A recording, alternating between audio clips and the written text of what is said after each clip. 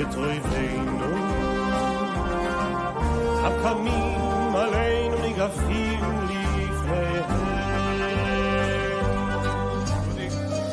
הקדוש ברוך הוא ישמור ויציל את חיילינו מכל צרה וצוקה ומכל נגע ומחלה, וישלח ברכה והצלחה בכל מעשה ידיהם. ידבר שונאינו תחתיהם ויעטרם בכתר ישועה ובעטרת ניצחון, ויקוים בהם הכתוב כי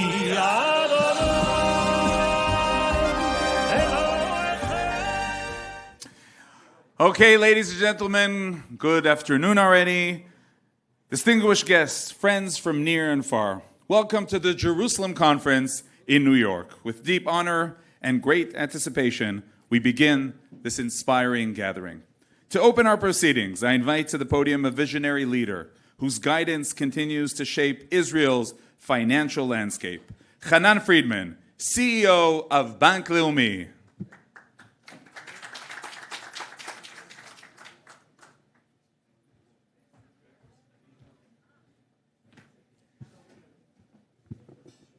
Shalom everyone, good afternoon. First of all, I would like to thank the Fifth Avenue Synagogue, Rabbi Babish. It's always a pleasure to come here and be welcomed by this very special community that welcome everyone. I would like to thank Mr. Dudu Saada, publisher of the Besheva Group, for inviting me to speak here today. With your permission, I would like to start with personal notes, since I met outside here a friend of mine that reminded me something emotional from the last week. So last Tuesday, my second son returned to his reserve duty in Rafiach. He started this reserve duty before Passover, and he's still there. And he called me before entering back to Rafiach. He told me I will have to turn off my cell phone. It's not allowed. And few minutes, maybe half an hour later, I got a WhatsApp message with a picture of him and of a friend of mine, American man who lives not far away from here in Teaneck. And they replaced each other. He was with a lot of dust on his uniforms and on his face after being in Rafiach for 3 weeks. And my son that just returned from home was clean. So it's a very nice picture, very, very emotional picture for me. So of course I called this guy, Eric, and I spoke with him, and he reminded me that during the first month of the war, he served alongside with my son in Gaza, then in Khan Yunis, and a few months later in south of Lebanon. And now, once again, they had met and replaced each other. Behind the coincidence, there is something I believe will astound you. Since the beginning of the war, this American friend of mine came to Israel 5 times to serve in reserve duty. Yes, 5 times. And he flew to Israel at his own expenses. He's here today. I saw him upstairs. Of course, I will not present him since he has planned to fly to Europe, and I don't want to risk him. But I think it says a lot regarding the resilience, not just of the Israelis, but of all the Jewish tribe, including those who are living in the diaspora. I believe that no other country in the world has such people that will risk themselves again and again in order to protect their home country, their beloved home country. Yes, it's true. There are disagreements, and there will be disagreements always. This exists in any society with a complex fabric of life. And in my perspective, it's good. It's a good thing to have disagreements. But we should never forget the shared values of ours, values of solidarity, of mutual responsibility, a deep commitment to the security of our nation and our beloved country. The phrase, all of Israel are responsible for one another, Kol Yisrael arevim ze lazeh, is not just a slogan. Indeed, it's the secret formula that makes us so resilient now and forever. This resilience of the Israeli society must also be attributed to the Israeli economy, which is remarkable. Despite forecasts of negative growth published by credit rating agencies at the beginning of the war, Israel's economy is actually growing. Even in 2024, massive war, the GDP grew in 1%. I believe this gap between yearly projections and actual performance of the Israeli economy stems from the fact that the regular economic models don't account for the unique DNA of the Israeli society. That unique DNA is also the secret behind the success of the high-tech sector, the engine of the Israeli economy. The Israeli startup nation is a source of pride for all of us. It is powered by innovative ideas. It became global model thanks to the boldness of Israelis entrepreneurs. Those who are willing to take risks and establish companies that turn vision into reality. And it will continue to serve as our differentiator. Israeli innovation is one of the prominent factors that allows the Israeli economy to maintain its resilience in times of crisis. It was proved. In this context, we are seeing more and more entrepreneurs returning from the battlefields with a hunger to create and execute innovative and cutting-edge ideas. Another factor that underlies our national resilience is the financial system. The Israeli banking sector, headed by Bank of Israel and the governor of Bank of Israel, who honored us today and is here, is a symbol of stability and strength. It is efficient, technology-driven, and always support the economy, even during times of crisis. More so, banks are deeply embedded in the Israeli society. As part of this commitment, they have given their customers unprecedented support throughout the war. Bank Leumi alone invested in the Israeli community from the beginning of the war over $500 million shekels, huge amount. This is unprecedented sum which contributes greatly to our social resilience. Dear ladies and gentlemen, I started my words today with a message of unity, and I think it's only fitting to end with the same message. The unity of the Israeli society and the unique ties between diaspora Jewish and the State of Israel is the guarantee for overcoming the challenges that are yet to come. We have a unique DNA, and our economy demonstrated and will continue to demonstrate resilience, thanks to this DNA.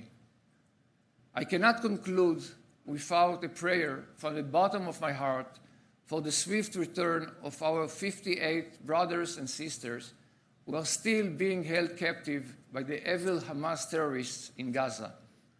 We are all waiting for you at home. Thank you.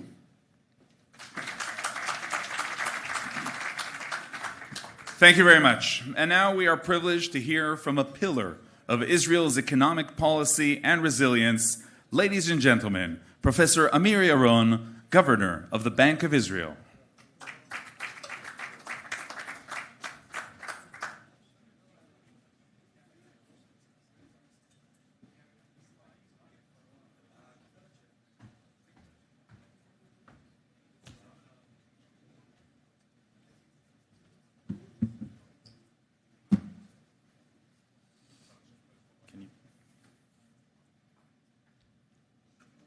I don't talk without slides. So first of all, thank you for having me. This is obviously a day with full of events, but it was important to be here, and I thank you for allowing us to present Israel's economy.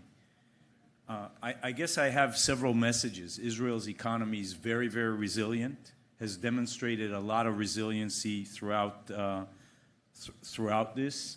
And there's a lot of good things that are up Israel's alley in terms of its opportunities, but there are also challenges, and I'll try to go through these. So first thing, basically, how did we enter the 7th of October? So what you see here, we were one of the countries who contracted the least in COVID, and then we grew like maniacs, over 9% and over 6% in 21 and 22. We're about to grow just under 4% in 23. On the top right, you see very, very tight labor market, very low unemployment. At the bottom left, Israel has demonstrated, you see now a lot in the news, the issue of government debt. Israel has brought down its debt from over 100% to 60% prior to COVID. In COVID, we used the space. We went up to about 72, and 2 years later, we were down to 60. And then in inflation, we're about to enter our inflation target, which is between 1% and 3% in Q1 24. In other words, when I would talk to Jay Powell or Christine Lagarde, we were poster child. We were on a super softish landing approach. And then came this horrible day of the 7th of October. And what I've got here for you is one slide that shows the historical resiliency of Israel's economy. In red, there are many, many different military events, and you could see that we tend to grow very well after them. But you could see at the very end that the swords of iron war,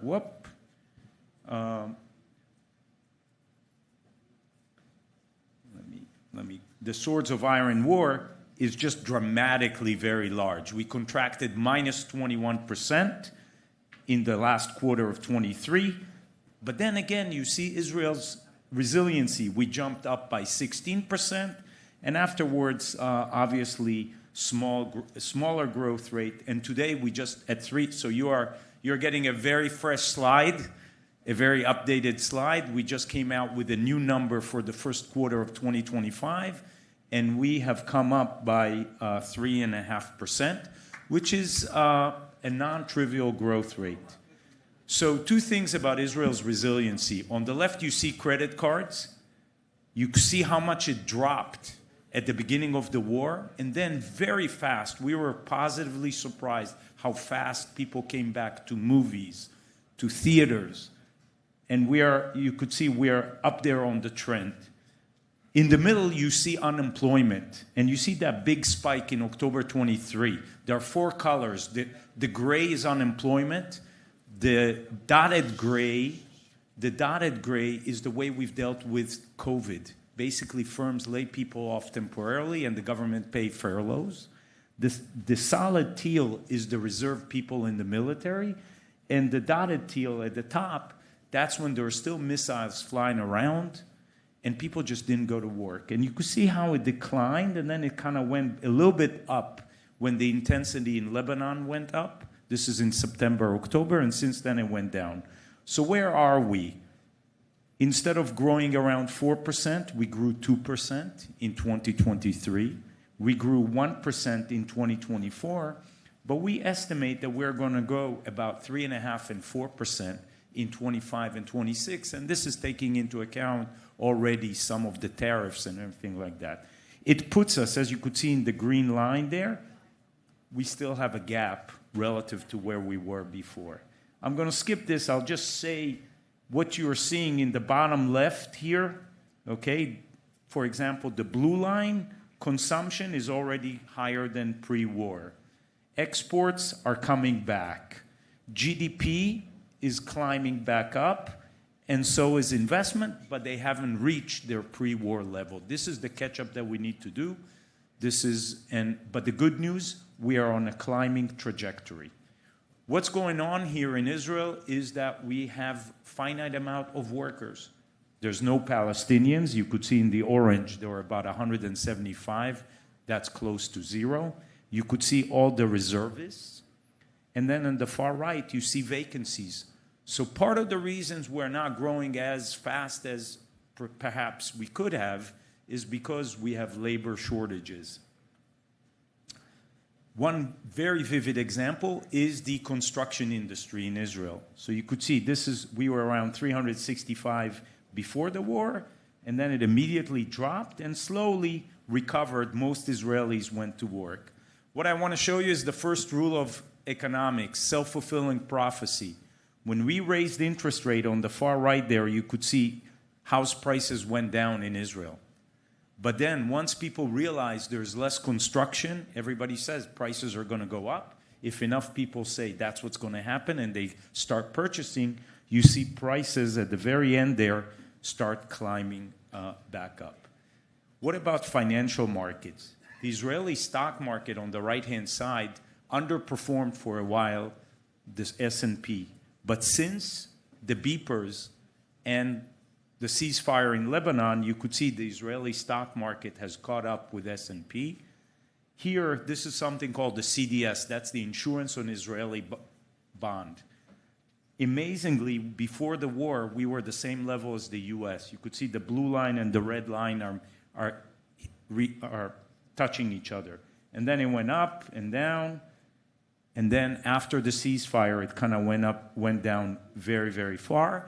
But we are still above where we were prior to the war. And risk premia is one weight on the economy. Everything costs more, etc.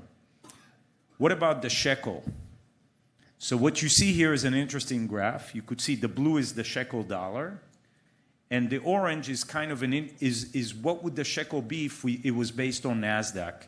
And you could see that they were on top of each other. Why are they on top of each other? Because when NASDAQ does well, there's more money coming to Israel. When S&P and NASDAQ do well, more institutional investors that are invested in the US rebalance the money back to Israel. But then something broke. It has to do with the uncertainty regarding the judicial changes. And then you could see once the war started, it went up all the way from 386 to 408. And kind of went down, and since then has been going on between 355 and 38. On the right-hand side, you could see these correlations were very high with the US stock market. They dropped, and more recently, they came back up. I want to say a few things about what we did at the beginning of the war, because A, they were very important, and B, as the head of the central bank, I'm quite proud of what we did. So you have to understand, the 7th of October is happening. We still don't know what's going on at nighttime. In the morning on the 8th in Israel, it's a Sunday. It's a working day. I have to decide whether the stock market is open and whether the banks are open, whether it's a business day. We decided to open, and that was the right decision for continuity. Monday, the FX market opens. And you saw in the previous slide, it went quite a bit, the currency weakened. We knew the currency was going to weaken, and we did something we've never done. We have over $200 billion of reserves. So we manage them over many, many assets. But we decided to announce pre-trading that we are going to sell up to $30 billion and provide up to $15 billion of swaps. Now, for those of you who are not in this business, we didn't say we're going to defend the currency at, let's say, 4 shekels per dollar. This is in the lingo of governors, is what I did was QEFX. We wanted that the markets function, the trade works appropriately. And that's what happened. Doing this step was extremely important because it made sure the markets function. I want to explain the philosophy. You go back to Milton Friedman. You go back to Ben Bernanke. If there is one lesson that we know from financial markets, you do not want an economic crisis to become a financial crisis. That's when things spiral down. And that's why we did this step. And it worked. It provided a lot of, basically calmed both the stock market and the bond market. The middle part, so that was October 9th. October 13th, I had all the CEOs of the banks in my office, Hanan is here. And the question is, what do you do with a bunch of people who left Otef Gaza with their pajamas? They're in a state of shock. And what do you do with a whole bunch of reservists who took their military kit bag and ran to the front line? What do you do with their mortgages? What do you do with their consumer loans, with their SME loans? What we had is, and the banks in Israel are very, very well capitalized. We used that fact, and we came with a unified plan that they defer payments, mortgages for 3 months, no commission, no interest, to start to be paid maybe 12 months later. That was a very, very important targeted relief.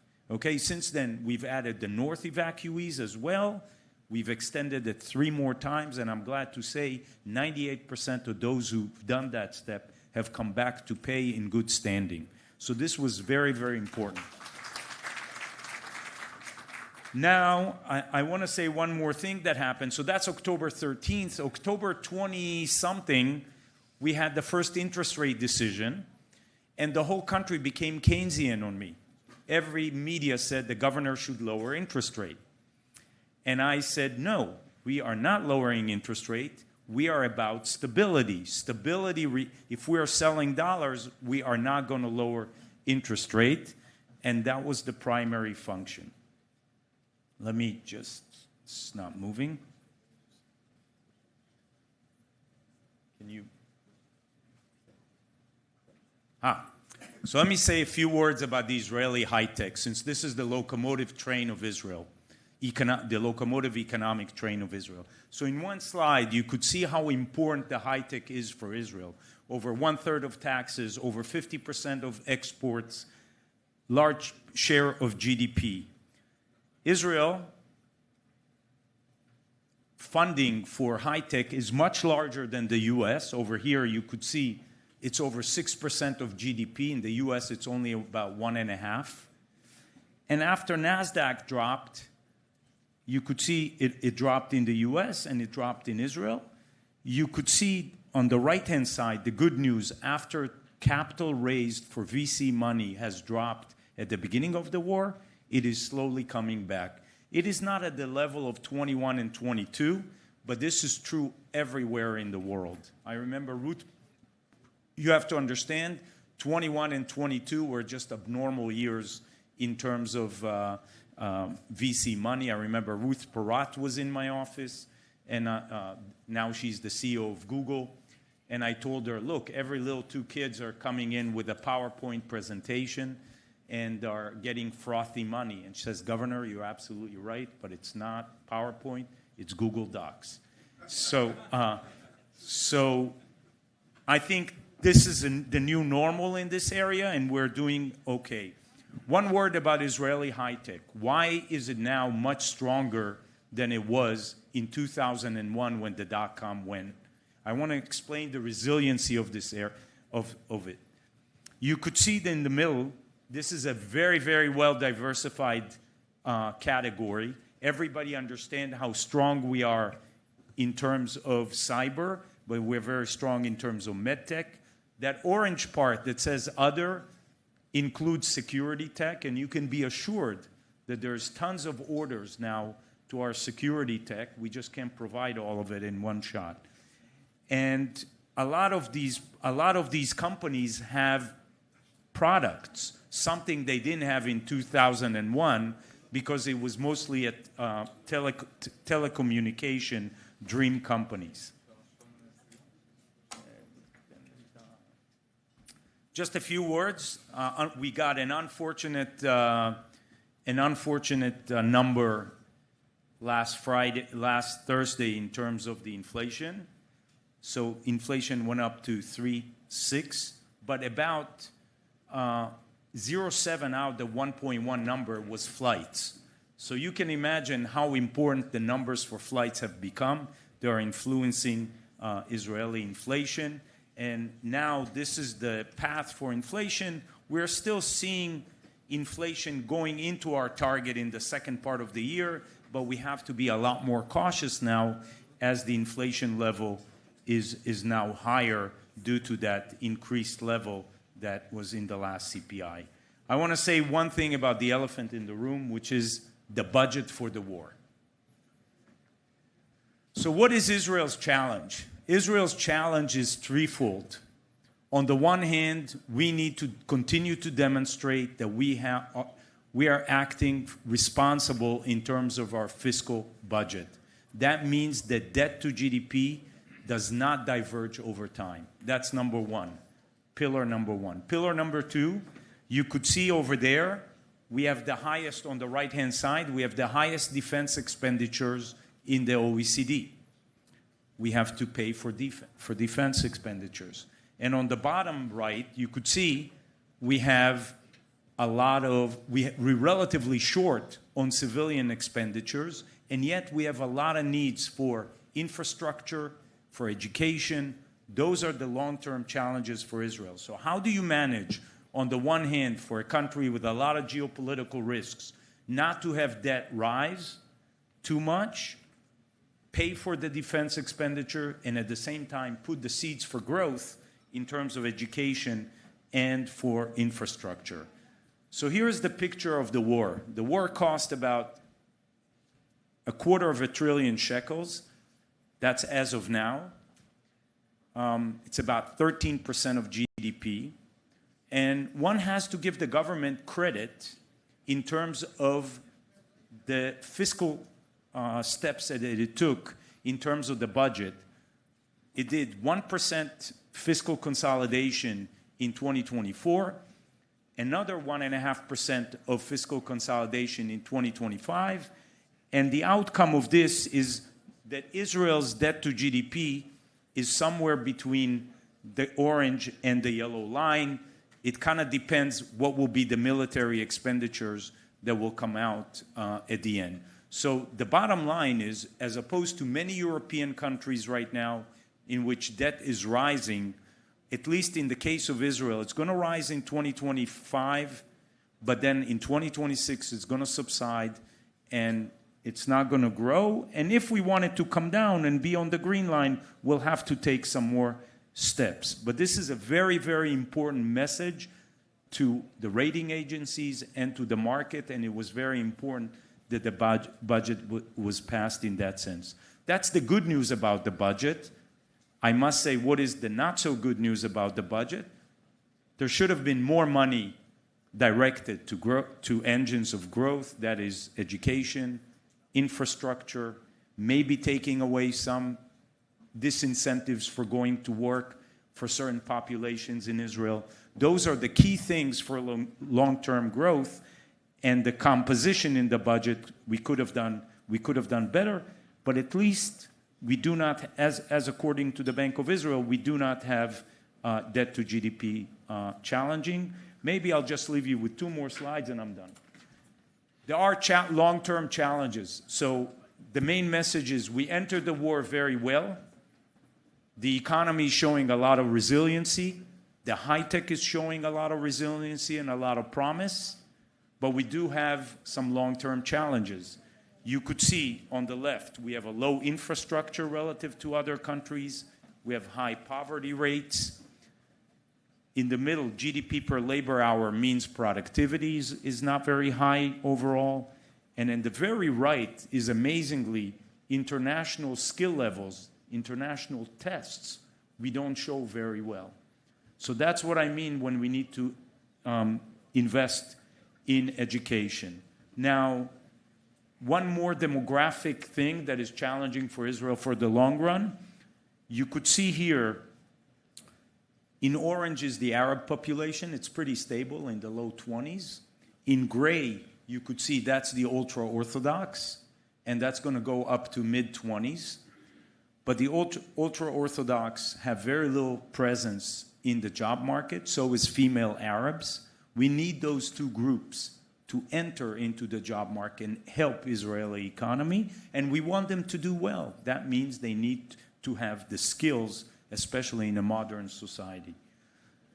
So I just summarized, we entered well.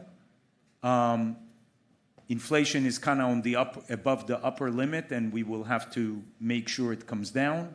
Risk premia has gone down Since the ceasefire in Lebanon, it's still above where we were before. We expect nice growth of 3.5% and 4% in the next 2 years.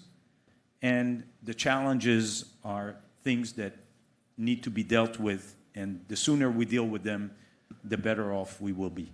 Thank you very much. Thank you very much. There's going to be an exam on all these numbers and statistics after the conference. I hope you all listen carefully. Okay, this is the 4th annual Jerusalem Conference taking place here in New York. And it is with heartfelt gratitude and admiration that I now welcome a true friend of Israel and a steadfast supporter of this event.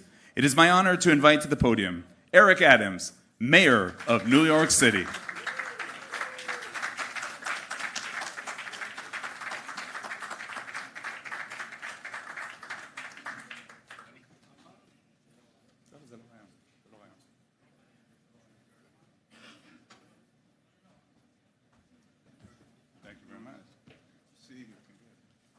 Thank you so much, Yoni. It's good to see you. And to all of you who are here, my good friend, Mayor Leon.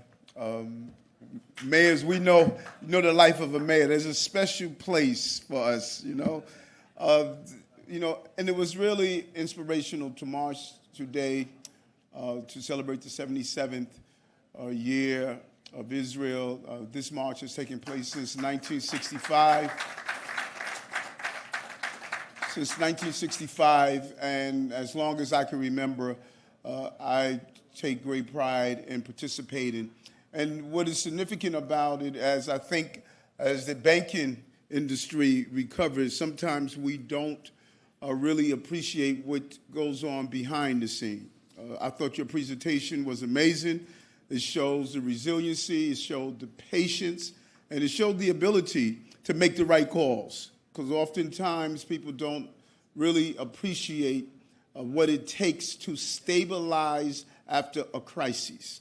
That stabilization is really a determining factor of how well you build your infrastructure and how well you build your foundation. And Israel's resiliency is unmatched, living under the fear of so many threats, but still able to produce not only the technology that many of us use here. America is one of the top trading partners in technology, but also some of the intelligence equipment to allow us to go after dangerous people. If it's Hamas or dangerous gangs that we are fighting here, we use much of the technology that comes from Israel. And that is what we did today and last year. Many people called on us to cancel the parade last year and called on us to cancel the parade this year. And my voice was very clear. We do not run from fear, we do not run from hate, and we will never give in to those who want us to do so. And I want to conclude with this one thought. As we look after October 7th and think about what took place in the months after, those who took to the streets and celebrated the hate and violence. And many people attempted to be theoretical, and they attempted to come away with some type of rationalization for what happened. They wrote so many theses and papers and were so philosophical. I did not do it on October 8th, and I'm not going to do it now. My message is clear. And clarity is in need right now as we fight anti-Semitism and hate. Hamas must be destroyed and every hostage must come home. That is the only statement we should be making.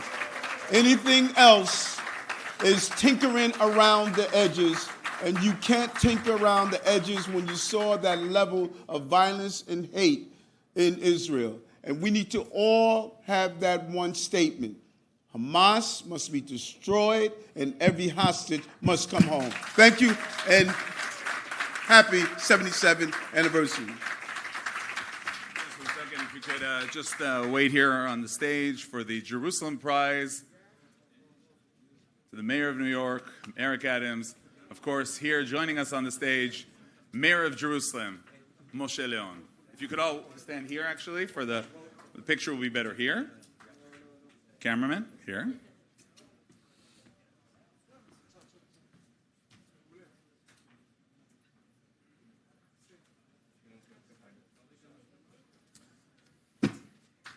Thank you very much.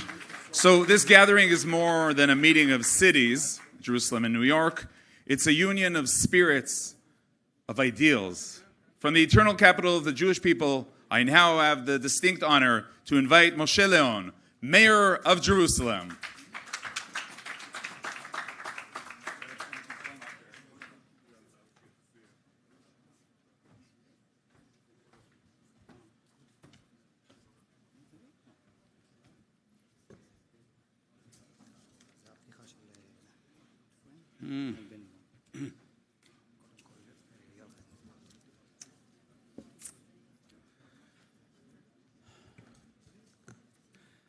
I want to begin with a very sad note, as we have lost a dear friend, a hero of Jerusalem, and a champion of the people of Jerusalem, Eyal Chaimovsky, was head of the Jerusalem Development Authority for 10 years.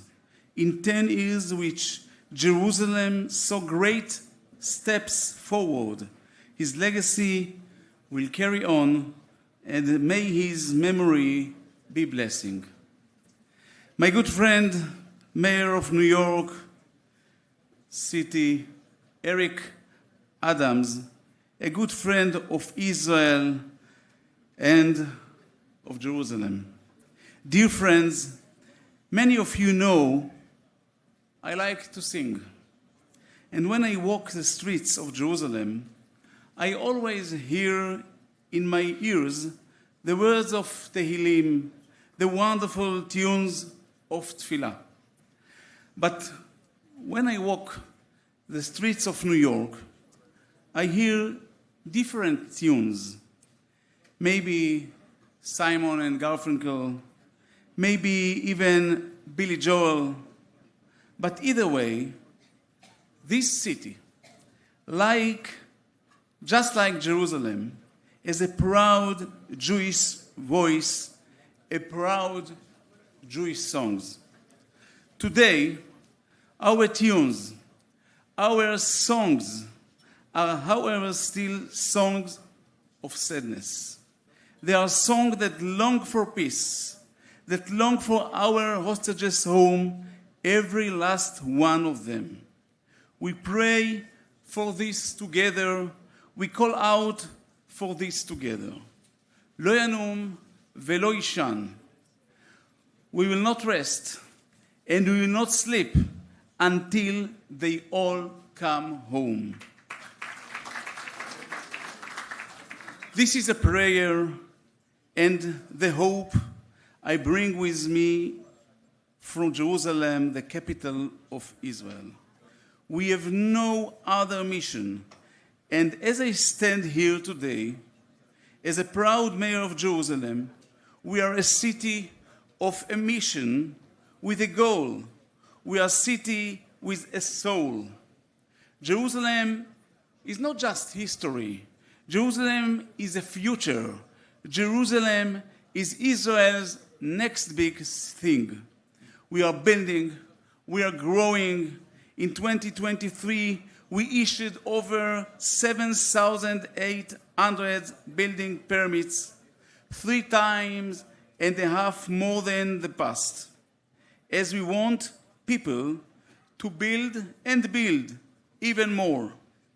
Not only housing, but we are creating new centers for high-tech.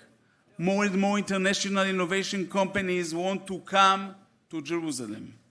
Over 2 million square meters are now ready for jobs. So, young couples, young families, now is the time to come. You have a home here. New school classrooms, new centers for arts and education, dance, music, sport. This is just the beginning. Investing in Jerusalem is an investment in the future of the Jewish people. Jerusalem is not just an economic project, it is the heart of our nation. Jerusalem is a city of education, a city of culture, a city of jobs, a city of tourism, a city of academia, a city of coexistence, of shared lives. Jews, Muslims, Christians living side by side together. In this war, Jerusalem stood strong. Our people opened their homes to people displaced from their homes in the north and south. We embrace the families of soldiers. We stand together with the families of the hostages. We walk beside those who have lost loved ones, and we will keep walking with them because we only have one Jerusalem and one heart. We don't let our differences divide us. We let our love unite us. And we are not only ones who love Jerusalem. There are people who love Jerusalem all over the world. We thank them all for their support. And one such person deserves our special thanks. I want to thank President Donald J. Trump. Your love for Jerusalem is clear. Mr. President, you moved the embassy to Jerusalem, and we have issued all the permits building the permanent embassy. All we need is go forward for you to leave your lasting legacy in Jerusalem. Your commitment to Israel's security has never wavered. We are grateful, and I send a message to President Trump. We are not done. We are just getting started. Jerusalem is a miracle, a promise, and Jerusalem will always shine. I want to thank everyone at Besheva Group. Dudu, you here? Thank you. And to you, Dudu Saada, for bringing us here today, and for so many all over the world. Connect with Jerusalem, learn about life in Jerusalem, and of course, love Jerusalem. Thank you. Thank you very much, Mayor Moshe Lon, and thank you very much, Mayor Eric Adams, for being with us on this important day. He arrived here directly from the parade. A voice of leadership and transformation, a champion of innovation and regional cooperation. We now invite Nir Barkat, Minister of Economy and Industry, in a special conversation led by ILTV's Executive Editor, Mayan Hoffman.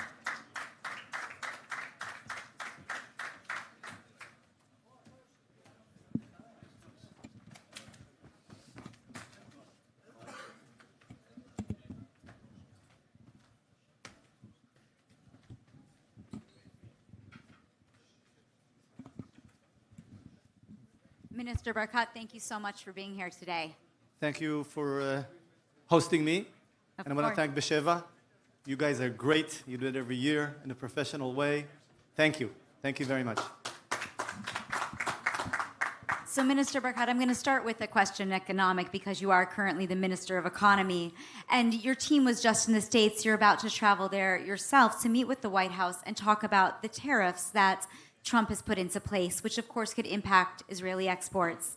This isn't about influencing policy, it's about real consequences for Israelis in their pocketbooks. How will this affect Israeli workers and industries, and what can or should we be doing to push back? Well, I think it's not an Israeli challenge, it's a global challenge. The United States and the president wants to change the attitude towards tariffs around the world. They want to align geopolitics with economy. In other words, a country like Israel, which is best friends, and we're having very intimate discussions with the American team on how do we align interest and hopefully get it to zero. The discussions are really good. Hopefully we'll be able to converge on something acceptable on both sides. And so I'm very optimistic. The Americans see us as a great friend of America, and we're well aligned on geopolitics. There are other countries that are not aligned on geopolitics that are going to have a bigger challenge than us. So jumping over to geopolitics, President Trump was just in the region visiting all of the Gulf states, and he encouraged Syria and Saudi Arabia to join the Abraham Accords. Of course, he buddied up with Qatar as well. Israel felt very sidelined. He did not make a move to come to Israel. Now, I know Trump denied just this weekend that there is any daylight between him and Netanyahu. But Minister Barkat, tell me, are we losing strategic ground with Trump or even in the region? No, I don't think so. This trip that President Trump took to the Middle East is an economic one. And I think that he put some goals for himself, and you should ask him. I think he's successful at accomplishing his goals.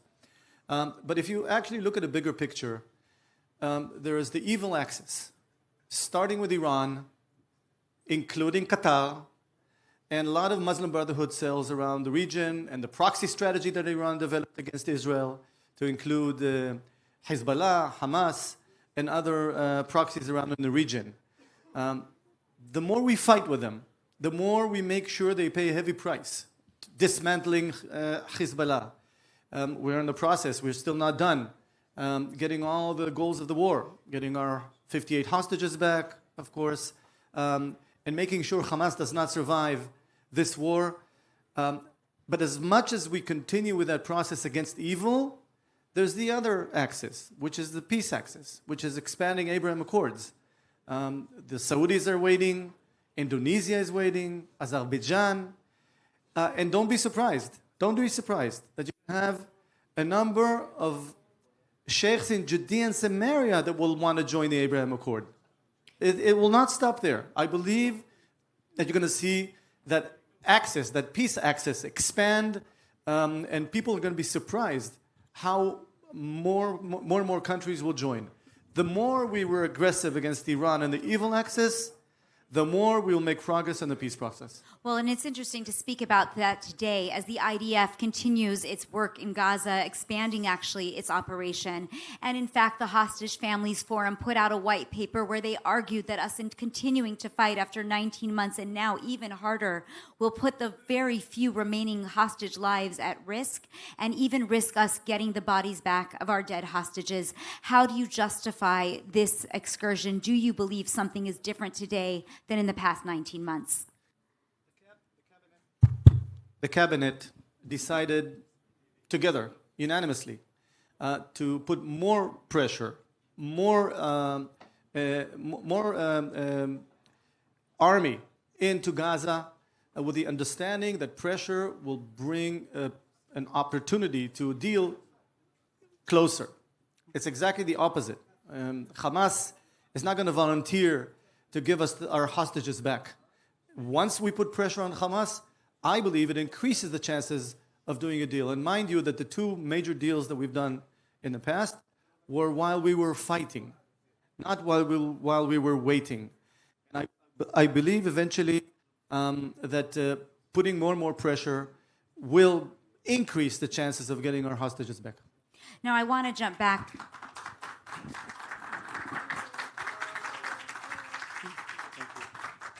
I want to jump back to Iran.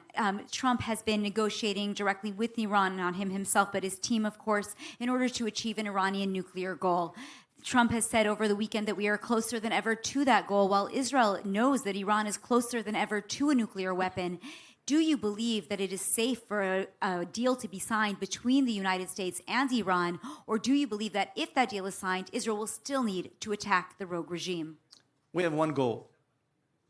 Actually, make them two. The first, make sure they do not ever have a bomb. We believe them when they talk in Farsit, in their own language. Basically, they're saying they want a bomb in order to use it. You know, as Jewish people going through one Holocaust, we'll make sure it never happens again. And the second thing is that we have an open bill with them. Mind you, that they admitted to push the button on October 7. They wanted to derail the process, the peace process with the Saudis, and their fingerprints are all over October 7. And so they funded, they invested, they trained the proxies, they shot hundreds of ballistic missiles directly at Israel, and they, together with Qatar, are pushing aggressively to fund terror in our region and go after Jews all over the world. They're very anti-Semite in the way and they use their money. They have their weapon. Qatar has a weapon of money, and Iran has huge influence. And that checkbook, that open bill, is not yet closed. And I said before this war that this war will be the first Iran war, and recommended, and it's not too late, recommended that a missile coming from the Houthis or coming from Lebanon should be answered with a missile to Tehran. That is the strategy of President Kennedy at the time. If we don't sleep good at night, Tehran must not sleep good at night. And that equation we must bring up to the table. I believe, if anything, it's going to shorten the time of war. So we're running out of time, but I do need to ask one more question. Just today, the Ministerial Committee on Legislation passed your bill that would label Qatar as a terror-supporting state. While U.S. President Donald Trump is getting closer to Qatar, we are about to label it as a terror-supporting entity. Won't that bring daylight between our two countries? And why do that now and not before October 7th, when maybe we should have known? Well, it's never too late. I think after on October 7, we've learned that there's no gray anymore. People must be either on our side or they're on the side of the enemy. No more gray. And Qatar is a classic example that played two sides. They're wolf in sheep's clothes. We will not agree for them to continue playing this game. Hundreds of thousands of people were killed because of their blood money, the money that they fund terror around the world, Americans, Israelis, and it's in Israel's best interest to make sure Qatar is defined as a terror-supporting state. They must be, again, they must not sleep good at night, knowing that what they're doing is against the state of Israel and against Jews all over the world. And I'm happy this is the first time we've approved something like this in the government, and now it will go to legislation to the parliament. Hopefully, with the friends of opposition that are sitting here, we'll be able to close this as quickly as possible. Thank you so much, Minister Barkat. Thank you very much. Thank you very much. And now, bringing us a voice of strength, security, and national unity, please welcome former Minister of Defense, former Chief of Staff, Chairman of the National Unity Party, Knesset member Benny Gantz.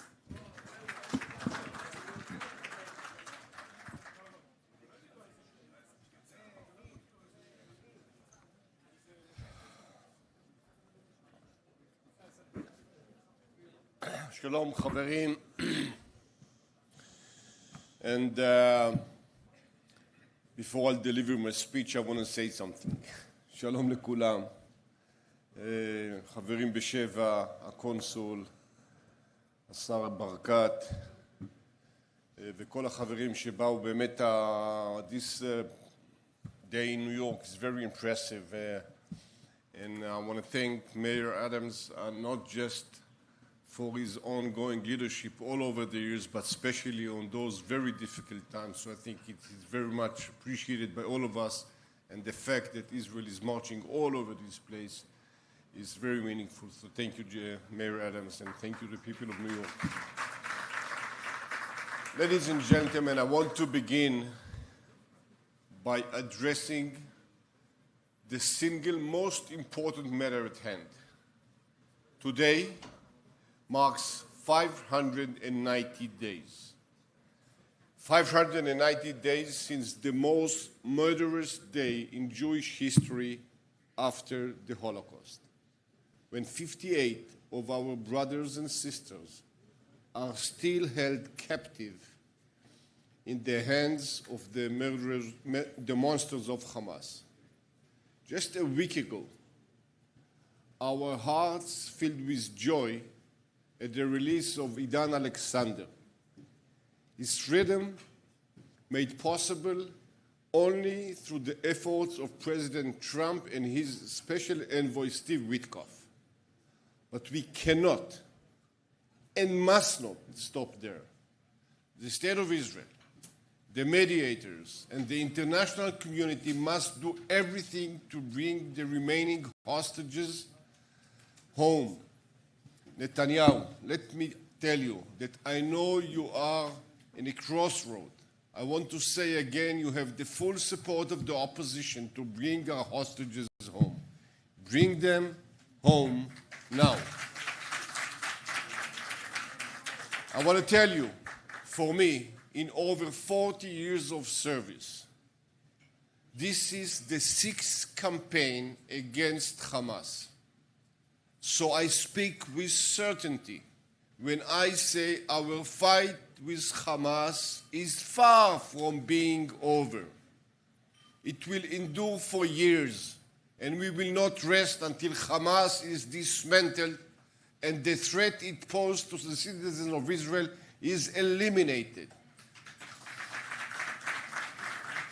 Hamas will be removed from power, whether it takes a year, 5 years, or even a decade. This is a long campaign requiring determination and time. Time that the hostages simply do not have.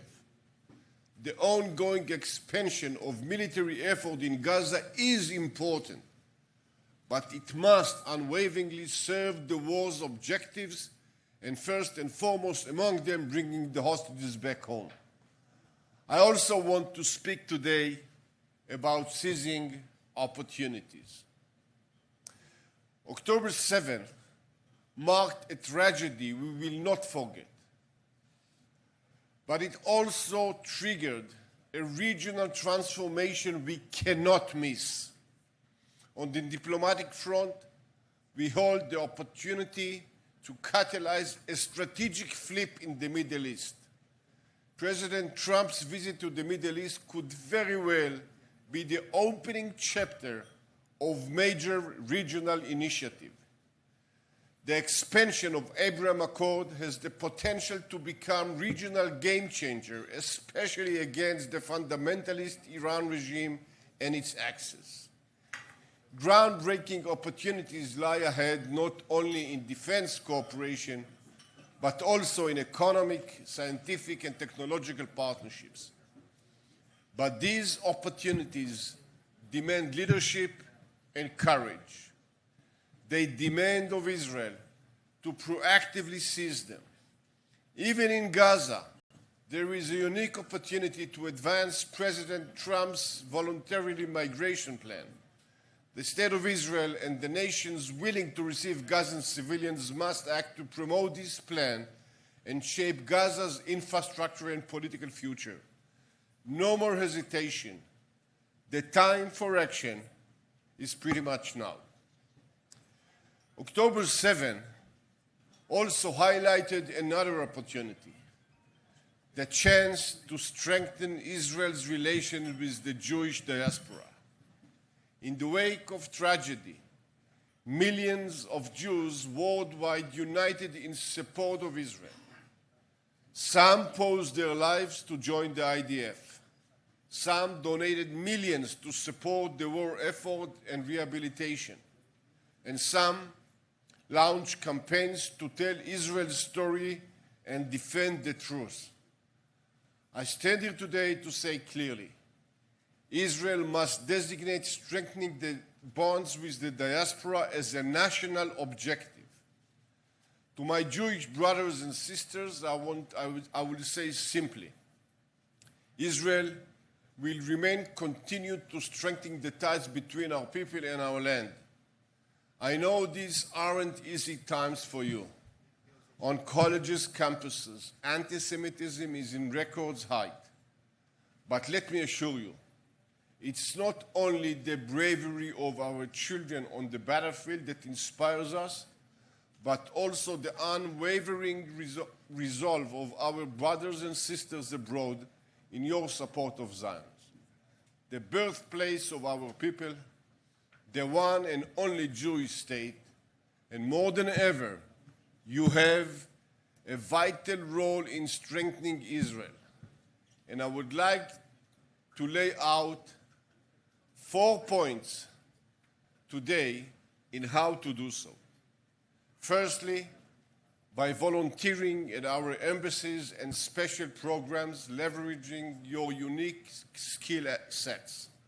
Secondly, by deepening our engagement with your chapters on colleges, campuses, equipping you with the right tools to defend Israel and combat anti-Semitism. Thirdly, by promoting high-level strategic dialogue between diaspora's representatives and the State of Israel, addressing in your needs and concerns. And fourthly, by spreading coordinated legal efforts to tackle the discrimination and targeting the Jewish businesses and institutions. Ladies and gentlemen, the diaspora today has more important role than ever in shaping Israel's future. And likewise, Israel has a responsibility to support the resilience and prosperity of the Jewish communities across the diaspora. These are historic times. We face challenges and opportunities of immense magnitude. To overcome them, we must stand together, not in uniformity, but in unity, both in Israel and throughout the diaspora, for the Jewish generation and for the ones next to it. Thank you very much.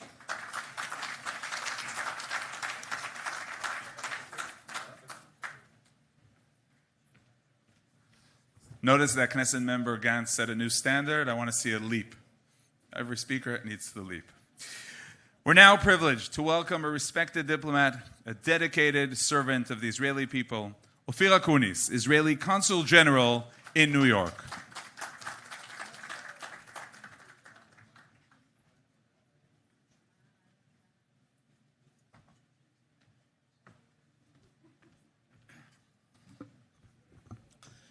Thank you, Yoni. Shalom לכולם. Good afternoon. חבר הכנסת בני גנץ, חברי הכנסת, ראשי הערים.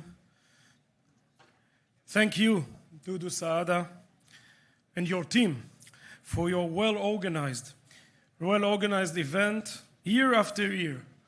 And my friend, this is a joint session to Besheva and to the Israeli consulate in New York for the very first time. Congratulations. Our dear family members of those who are still being held in captivity in Gaza, thank you for being here and for sharing the story of your loved ones. Thank you to brave soldiers who are here with us, as well as the families whose soldiers gave up their lives for the Jewish nation. We admire them and we salute them. My friends, we come together today with heavy hearts, but also with unwavering determination. We gather while our soldiers, our heroes, are still on the battlefield in Gaza. The brave men and women of the IDF who stand in the line of fire every day to defend our people, our land, and our values. They are there for the hostages. They are there for all of us. We are telling Hamas and Qatar that the hostages, every single one of them, must be released. Qatar and Hamas, this is your responsibility. Qatar, my friends, you should know, Qatar built the tunnels with their money, and the Hamas animals are holding them against all international laws. Every moment they remain in captivity is an open wound on the soul of our nation. We are doing everything possible to let them free, and we will not stop. We will not stop until last hostage is returned to their family.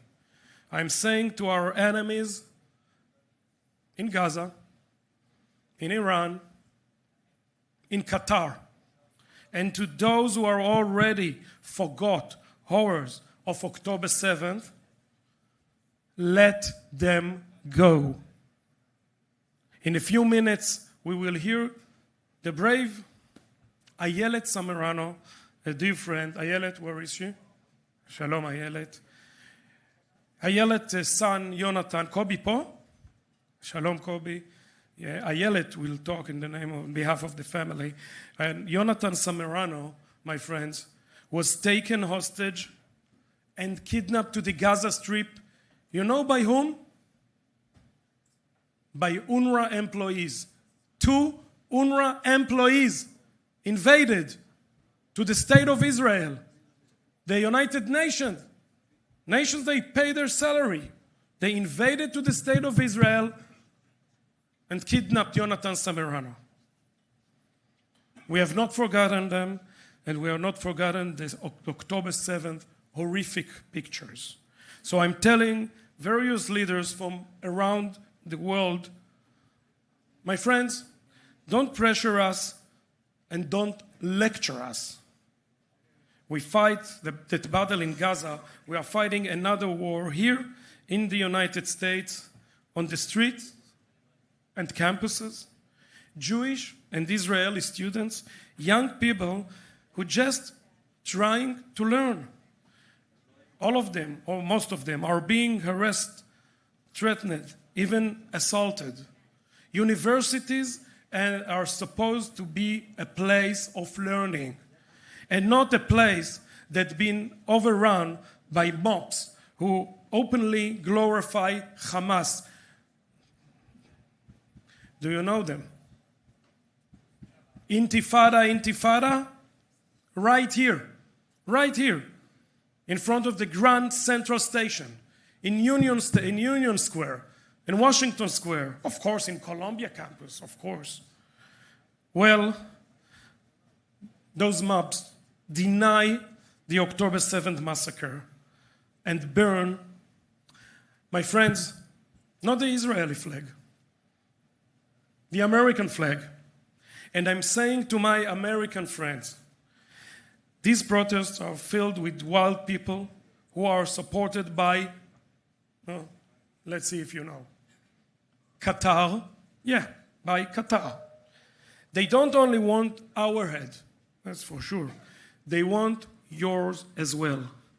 My friends, we are saying to Hamas, we are saying to the mobs and to the Ayatollahs, you will not destroy us. We are winning and you are losing. And we say to those on the campuses trying to intimidate the next generation, you will not silence us. You will not apologize. We will not apologize for defending our homeland.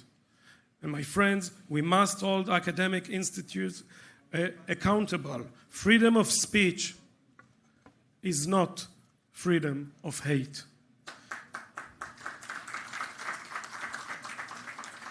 And thank you. And university leaders must decide, will they stand with the truth or with the terror? Will they side with those that murdered 2 young boys with the bare hands, Hamas, or with the people that can't even condemn the murder of a pregnant woman? By the way, the first time was in Hebron in 1929, then in Jerusalem in 1948, and last week in Samaria, Tze'ela Gez, a young pregnant woman, Hashem Yikom Dama. And I'm saying from here, from New York, with leaders like Abu Mazen, who has not condemned the attack. Where are you, Abu Mazen? It's 72 hours after the barbaric attack. of course. Well, my friends, we have seen this before in history. We know where it leads. When a fascist and racist regimes says they will kill you, you better believe them. The war with Hamas is not about territory, it's about our existence. It's a battle of the Western world versus the axis of evil. And on every front. On the battlefield, in the media, on the campuses. We must be strong, but not only strong. I will tell you another word. Strong and united. We don't celebrate murder, but we will never apologize for defending our people. We did not choose this war. They attacked us on October 7th. And ever since that dark day, we have stood united in a way we haven't seen in decades. Jews of all backgrounds and practice coming together with one message. And the message is, it's a very simple one. We are one nation, Am Echad. But we must continue to stay united. We can argue and disagree, but it must be done in a respectful manner. My friends, we will continue to pray for the release of all remaining 58 hostages. To the brave soldiers of the IDF, we thank them, we admire them, we salute them, and may we always remember to say, Am Israel Chai, the Jewish people live and will always live. Toda Rabba Lachem.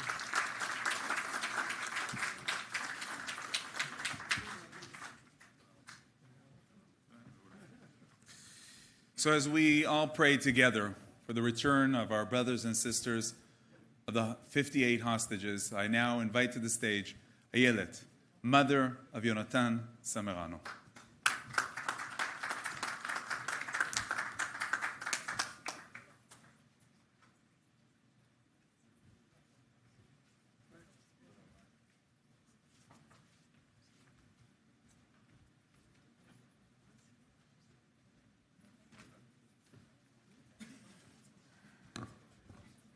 Thank you. Hello, my name is Ayelet, and I'm the mother of Yonatan Mordechai Samerano, who was shot at the entrance of Kibbutz Be'eri and was abducted by a social worker from UNRWA. Before everything, I want to tell you what my life looks like. I enter Yonatan Mordechai's room every morning. His helmet is laying next to his bed, and it still has the scent of my auntie's perfume. I smell it, close my eyes, and imagine that my auntie is here. And I say to him, "Good morning, my beautiful boy, the light of the whole world." I sit on the sofa, close my eyes, and scream to God. And then I turn to my auntie and ask, "Yonatan Mordechai, will you come back? When will you come back? In what condition or status will you return?" Today, we marched here in New York, and you came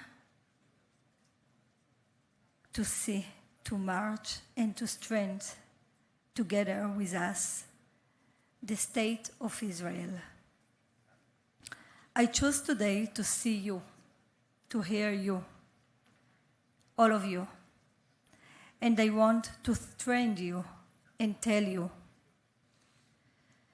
the people of Israel live.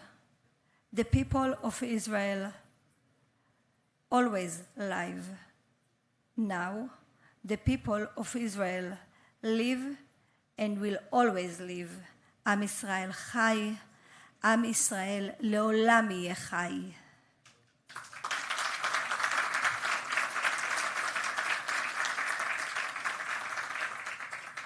The people of Israel are beautiful, are strong. They are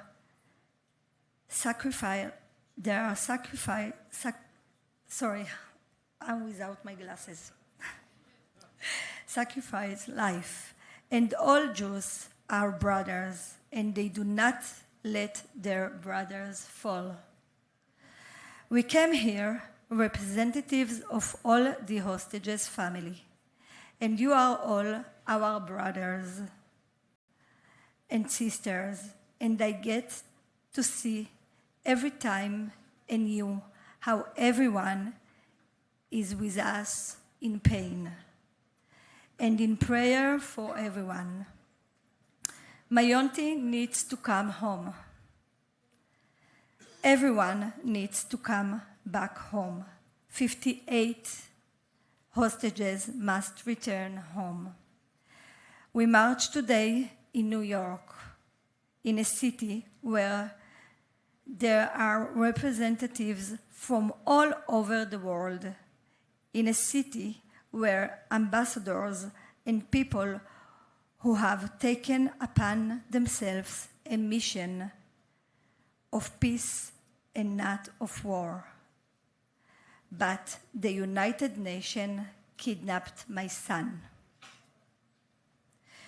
The United Nations ignores everything related to the rights of the people of Israel, and the United Nations does not do what it was established for. I hope those people who have taken upon themselves the most important mission will wake up in time and understand that there is no place for terrorists in the world. You can't justify terror with any excuse. You can't give in to terror. October 7 is only terrorism. October 7 was a terror attack. And whoever chooses to see the events of October 7 as if it were part of a regional conflict between Israel and the Palestinians is deliberately turning a blind eye. And I'm here to tell and to warning them, don't be surprised if it will knock your door one day. Stop it today. Call on the whole world to stand by Israel. Demand the return of the hostages because they are not bringing cheap to straight a terrorist organization. The hostages are people. They are our children. They are our parents. They are our brothers. They have a whole world. They had happy experiences and funny stories. They had achievements and dreams for a lifetime. And they need to return to their families. And there is no difference at all whether they are still breathing or no longer alive. They are a whole world, each one of them. And I'm gonna tell you all the names, please. Aviv Atzili, Avinatan Or, Eviatar David, Uriel Baruch, Ilan Weiss, Itai Chen, Eitan Avraham Mor, Eitan Horn, Eitan Levi, Alon Oel, Eliyahu Margalit, Elkana Buchbut, Asaf Hamami, Ariel Kunis, Aryeh Zalmanovich, Bar Kupstein, Judy Weinstein, Chagai Weinstein, Guy Iluz, Guy Gilboa Dalal, Gali Berman, David Cunio, Daniel Shimon Peretz, Dror Or, Hadar Goldin, Ziv Berman. Sorry.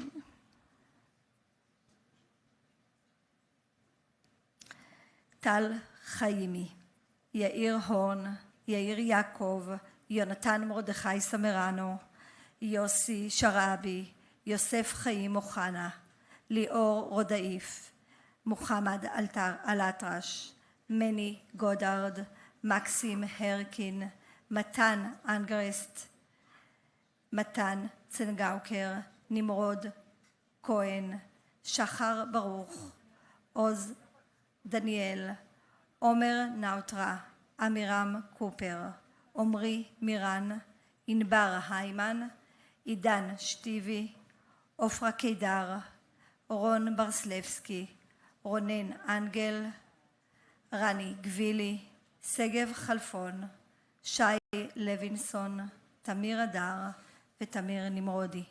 We are waiting for you at home. Just a little more. We will not rest and will not be stopped until everyone return. Thank you very much.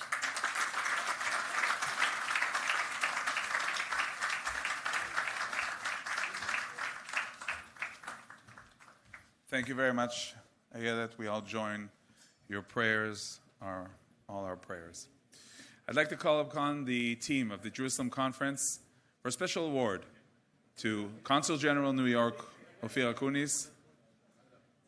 They will join us again to the stage as part of the diplomatic efforts for the State of Israel.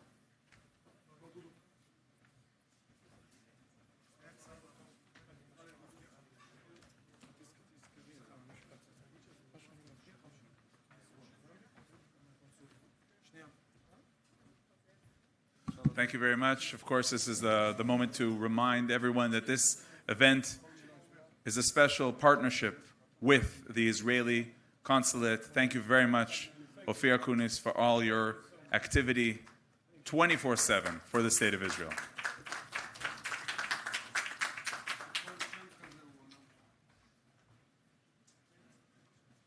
Thank you so much.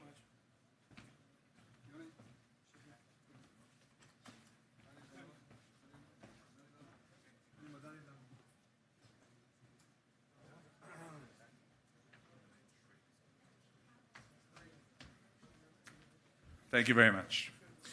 From the heart of international diplomacy in the halls of the United Nations, we now welcome Dani Danon, Israeli ambassador to the UN, for a conversation with ILTV's Emily Schrader.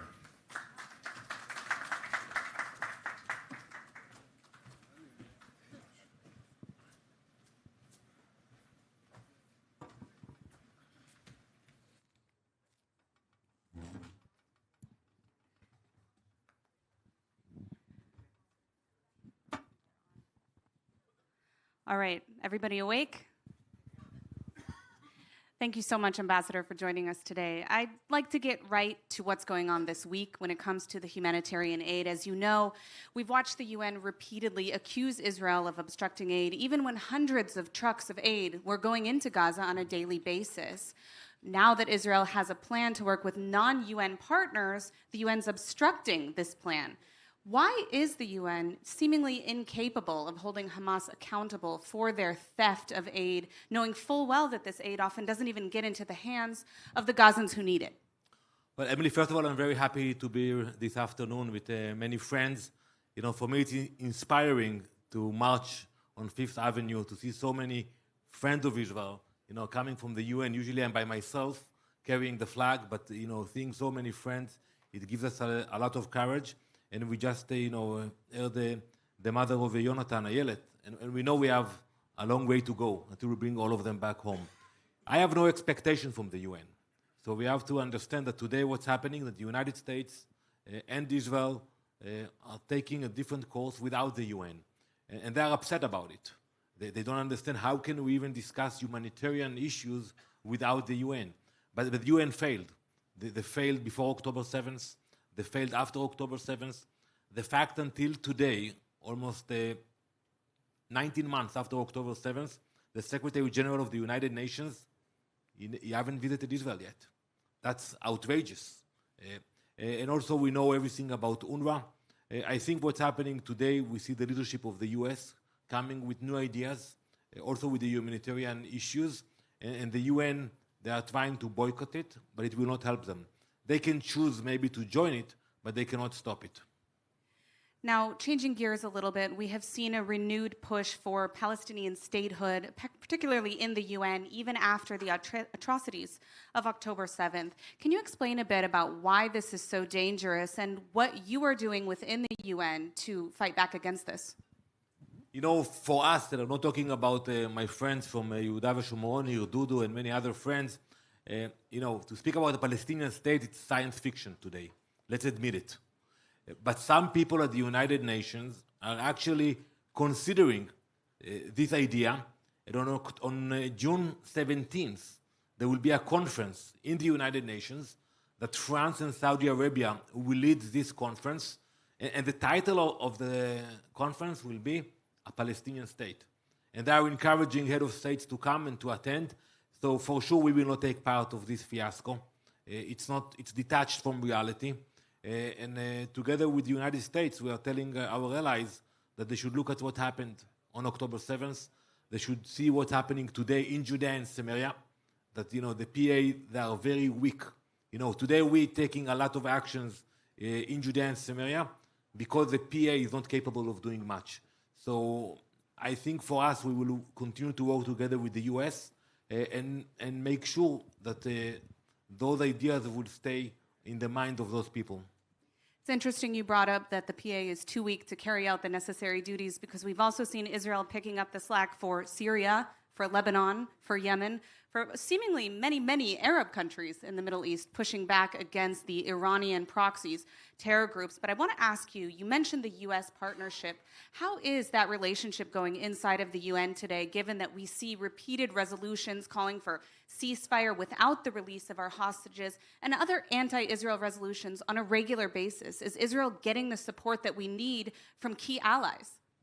Absolutely. And I want to thank the United States. You know, we have read too many headlines, not in Besheva, Dudu, don't worry, but in other outlets, speaking about a crisis between Israel and the US. That's a lie. You know, the US is standing with us. This last week, I was at the Security Council of the United Nations 3 times, and I heard the words of the US ambassador.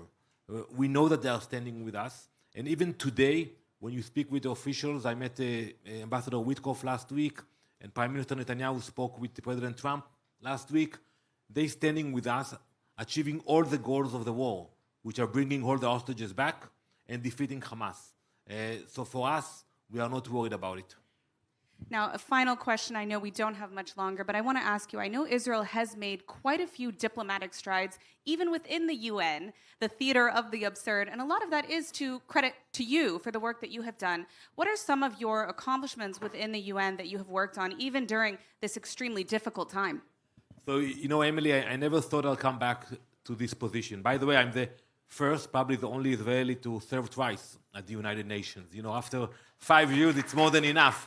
So when I finished my first term, I thought that's it. You know, I wrote a book, I got re-elected to the Knesset, and I moved on. But October 7th changed all of our lives. And when Prime Minister asked me to come back, I told him that I will do it with honor.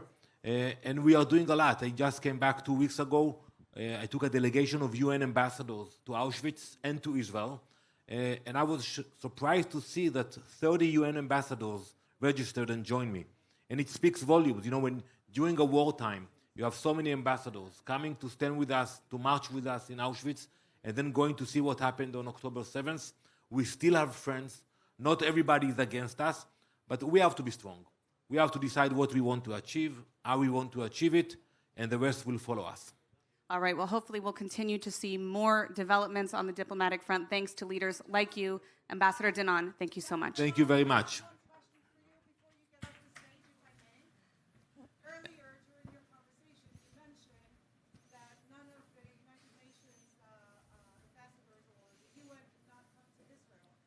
No, I spoke about the Secretary General. Right, you suspended their visa, so why don't you give the whole, the right picture for everyone? You cannot ask somebody to come, but also suspend their visa. I will answer your question.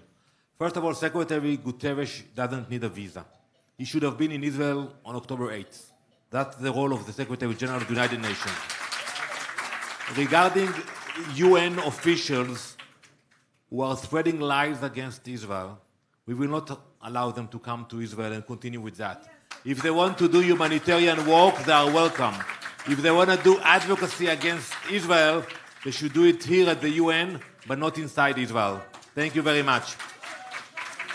Thank you very much. We will now continue, and thank you for the participation of the crowd.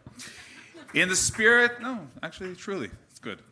In the spirit of our faith, in the spirit of communal leadership in the Jewish world, here in Israel and around the world, we are honored to invite to the stage Rabbi Moshe Hauer, Executive Vice President of the Orthodox Union. Bevakasha.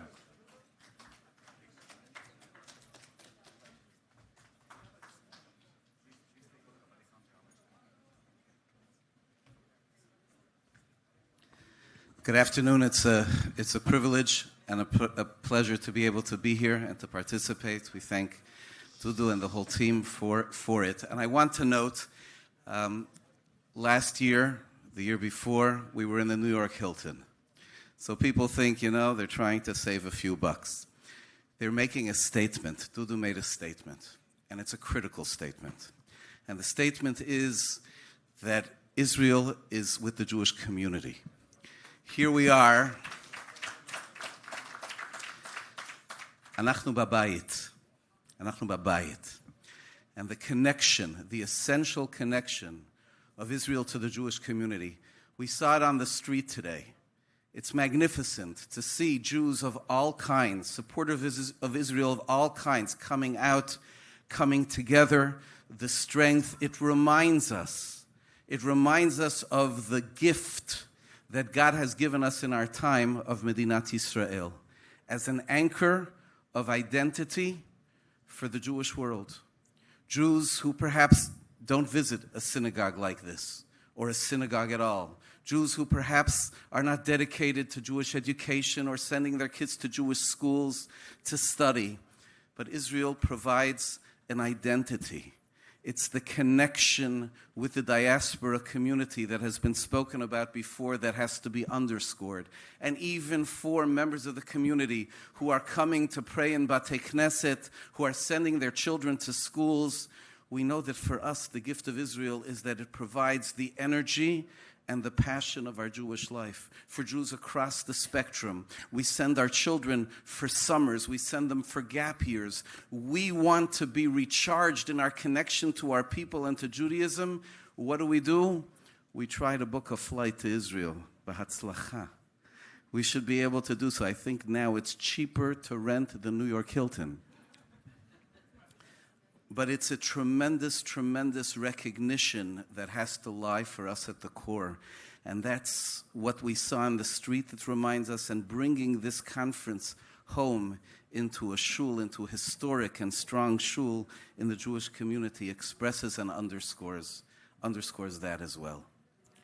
The gift of Israel can perhaps lead us sometimes to a bit of hubris, to say this is the statement that never again. And Rahman al-Itzlan, we should never need to be reminded again that we remain and will always remain in the hands of HaKadosh Baruch Hu, in the hands of God, whose protection we should always merit.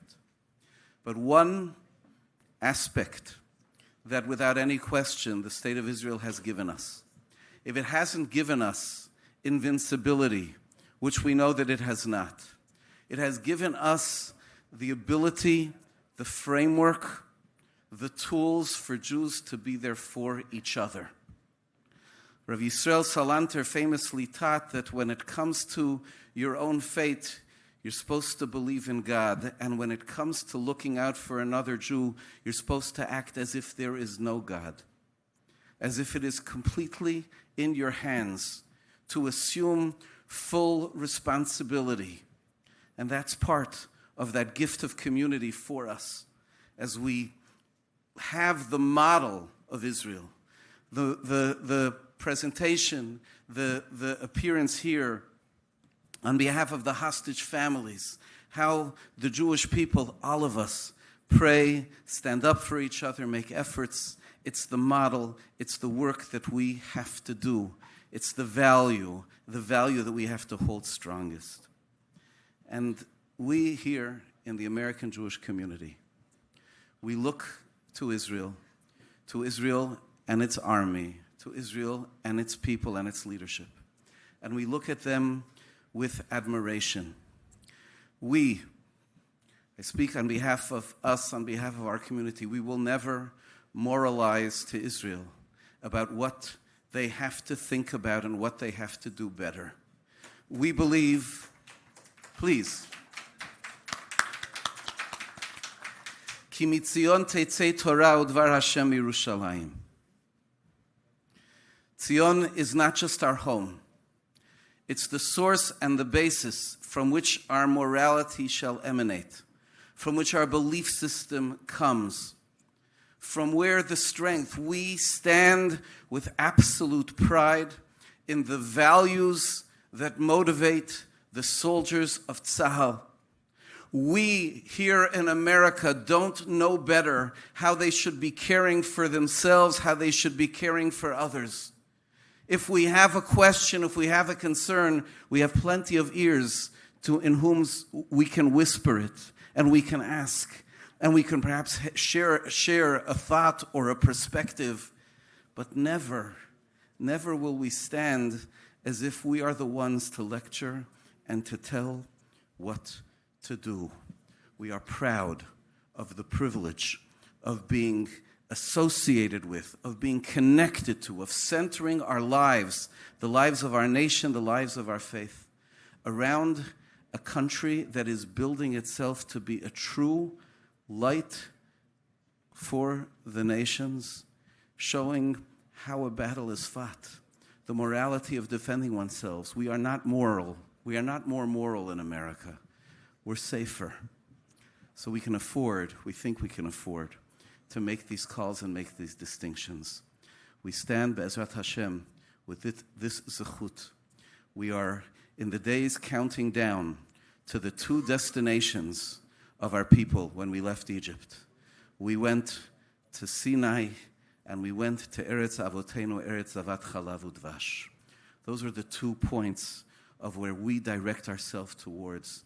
May we stand together as a nation, as a community, recognizing the bond, the eyes that the Jewish people have and hold towards Israel for its light, for its guidance, for its strength. May it bring us together. Amen. Amen. Thank you very much, Rabbi Hauer. Now, a conversation at the crossroads of innovation, global partnerships, and Israel's economic vision. Please welcome Nili Shalev, CEO of the Israel Export Institute, in dialogue with journalist Tal Heinrich. Israel, a land of creativity, resilience, and innovation. A small country with a global impact, contributing 4 times more to the global economy than its demographic weight. Israel is a global leader in innovation, ranked number 1 in startups per capita, number 1 in R&D expenditure as a percentage of the GDP, number 2 in venture capital funding per capita, over $10 billion annually, home to 520 global R&D centers, and over 50% of Israel's exports come from high tech. IEI Connect, bringing you the best of Israeli innovation, working with 5,000 Israeli companies, hosting 576 global activities, including delegations, exhibitions, seminars, training sessions, scouting, roadshows, and investors' connections. Discover innovation, create connections, build your global competitive edge. Join Israel's global trade journey today. Your next breakthrough awaits. The Israel Export Institute, in partnership with the Israeli Ministry of Economy and the Foreign Trade Administration.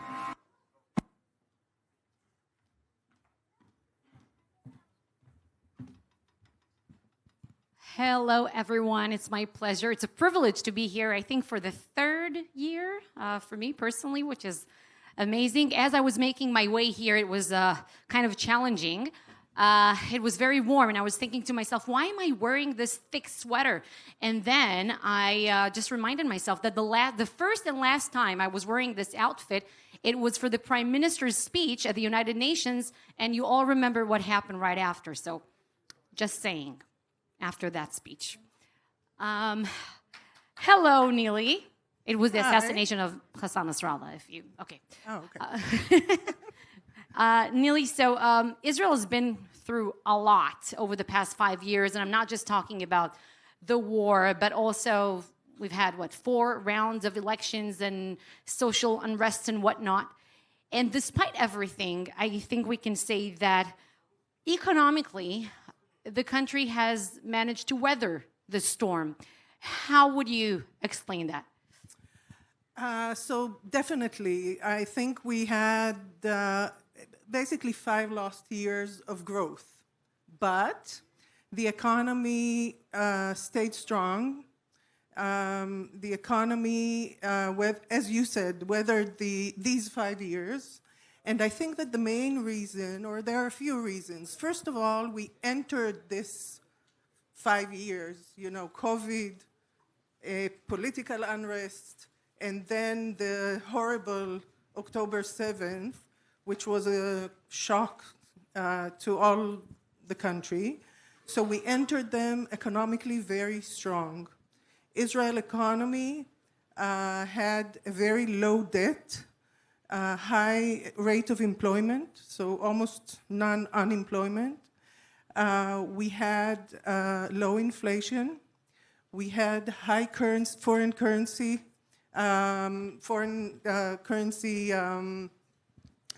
reserves, and we had booming high-tech industry.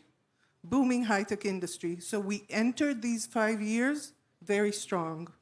I think it helped us weather these times. And I think that also, of course, the Israeli spirit and the Israeli, especially the high-tech sector, where we say we deliver no matter what, and business continues no matter what. Although many of the people were in reserve, and the situation was challenging, and the world was there was unrest. I think that these 2 factors, the strength of the Israeli economy, how we entered the conflict, and the second is the strength of the high-tech and the economy itself. So zooming in on the high-tech sector, how big of a role does it play in Israel's exports? So today, Israel's high-tech is definitely the locomotive of the Israeli economy. It pulls all the economy up. Today, the high-tech sector is about 50% of Israel's exports. About 20% of the GDP is high-tech, and about 16% of the workforce, which doesn't sound much. It's, I think, probably the highest number in the world. So this has a dramatic effect on the Israeli economy, and we need to do everything we can to keep it going, because this is the essence of our growth. It's the engine. In your view, what sets Israel apart as a leader in the fields of innovation and science? I think, Israel, as you all know, is a small country, and not all the time being small is something positive, but I think from this perspective, being small gives us some it's about quality, value. not quantity. Exactly. So being small enables us to create an ecosystem which is unique. And this unique ecosystem where you have strong academic research, you have a huge investment in R&D, the highest in the world, the highest percentage in the world. You have a lot of multinational companies in the ecosystem, a lot of investors in the ecosystem. Everything is small. You know everyone. It helps us develop a very strong Israeli high-tech ecosystem. Just on the flight this morning, you saw all the people talking about their investment, their companies. Top investors came on the flight. This is an ecosystem that can happen only in such a small, unique country. So It's amazing the way you described the flight and the fact that you got here just now. Yeah, that's also amazing. Crossing Fifth Avenue was a challenge. Where do you think? Where do you think when we talk about Israel's experts levels? Where do we currently stand, and what are your expectations, let's say, for the next few years? So to be honest, first of all, Israel's exports is not currently growing, but it's not declining. So I think that's fair enough for the tough 5 years we just had. I think it's fair enough, but I'm very optimistic about Israel's exports and Israel industry as well as high tech. I think that the essence of Israel is innovation. And I think that we've shown throughout the years that from the resilience of the country, the resilience of the industry and the high tech will show us the way to grow, and definitely we'll see growth in the future.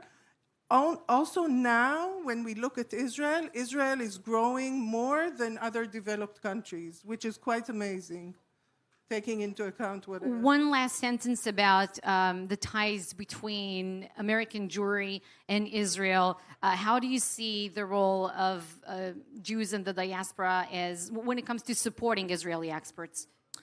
So I think all of you have a role in the Israeli economy.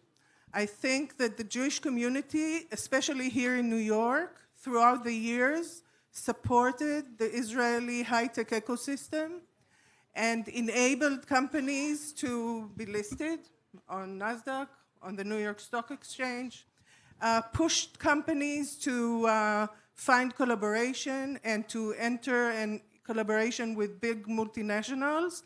And I think the Jewish community in New York is important, has a crucial role, especially in times like this. So I think that anyone that is for Israel needs to see how he gets active also from an economic perspective and Amen. supports the high-tech ecosystem in Israel. So keep it up. Thank you. Thank you you so very much. Indeed, Nili keep it up. Thank you very much. And now, a symbol of business excellence and philanthropic commitment.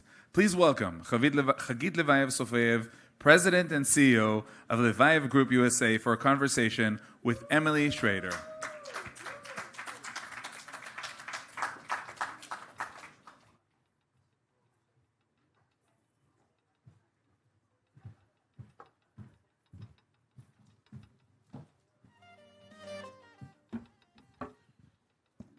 Hello again, everyone.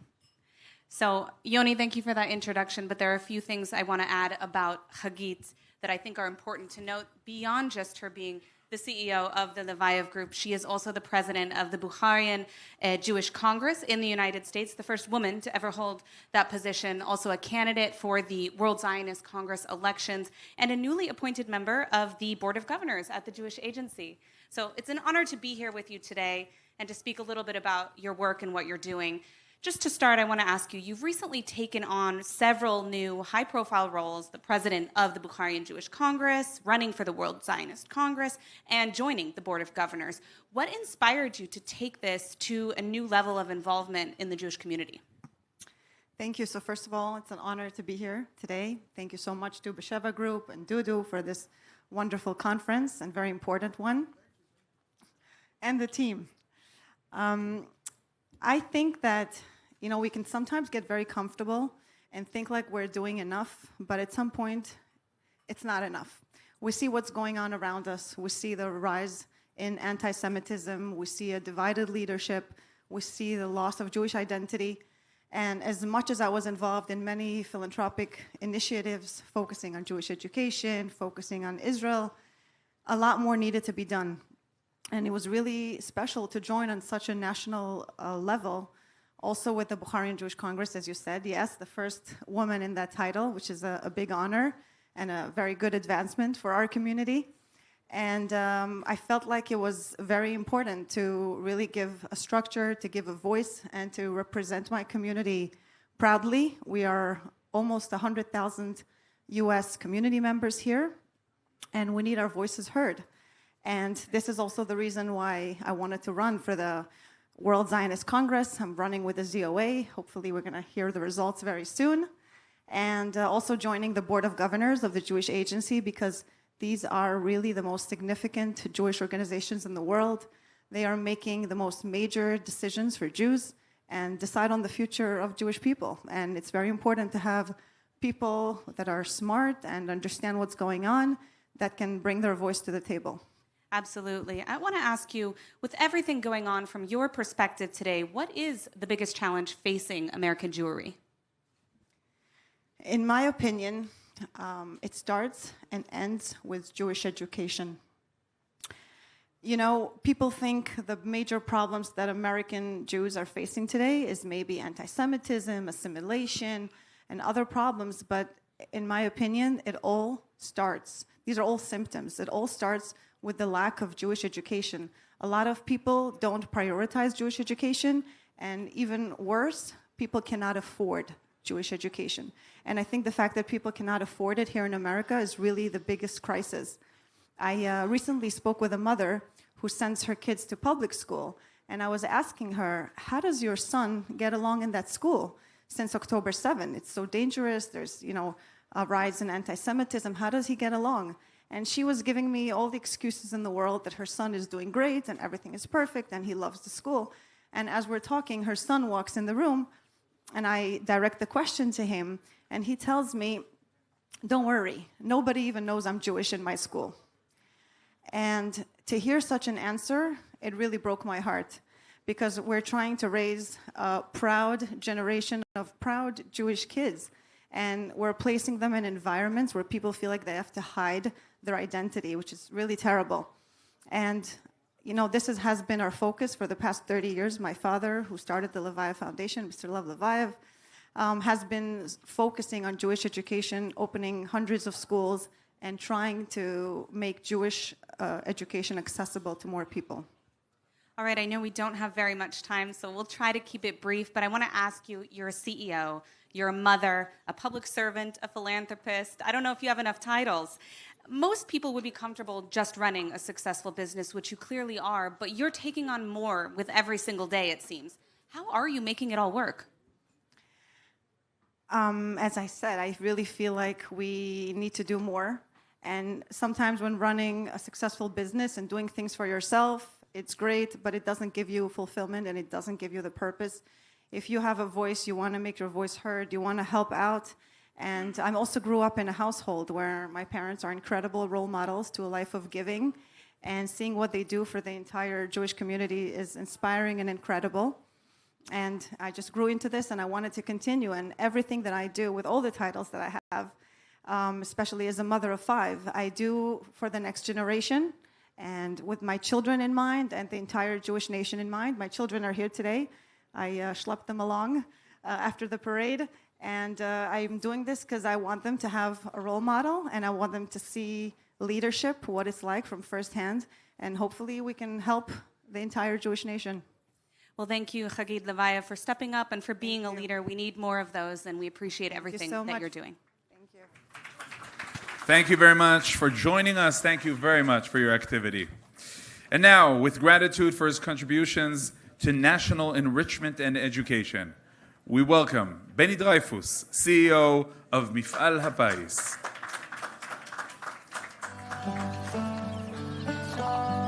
אין על הצפון שלנו.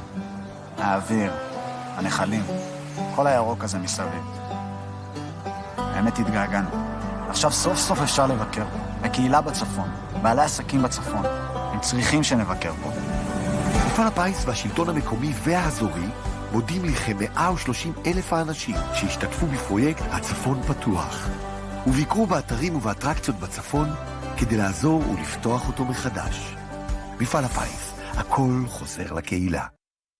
Hi, good evening. The ministers, it's a great honor to be here and representing Mifal HaPais, Lottery Authority, a body that has become an integral part of Israeli society.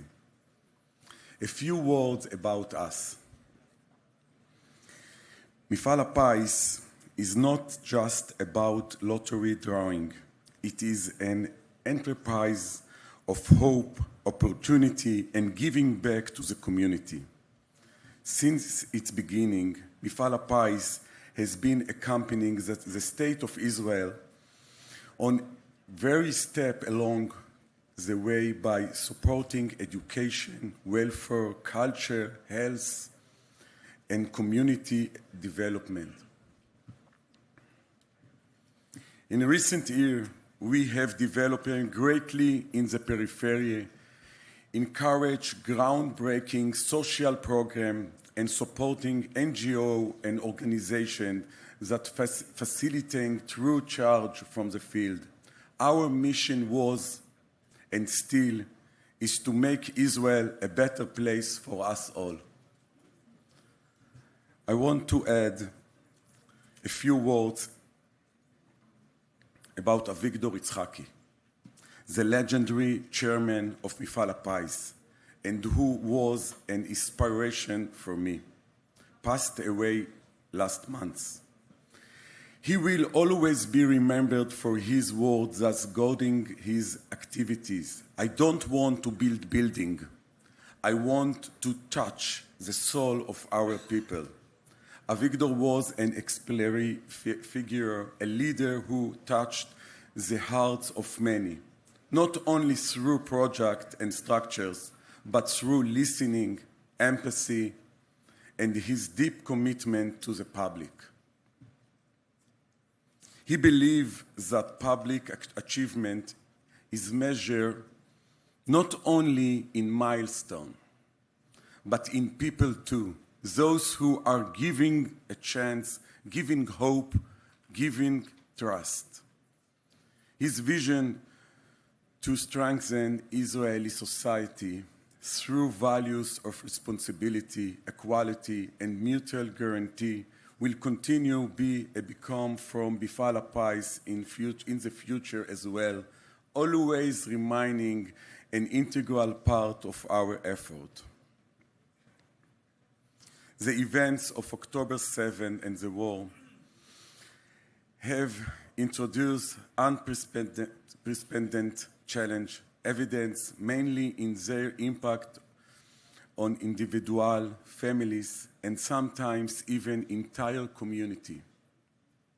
It is this difficult time that the value of mutual guarantee assumes even greater importance, not only as moral value, but as foundation for action. One of the consequences of October 7 and the war is a concerning rise in addiction in various forms, substance, gambling, alcohol, and medicines, mainly targeting populations that were directly harmed by the war. Mifal HaPais doesn't just stand by and watch. We have recently posted RFP for financing projects relating to mental health and treating and preventing addiction.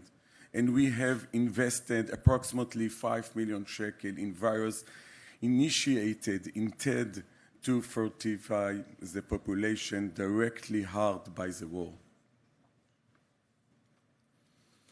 As part of the national emergency effort, Mifal HaPais has allocated over 82 million shekel to the public in Israel, placing an emphasis on supporting and helping population most in need. Over the past 18 months, we have invested over 1 billion shekel in education, welfare, scholarship, public building, and periphery access to culture. Our scholarship division has also joined the national effort since the war began. We have been granted scholarship to sustain voluntary in settlement in the Gaza border area, helping farmers and supporting families of reservists. This is how we ensure that the future generation will not only continue to study, but will also volunteer and contribute to society out of sense of calling a responsibility. Each of these initiatives is intended not only as support for the harmed individual, but also restore their confidence in themselves and in the resilience of our society. Another program we start in the week of the war, that we see the movie before, is to help rehabilitate the North. Recently, as a resident of the North returned to their homes and as part of Mifal HaPi's commitment to the local authority and their residents, our board of directors has approved a 10 million shekel allocation to help the economic revival and to encourage the tourism to the North and Gaza border area by providing free admission to various family attractions in these areas. The initiative called The North is Open is not only economic support for tourism.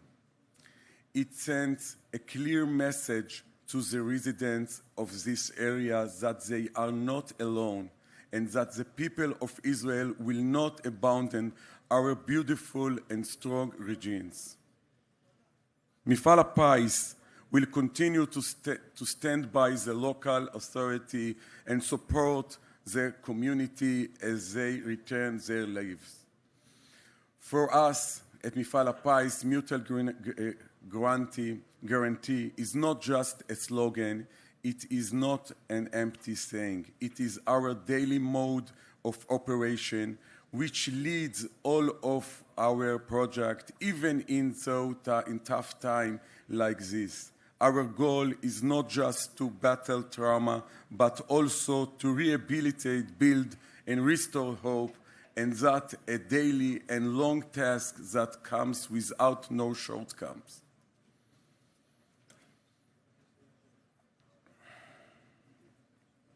Dear friends, I believe that despite all of hardships, we will be able to strengthen, build, lift our head up high and move forward. In closing, we cannot stand by without standing a heartfelt praying and deep hope for the rapid and safe return of all our hostages. Our hearts are with the families, the soldiers at the front, and anyone bearing the pain and concern on daily basis. In remembering the fallen, we share the pain and hug the families. We all look forward to and hope for days of peace and the return of our loved ones. Thank you.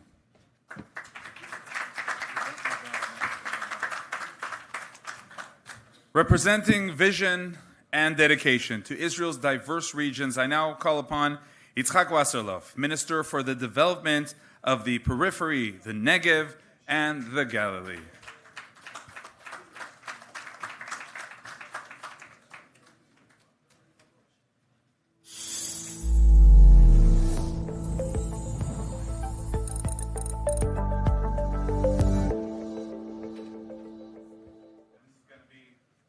Two? Okay. This is going to be a translated interview. We're going to talk in Hebrew, and we're going to test your Hebrew. שלום. היי. מה שלומך? אני קצת צרוד. קצת צרוד, ואתה קצת צרוד גם בגלל ההשתתפות במצעד? אולי גם בגלל שאמרתי תפילה לשלום המדינה בבית הכנסת. זה ספוילר. אז אתה היית במצעד. You were in the march. Tell us really about your feelings, ספר לנו על התחושות שלך, התובנות שלך, your insights after taking part in this parade. קודם כל אתה רואה את כולם צועדים ומרעיפים אהבה. כל כך הרבה אהבה למדינת ישראל, לעם ישראל, זה פעם ראשונה אגב שאני משתתף במצעד, וזה מילא אותי ממש בגאווה של העם שלנו. Minister Wasserlov says that this is the first time that he participated in this parade. And first of all, he felt the love of so many people marching throughout the streets, dancing, singing with the flags. And it gave him a feeling of pride, of Jewish pride, of Israeli pride. אני אגיד לך מה התובנה שלי. אני רוצה שאת האהבה הזאת יחוו חבר'ה שמיניסטים אחרי י"ב.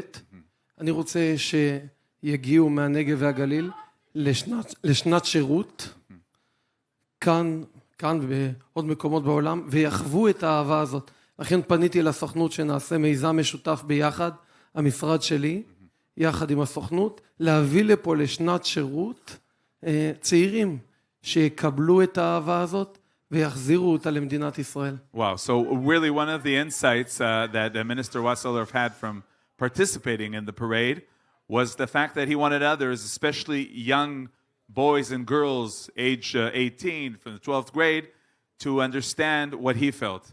And to do so, he called upon the Jewish Agency and other authorities to create a national service, a Shirut Leumi period, for young boys and girls to understand this embracement from Jewish diaspora, as we all felt during this parade, that the young boys and girls in Israel, before they're drafted to the IDF, will feel this as well. עכשיו אני רוצה לשאול אותך בענייני היום. אנחנו שומעים את הכותרות בנוגע לסיוע ההומניטרי שכן ייכנס לרצועת עזה. איך אתה מתייחס לדבר הזה? אני רק אתרגם את השאלה. I'm asking about the humanitarian aid. We're hearing reports from Israel that there is a sort of part of humanitarian aid that is going to be entering Gaza, and we hear families of hostages who are coming out against this. How can the humanitarian aid go in and fuel Hamas during these days? אוקיי, אז בקבינט הקודם שהשתתפתי בו, היה דיון מאוד גדול על הסיוע ההומניטרי. זה הטריד את חברי הקבינט. אותנו זה לא כל כך הטריד, אבל חברי קבינט שישבו שם חששו מהסיוע כשיהיה לחץ וידרשו להכניס. וידענו כולנו שאם אנחנו לא נייצר איזשהו מסלול, שמסלול חלוקה שונה, אז ההומניטרי הזה יגיע לידיים של החמאס. So first of all, Minister Wasserlov is saying he's not surprised that even in a cabinet meeting some time ago, it was obvious, and the answer for those who were worried about what's going to happen is that, yes, there needs to be some sort of alternative mechanism to transfer some sort of aid to the citizens to prevent a humanitarian crisis. And if there wouldn't be that alternative system, then the pressure will begin. אני אמרתי, למה אנחנו צריכים להכניס להם בכלל סיוע הומניטרי? שיביאו לנו את החטופים, ואז אנחנו מוכנים להכניס להם סיוע הומניטרי. אבל התקבלה החלטה אחרת. אבל אני שומע היום, וזה מטריד אותי. I just want to mention that. So what Minister Wasserlov is saying is that he said that no humanitarian aid should enter Gaza until the hostages are out. But what happened?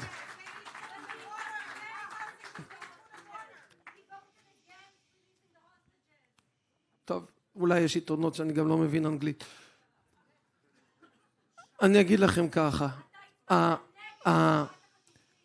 הסיוע ההומניטרי הזה, אם הוא מגיע לידיים של החמאס, ואתה מכניס לוחמים שילחמו בחמאס, זה קצת סותר, כי מצד אחד אתה רוצה להילחם, מצד שני, ביד השנייה אתה מנשים את החמאס, ולכן עוצמה יהודית תחשוב טוב מה הצעדים הבאים שלנו בנושא הזה, אבל זה מנוף לחץ, אנחנו מבינים שזה מנוף לחץ מאוד משמעותי על החמאס, לשחרור חטופים, ולכן צריך להשתמש במנוף הזה. Okay. So Minister Wasserlov is saying that as a party they will think what they need to do because there is a serious problem that you're allowing the humanitarian aid to enter Gaza while our soldiers are fighting there.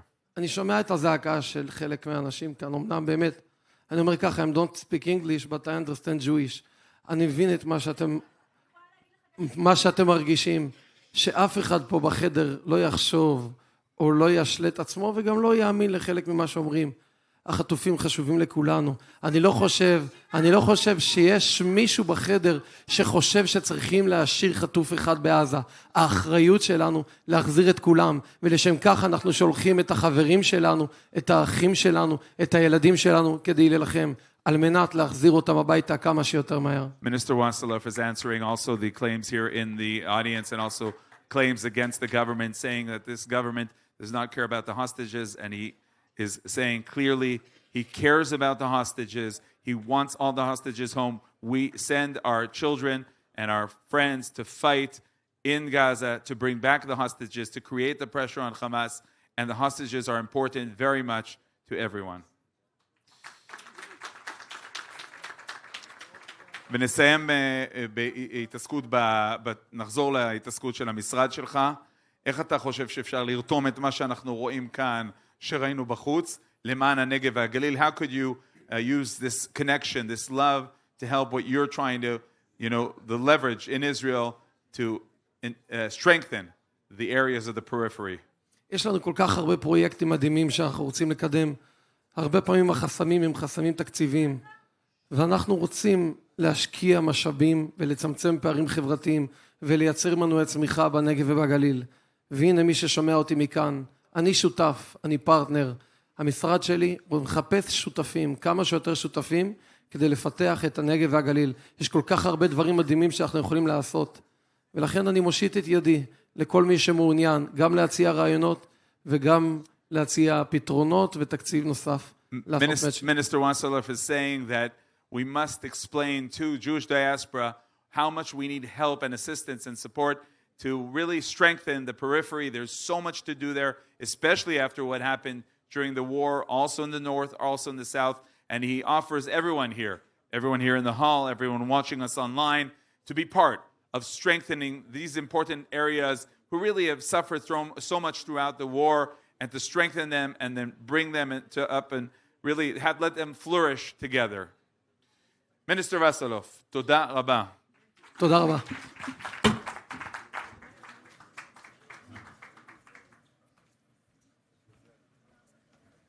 And now, thank you very much, Minister Wasilov. Uplifting the spirit of volunteering and national integration, we will now hear from Yaron Lutz, CEO of the Israeli Volunteer Association.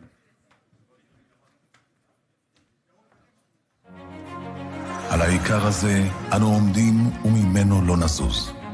שכל מי שיתמסר במשך 2 שנים לשירות החברה החדשה, הרי הוא רשאי להיות חבר בה, בלי הבדל לאום או דת. רק אז תהיה ציון לציון. כל בוקר מחדש. אני זוכה לראות, לשמוע, לגעת, לתת. ביטחון המדינה זה כבר לא מושג שקוראים עליו בעיתון, או שומעים עליו ברדיו או בטלוויזיה. זה היום-יום שלנו. להיות במרכז העשייה, לעמוד בחזית הדיפלומטית, למצב את מעמדה של ישראל, ובכך לשמר את החוסן הלאומי שלה. גם בארץ וגם בעולם, אנחנו עם אחד. להיות שם בקהילות, בבתי הספר, ואפילו בעת לחימה. אחרי הכל, אנחנו אחים. עברתי הרבה דברים בחיים. לא פעם ולא פעמיים, כמעט הגעתי לקצה. מצאתי את הריפוי שלי בטבע, בחיבור לאדמה, להיות כתובת לנוער בסיכון כמוני, זו זכות אדירה. השירות בגן הפך אותי לעצמאית. אני חלק מהצוות, מעריכים אותי. סוף סוף אני מרגישה משמעותית. אני כל כך אוהבת את הילדים, והם מחזירים לי אהבה. אין זכות גדולה יותר מלהציל חיים, וזה לא משנה מאיזו עדה, דת או מגזר. כשאני צועדת בבית החולים עם האחריות הזאת על הכתפיים, אני פשוט מרגישה גם. על העיקר הזה אנו עומדים וממנו לא נזוז. שכל מי שיתמסר במשך 2 שנים לשירות החברה החדשה, הרי הוא רשאי להיות חבר בה, בלי הבדל לאום או דת. רק אז תהיה ציון לציון.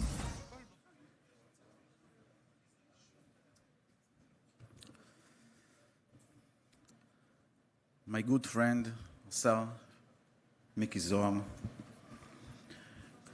the Mayor of Binyamin, Israel Gantz, Shalom everyone.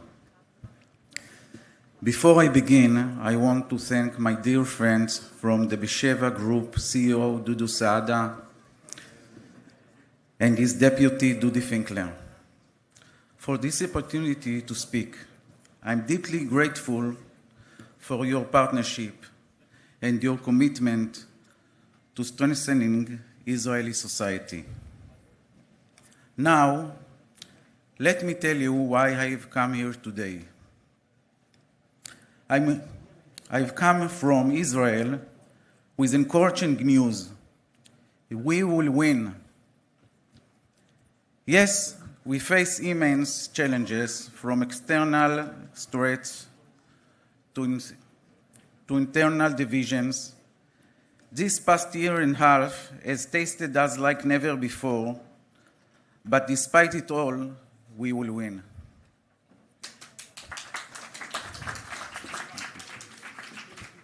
And do you know why? Because Israel has the best, and I mean absolute best, volunteers on the face of the earth. This is not wishful thinking. These are not empty words. As the CEO of the Israeli Volunteer Association, Israel's largest and most experienced volunteer organization, I'm telling you firsthand, volunteers are the key to the Israel's future. Since 1971, we have placed over 200,000 young Israeli and international volunteers in national service. They come from every corner of society, Jews and Arabs, religious and secular, Israeli-born and diaspora Jews, youth with special needs, and young people from challenging backgrounds. And together, they serve with unmatched passion, discipline, and heart. Our volunteers are everywhere. They are in hospitals, schools, security agencies, fire departments, social services, government offices, even in Israel's elite security units.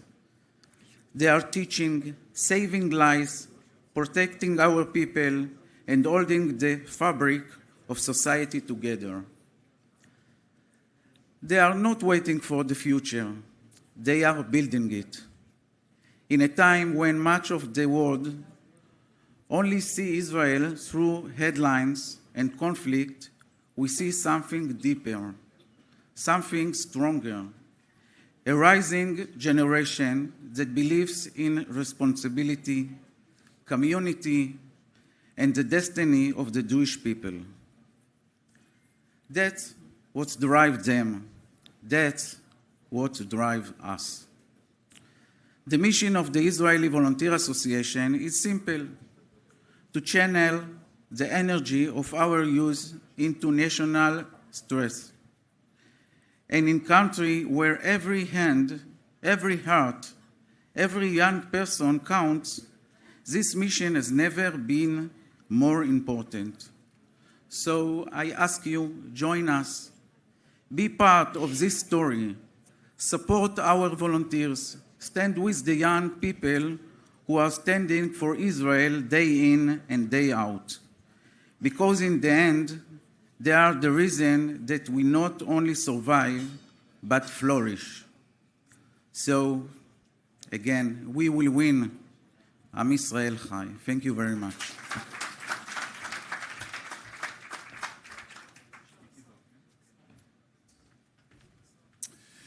Miki Zohar is the Minister of Culture and Sports. He is a leader promoting the culture of dialogue and connection between all the parts of Israeli society and all parts of Jewish people worldwide. We now welcome Minister Zohar for a conversation with ILTV's executive editor, Maayan Hoffman.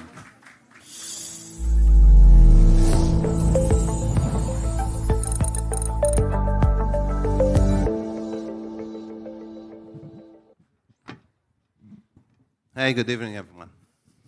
Minister Zohar, just today the IDF decided to expand its operations in the Gaza Strip while our hostages remain.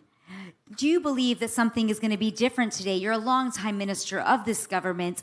Why are we continuing this war, and can we win? We need to bring all of our 58 hostages back. This is the main mission, and we're going to do it. And of course, we cannot allow that Hamas will continue controlling Gaza. This is something that we cannot allow, because we cannot be in a position that Hamas point his weapon towards Israel against our citizens. So we decided to annex land. We decided to keep the land until they will bring back all of our hostages.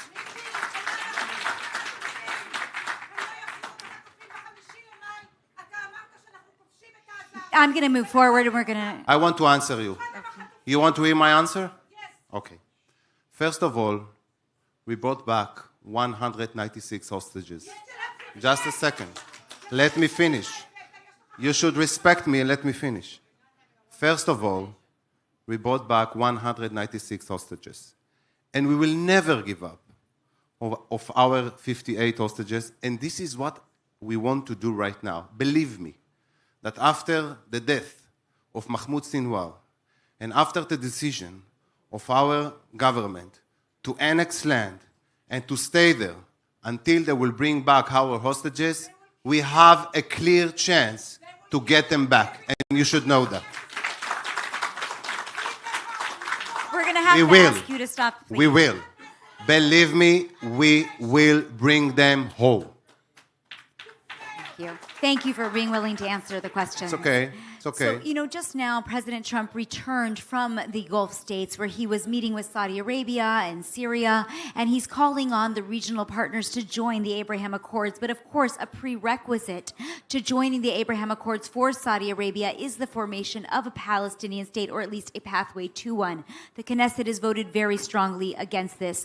Do you believe that there might be a shift that you would be willing to accept a Palestinian state? Why or why not in exchange for regional normalization? First of all, I want to say we trust President Trump. We trust him and we support him, and we are sure that he will be supportive toward Israel. President Trump needs to take care of America. And he's doing that right now when he were in the Middle East, and it's very fine with us that he's taking care of the United States. But at the same time, I know that President Trump will never forget Israel. He will continue to support our country, and he will continue to help our country. So trust me, he won't allow Iran have a nuclear weapon, and also Israel won't allow Iran have nuclear weapon. We want that they will dismantle all of their facilities, and this is something that we insist on. Hopefully, it will happen that they will dismantle all of their facilities, and this is something that we insist on. Hopefully, it will happen by the talks, but if not, it will happen. And enact sovereignty over Judea and Samaria. Is the time now? Yes, I am. I believe so. And I'm sure. Yes, you can clap about it, for sure. And we really hope so. It will happen soon. Because all of the land of Israel belongs to us. It doesn't belong to anyone. It's our country. It's our land. And about... Excuse me? Why do you think we want to sacrifice the hostages? No. Do you really believe what you are saying? No, miss. No, miss, you are wrong. We want all of our hostages back, and we mean to. And this is what we're trying to do. But trust me, when you are saying what you're saying, you help Hamas. Because Hamas now is stronger. Because you say to him, the government is going to give up. So don't do that. Support us, and we will bring together all of our hostages back. Now, Minister Zohar, we are running out of time, and there is something very exciting that has gone on just in the last couple of days. You, as Minister of Culture and Sports, our own Yuval Raphael came in second in the Eurovision. We must mention it. So what do you want to say to Yuval in conclusion and to the people of Israel at such an exciting time? This is amazing. This is amazing for Israel. We finished second, but the public loves our song. So I don't say don't trust the judge. But anyway, I think that we were deserved to be first, but we're okay with the second spot, and it's wonderful. We are a great country. We continue to grow and prospect and to be happy, and we will never stop dancing. Thank you so much. Thank you very much. Thank you very much. A new day will rise. At the forefront of Israel's war in the battlefield of courts and banks, we are honored to now hear from attorney Nitzana Darshan-Leitner, president of Shurat Hadin, who will be joined by journalist Tal Heinrich. Bevakasha.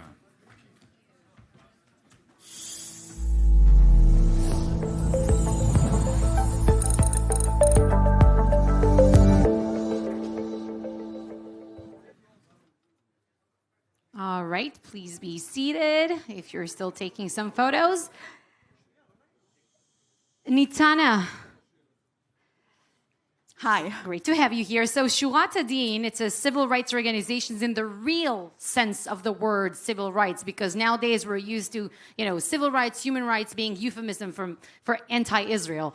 But you've done some tremendously important work in terms of countering campaigns that seek to delegitimize the state of Israel. And you've been doing it on the legal side. What have you been focused on since October 7th, if you can give us some specific examples? Shurat Hadin is a non-for-profit organization that takes Israel's enemies to court. We bring lawsuits against terror organizations, state-sponsored terrorism, banks that provide financial services to organizations, social media that incite to terrorism, those who call to delegitimize the state of Israel, BDS, lawfare, war crimes allegation against IDF soldiers. So you can imagine that after October 7th, our work just simply doubled. And we found ourselves fighting everybody who's funding Hamas in order to choke off the flow of their money. Our idea is that money is the oxygen for everything, including terrorism, and the only way to dismantle Hamas, the only way to prevent Hamas from reviving again after the IDF will dismantle it and will destroy its ammunition, because Hamas remains as an idea. They will find a way to crawl back to Gaza and to build themselves up again. The only way is to destroy their financial infrastructure. And therefore, we've been suing the Palestinian Authority that funds Hamas, the Qatari charity foundations that gives hundreds of millions of dollars a year to Hamas, those who serve as platform, Binance, cryptocurrency companies. And we also sued those who are aligned with Hamas, the Red Cross, for abandoning the hostages. What is the case that you've been pushing against the Red Cross, for example? Has their reputation been shattered somewhat? Look, the Red Cross is the only organization in the world that has the authority to go into armed conflicts and to help the prisoners from both sides, because we know very well what militaries are doing to the prisoners in both sides. And the Red Cross has been doing this all these years from his establishment, except when it comes to Israel.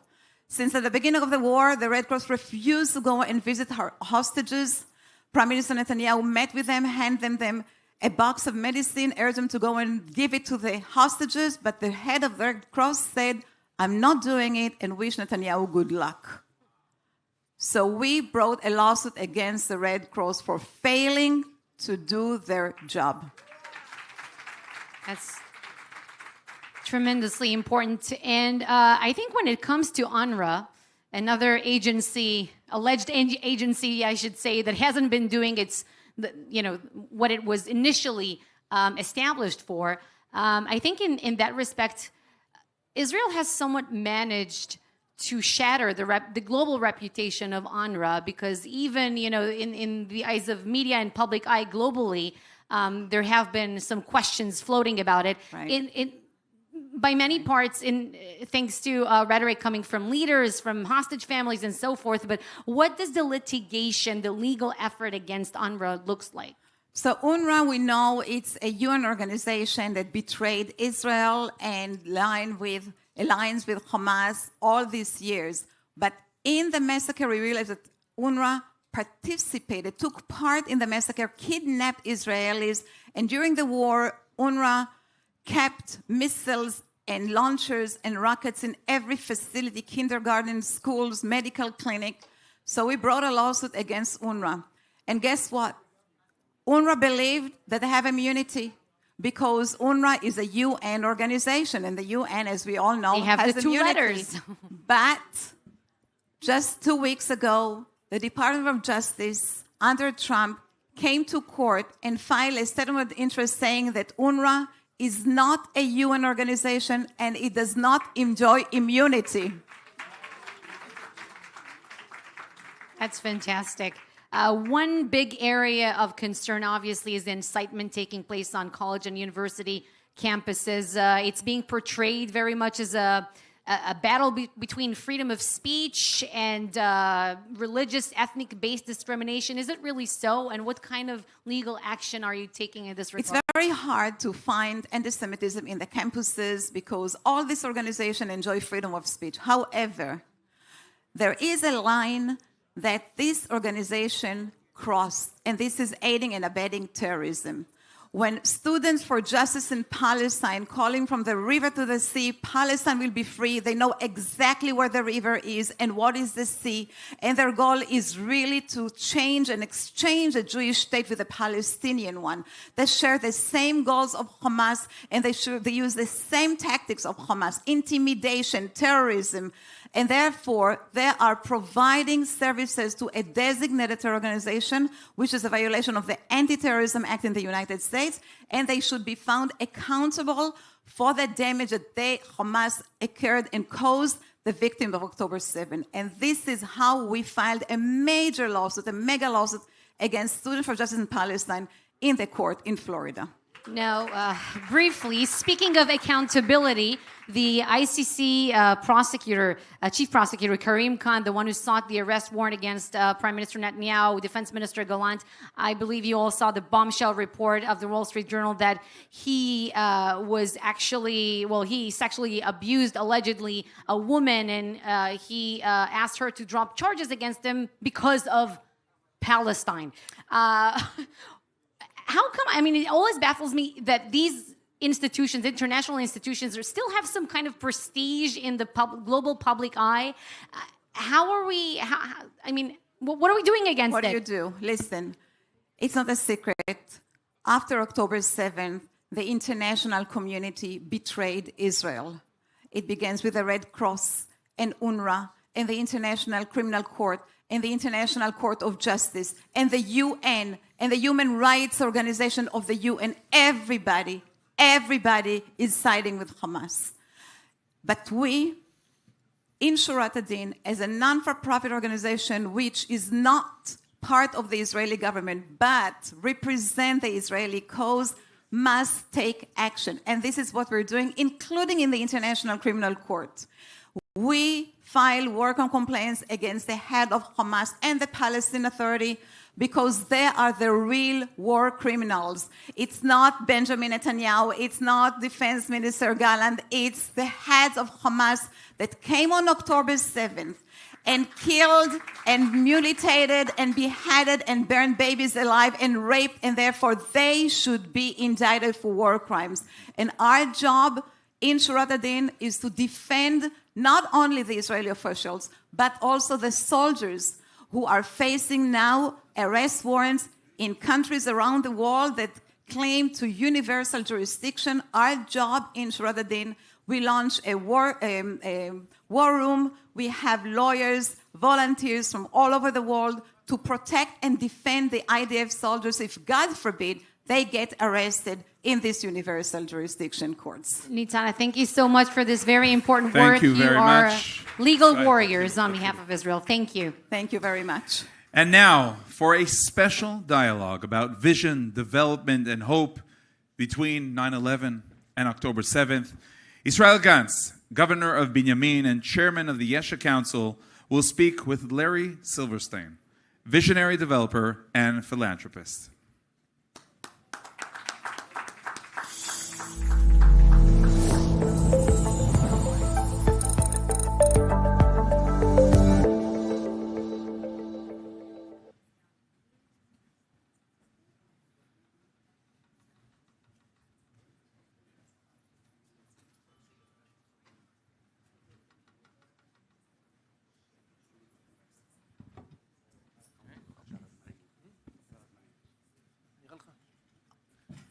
Are we ready? Can we just lower those lights? Because I can't see anything. They can see us. So, Mr. Silverstein, I'm so thankful that you came here, and I want to share with our audience that a few months ago you became my hero, my legend, and I want to explain why. In October 9th, I arrived the first time to Kfar Aza. I saw the destruction. I smelled the fire, the smoke, and I saw the tragedies that was there. And I was reminded what you told me. You just bought the twins here in New York. You bought the twins, and you thought you can make a vocation. You can retire with your amazing wife that came with you here. And after 3 weeks, everything collapsed. You arrived. You survived by miracle, but you arrived, and you saw before your eyes the buildings that you just purchased collapsed. You lost the life of thousands of your tenants, your employees, and you made a decision to rebuild this building. Can you share with us what guided you? How can you do that? How can we wake up, stand up from the destruction?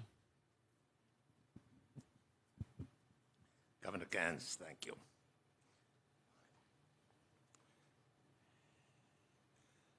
Thinking back to 9/11 is not the easiest thing because it's still tied with enormous emotion.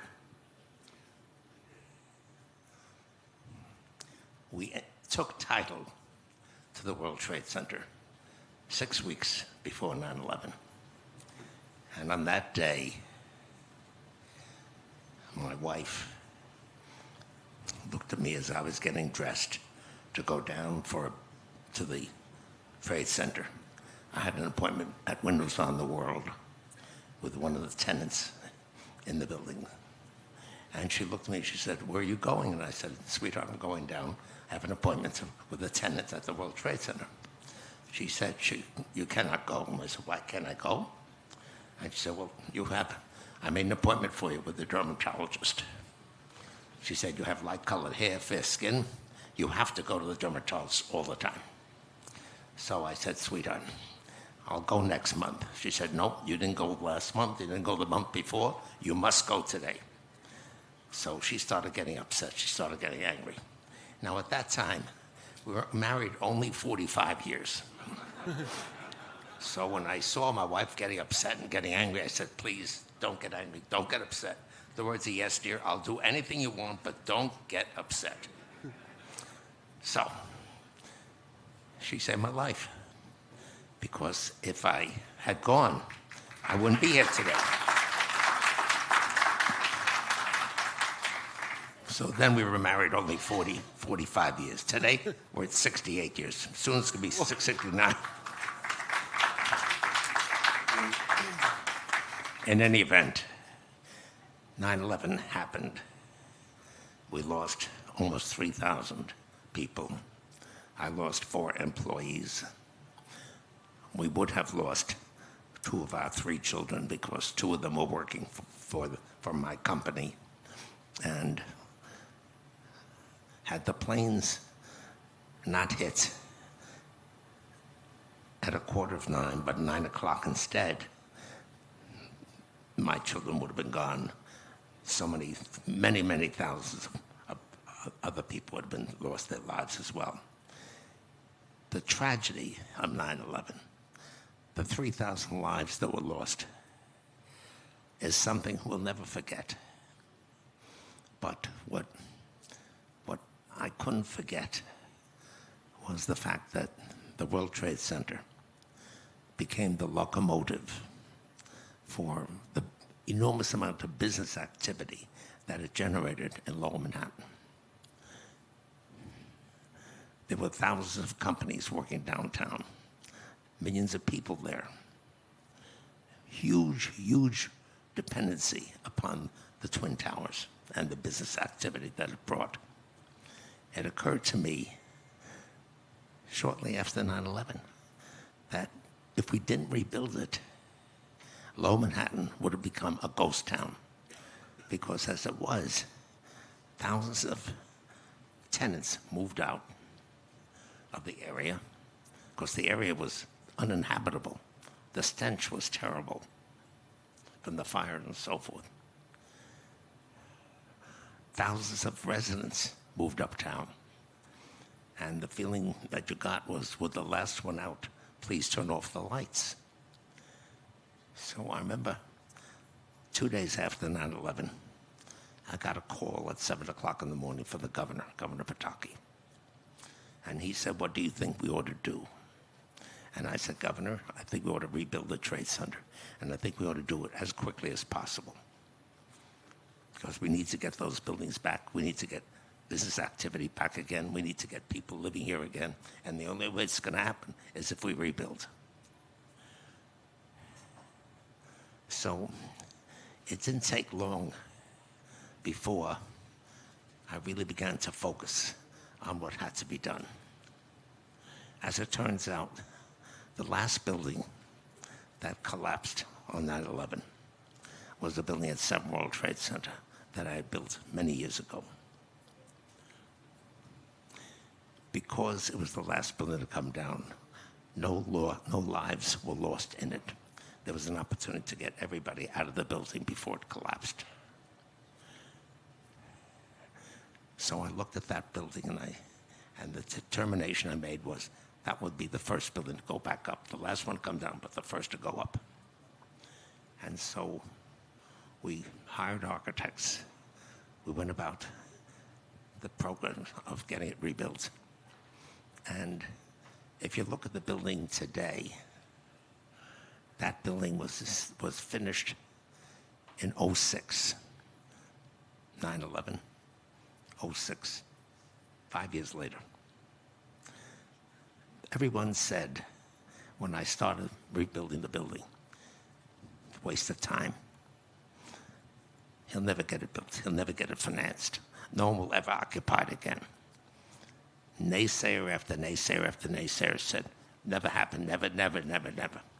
So after a while, my wife said to me, sweetheart, why are all these people saying never? And I said, I learned something, and that is a lot of people like to give advice. They don't know what they're giving advice about.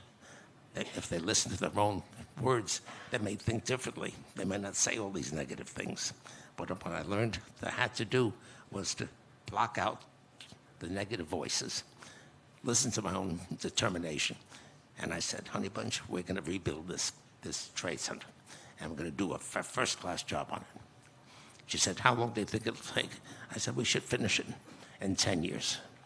I said, but I have to ask you a question. I said, I can't do this alone, right? I can only do this if you are 100% with me.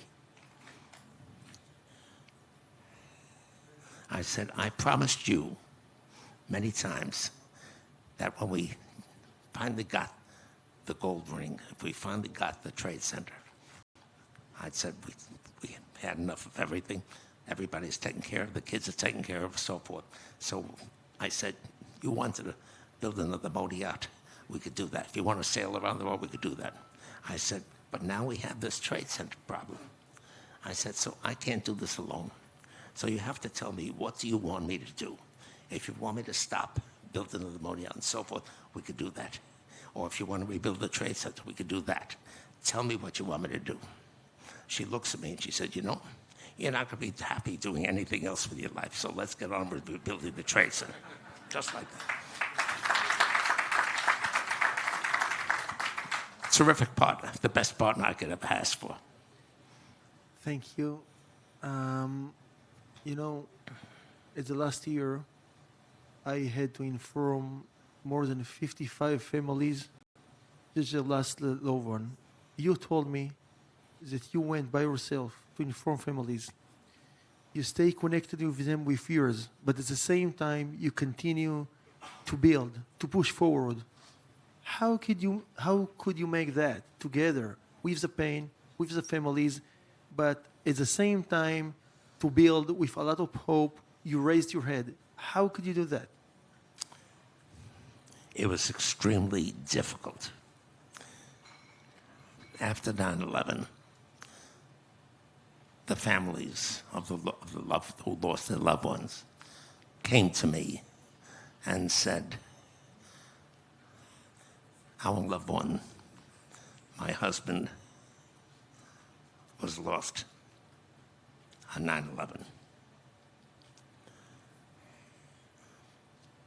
The intense heat was so great that his body was literally oxidized. He totally disappeared. He said, there's no remains. His remains are down there someplace, but we don't know where. When you have no remains, you can't have a burial. If you can't have a burial, you can't have closure. She said, so please understand, you can't build anywhere down there because his body is someplace in that area.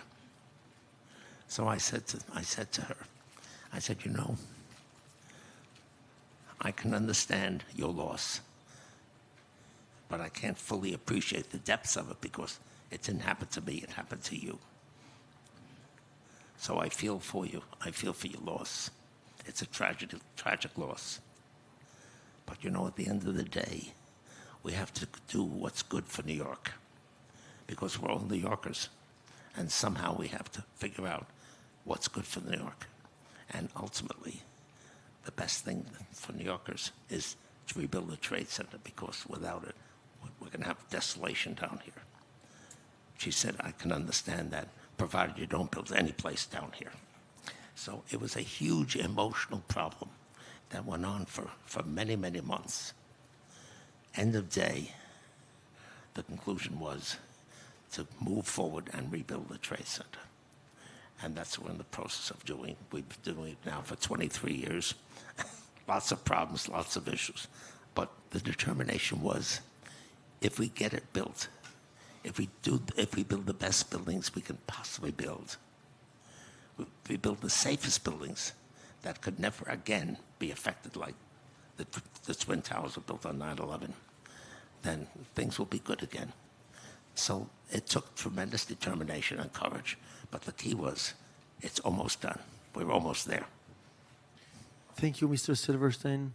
And we have, I told you, you are my hero, but not only you. You and your wife, if you can join us, we have a word for you. Because you are the guy that didn't give up for terror, didn't give up for destruction. You rebuilt and continue building. And even today, work every single day so hard. I hope in your age I will be at least like you. But we want to thank you. So please, Mrs. Silverstein, please join us here. Can you join us? Yoni. Wait, you want me to stand up? Yeah. You and your wife.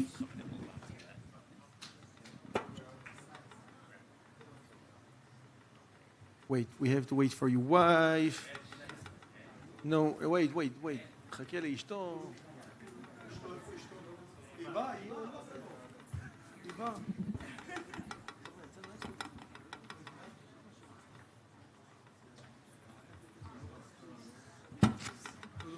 Mr. Silverstein, I want to describe what you hand. We prepared the State of Israel, replica of the State of Israel. I don't know if you know, but Mr. Silverstein and the Silverstein Foundation helped so much for the State of Israel, and we want to thank them. Thank you so much.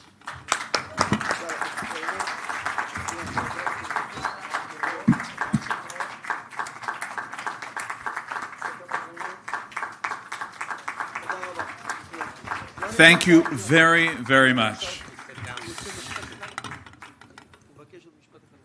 Yeah, for sure.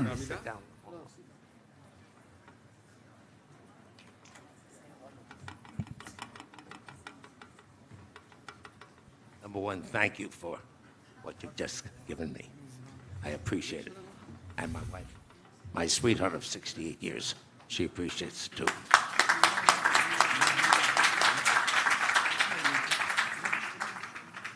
People ask me, what's the most important decision I can make in my life? particularly young people. And I tell them the most important decision they can make in their entire life is to marry the right spouse.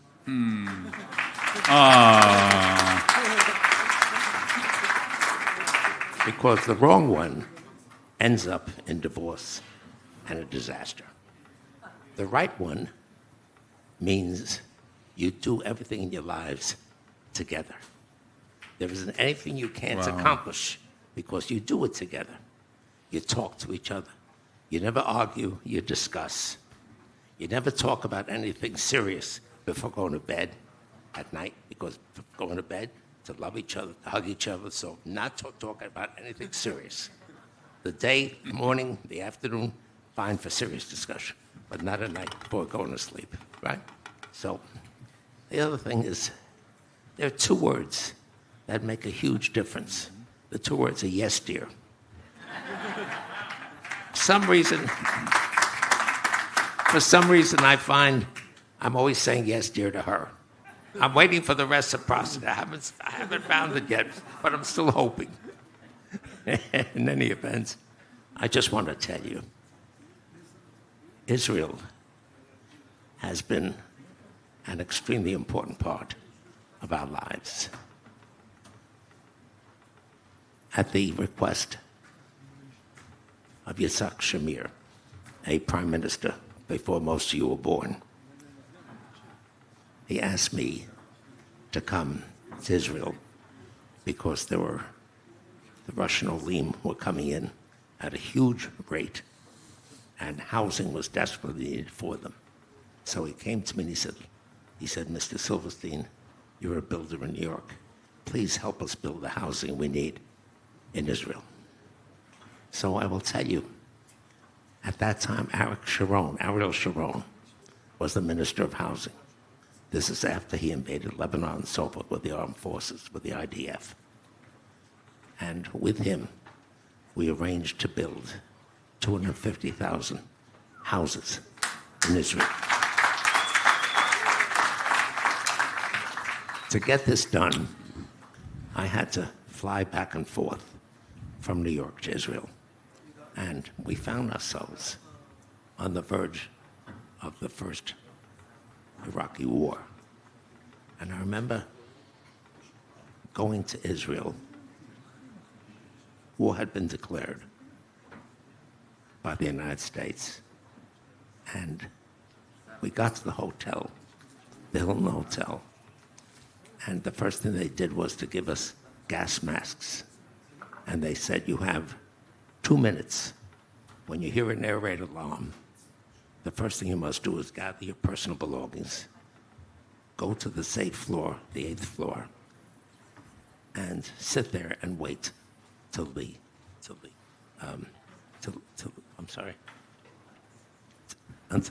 issues pass. Okay.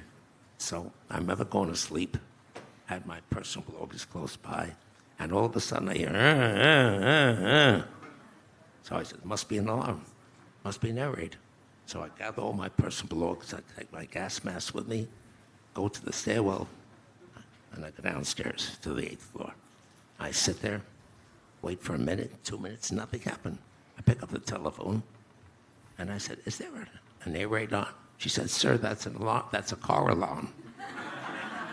So I said to myself, okay, enough of this. Went back to my room, decided to go to sleep in hell with all the air raids. Next thing I know, I hear, then I knew there was an air raid. So I take all my personal belongings, get in the gas mask, run to the stairway, and I see people running up the stairs. A couple going down, but everybody seemed to be going up. I said, where are you guys going? They said, we're press, we're going to the roof. So I thought about this for a minute, and I said, thank God my wife isn't here. Instead of going down to the safe floor, I went up with the press. I watched something that was absolutely amazing. I never saw this before in my life. To intercept the Scud missiles that were coming over Israel. The Patriot missiles were installed in the park next to the Tel Aviv Hilton. And they went up, those things. It's just become our routine these days, and right? Missiles. And it was the most extraordinary experience. Larry, we're going to have to end. We have dignitaries coming. Your story reminds us how missiles are not new to us, and we're experiencing this on a daily basis. Larry, thank you very much. We have to continue with our program. God bless you. Thank you very much. And now, a leader in higher education and technological excellence, Mayan Hoffman will now speak with Professor Eduard Yakubov, President of Holon Institute of Technology, HIT.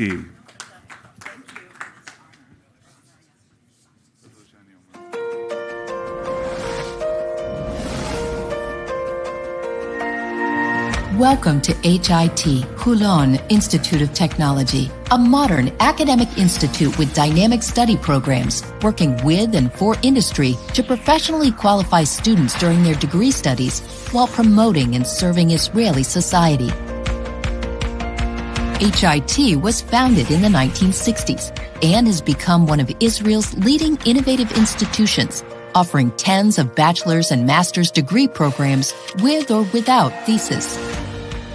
HIT's cutting-edge researchers and lecturers receive prestigious competitive research grants from both national and international agencies, with achievements that scale the topmost heights of international and Israeli academia.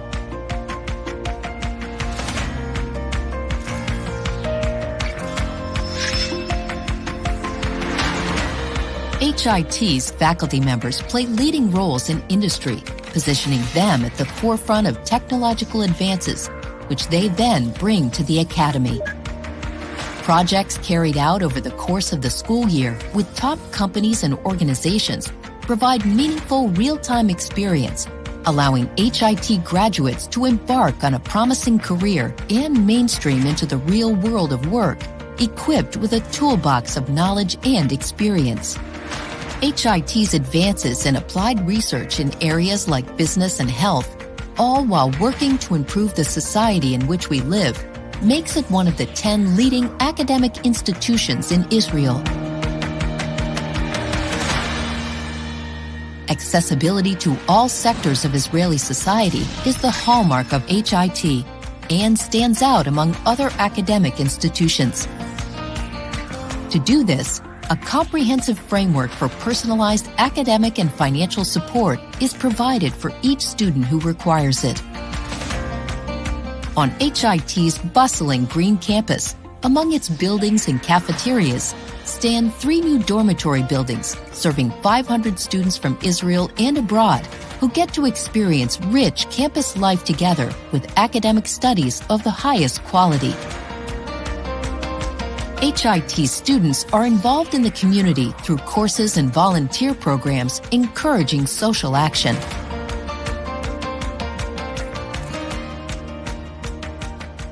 This is the story of HIT, an unparalleled academic institution showcasing innovation and entrepreneurship, developing and fostering connections with numerous academic institutions in Europe, Asian nations, America, and Africa, developing applied research projects which employ breakthrough technologies, dynamically and intrinsically linked to industry, and achieving social enhancement for all, making our graduates Israel's industry leaders and social influencers. A multidisciplinary academic institution of excellence, training the future generations of a thriving global society. HIT's vision foresees tomorrow. Our graduates go on to design it. HIT, the Academy of Industry.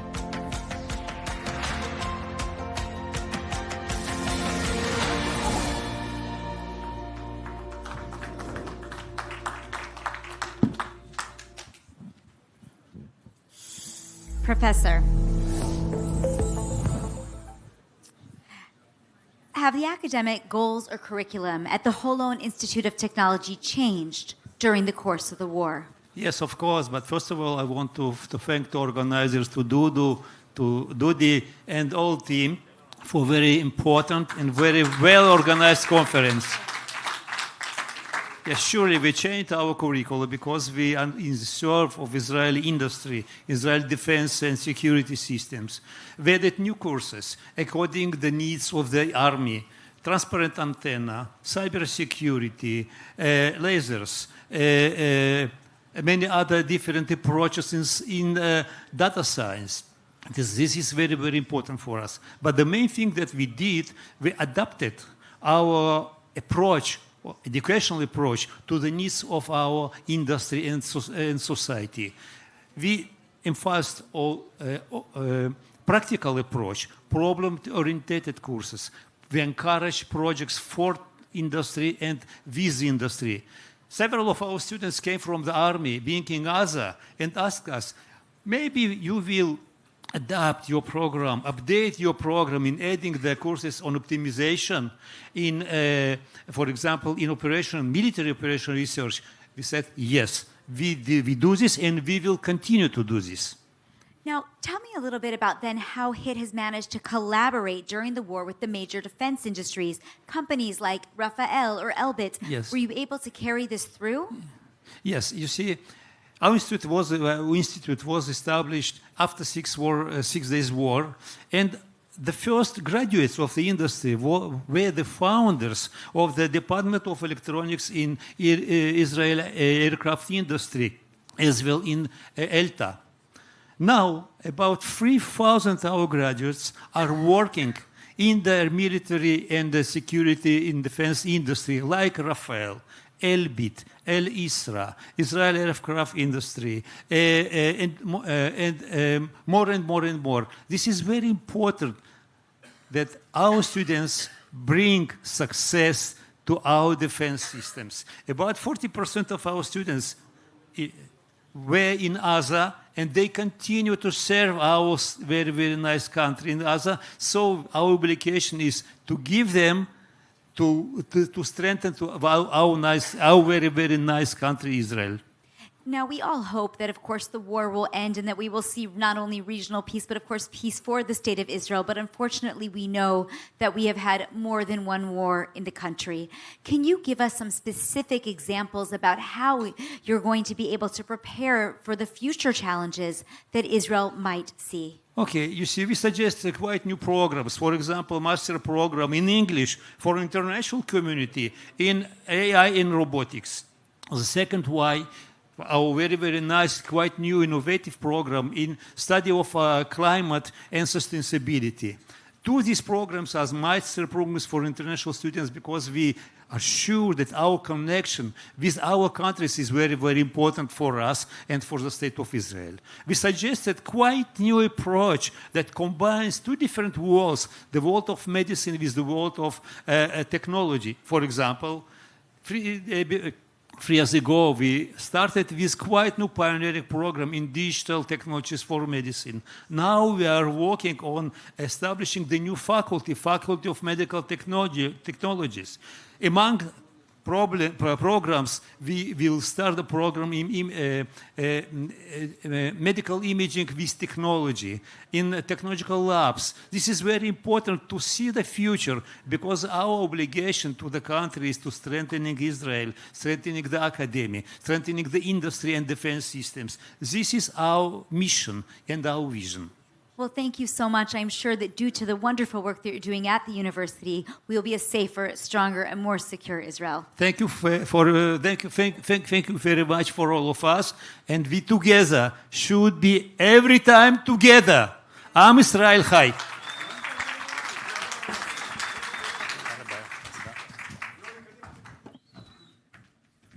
And now for a prize.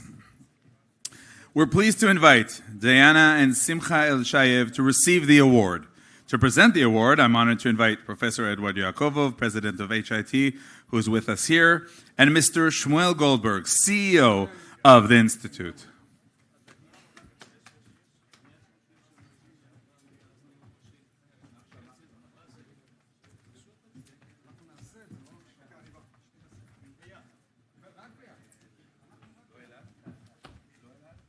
רגע, תן לו להיות בו. מעולה. כדור עצמי לכולם. לא, עוד הצידה. שיראו את שמי, לא רואים את שמי, זה לא טוב. אני מתקשו בדיוק. תן להם עכשיו לבד, אותו אחד. תן להם עכשיו לבד.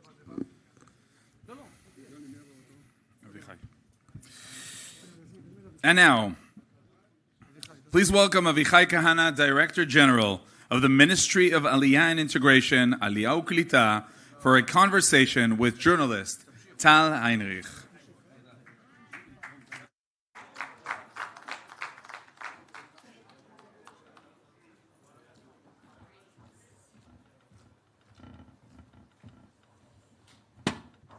Hi, Avichai. Welcome Hi, to New good York. evening. So, since October 7th, we've seen a big wave of Jews and non-Jews alike coming to Israel to be part of the national effort and volunteer. But what about Aliyah? Are people moving to Israel despite the challenges involved and the difficult logistics? Great question. So guess how many Olim came to Israel since October 7th? I help you. 50,000 Olim came to Israel. 50,000. Wow. It's more than an average year. Amazing. It's unbelievable. amazing. It's a miracle. It's incredible. And what is the state doing to help them in their Aliyah process?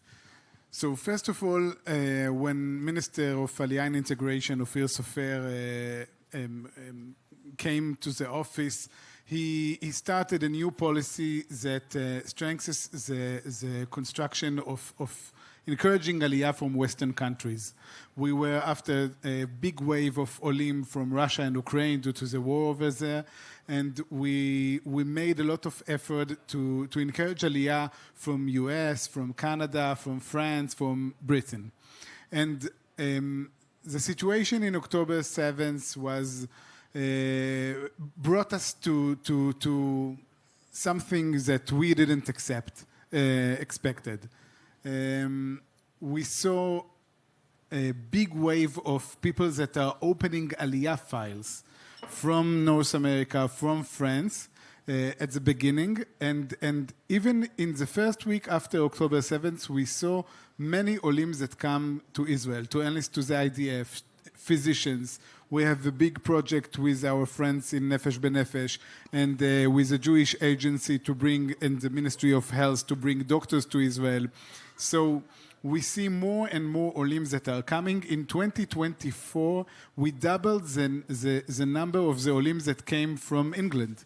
After years that we had almost 300 Olim from Britain, we had more than 700 Olim But in Israel, 2024. as the country, is taking active action to encourage Aliyah? Is that what you're saying, or it's just the Olim are coming and then you're helping them? The Israeli government had 4 decisions that the Minister of Aliyah, Ofir Sofer, called Af al Pichen, after the ship that came in 1947, and even now in the world it's Af al Pichen. And we have big reforms. A big reform in housing, in subsidizing housing in Israel. Today, Olim that comes to Israel after decades that there were no change in the in the sum of money that the state of Israel gave you. If you'll come to Haifa and to the northern of Israel and to Ashdod or to the southern of Israel or to Judea and Samaria, you'll get 2,000 shekels each month for 2 years. We opened more than 27 new programs in the academia that helps you to come to Israel to study at your first year with your own language and then to study in the Ulpan. We have a lot of reforms, but if I may, the big reforms that we have, or maybe the ones that I'm very proud of, is we had a big reform with the service that we provide to Olim. Today, when you'll come to our offices or in the Ministry of Aliyah and Integration, you'll get a manager that will help you with all the Israeli bureaucracy, and this is something very, very big that we're doing today. That sounds incredible. That's on the integration part. So it's much easier to be an Ole today than, let's say, decades ago. I hope what so. our parents and grandparents have been going through. Thank you so much for sharing this information. It's very uplifting to know that despite, the war and everything, people are still moving to Israel, and you guys at the office are making it so much easier for them to absorb and be part of the Israeli society and landscape. Thank you so much. Thank you.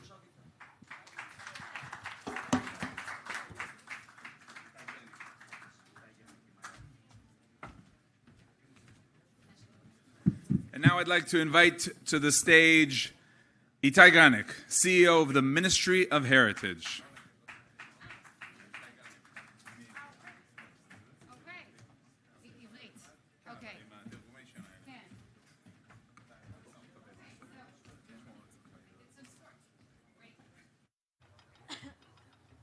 Itai, we will have the conversation in Hebrew, בעברית, נכון? למשרד המורשת שאתה עומד בראשו, יש עבודה קריטית בכל הקשור כמובן להנצחה של השביעי באוקטובר והזוועות, אבל אני הבנתי שהיה לכם גם חלק מאוד מאוד קריטי סביב השביעי באוקטובר עצמו, כלומר, בתחילת המלחמה. דבר איתנו קצת על זה קודם כל.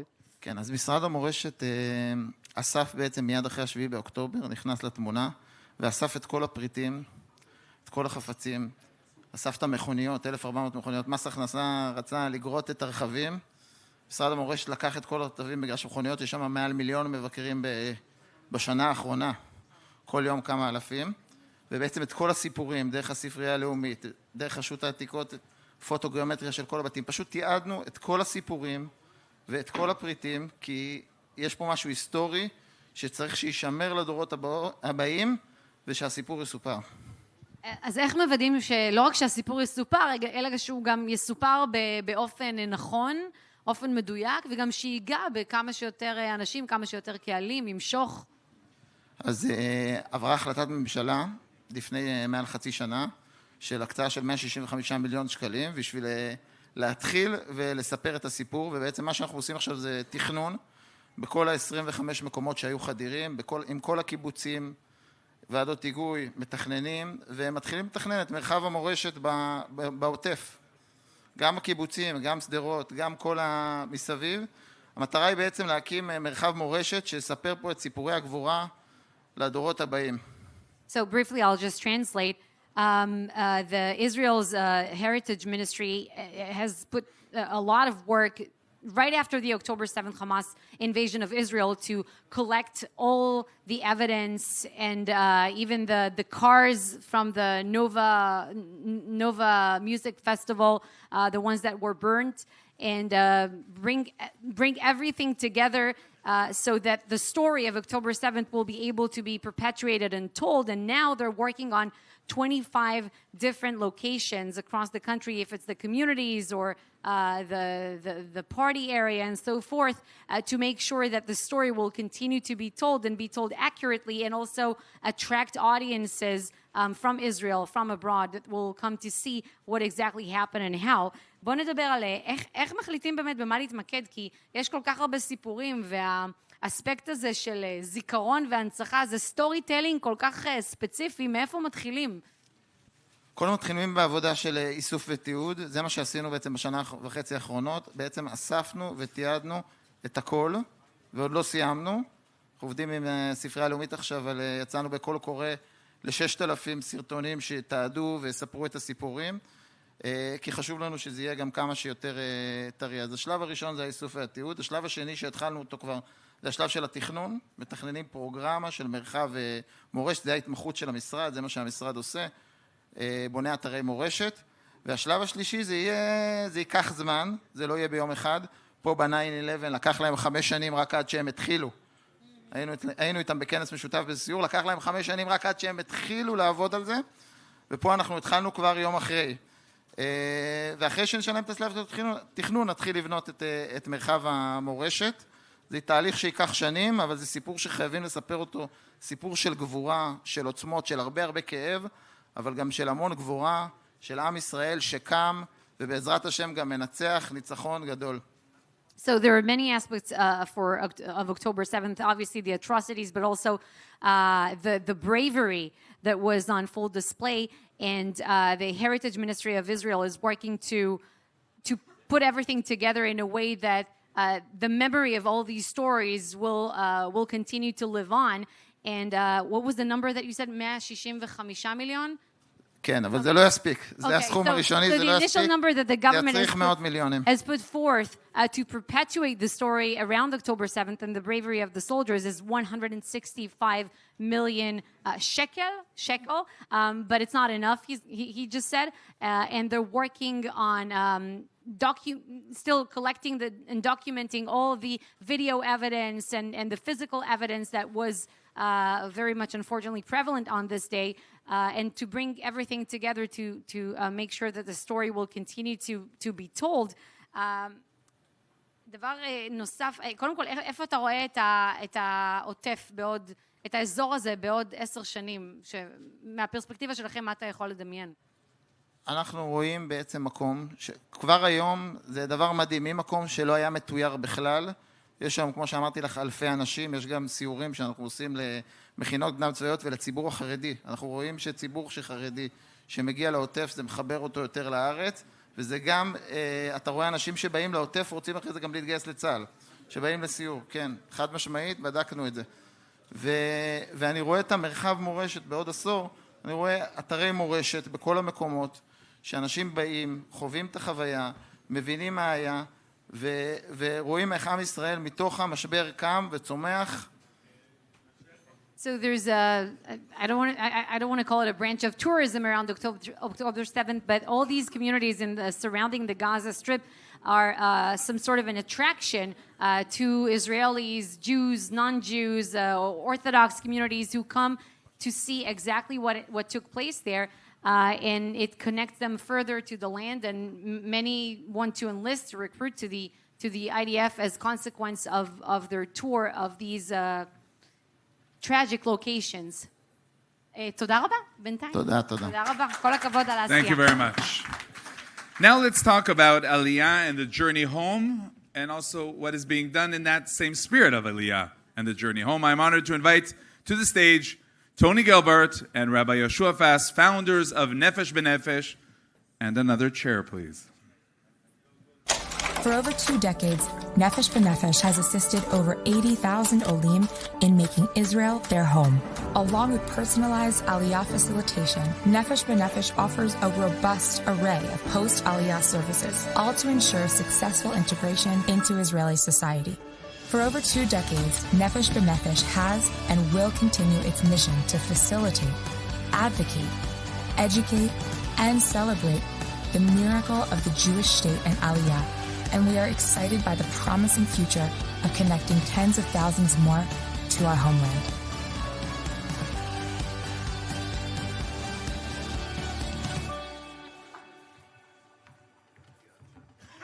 Shalom, Tony, Rabbi Fass. How are you? How many years already? 2002 July was our first flight. Wow. I can't forget those days. Yeah. And you know what? In the beginning, I was sobbing. We all were crying. But what's amazing is that we continue, right? Every time it's inspiring. And we're talking today about this ruach, this spirit. And when did you guys understand that this spirit of Aliyah is something that is amazing when it comes to bringing the people home, bringing our brothers and sisters home? But there's so much more to do with exactly this same spirit, and you define it now as the 4 pillars of Nefesh B'Nefesh. Right. I think every single time, we still, after 22 years, every single time a plane lands and a door opens, it's majestic, it's miraculous, whether or not it's a 9-year-old girl, a 19-year-old person going to the army, or a 90-year-old retiree.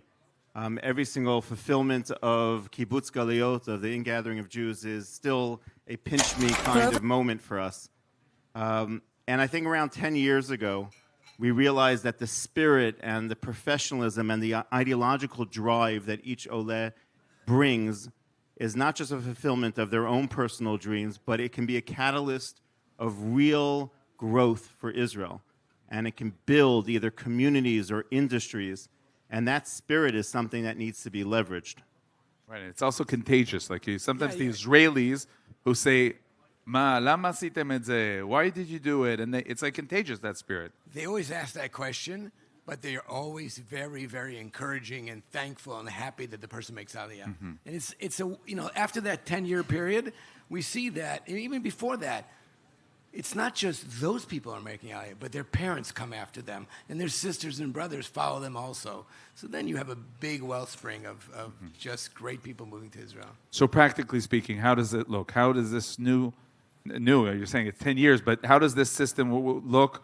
4 pillars this ruach, of the spirit of Aliyah? So we've pivoted or evolved or grew to a point that Nefesh has become a solution peddler to some national issues.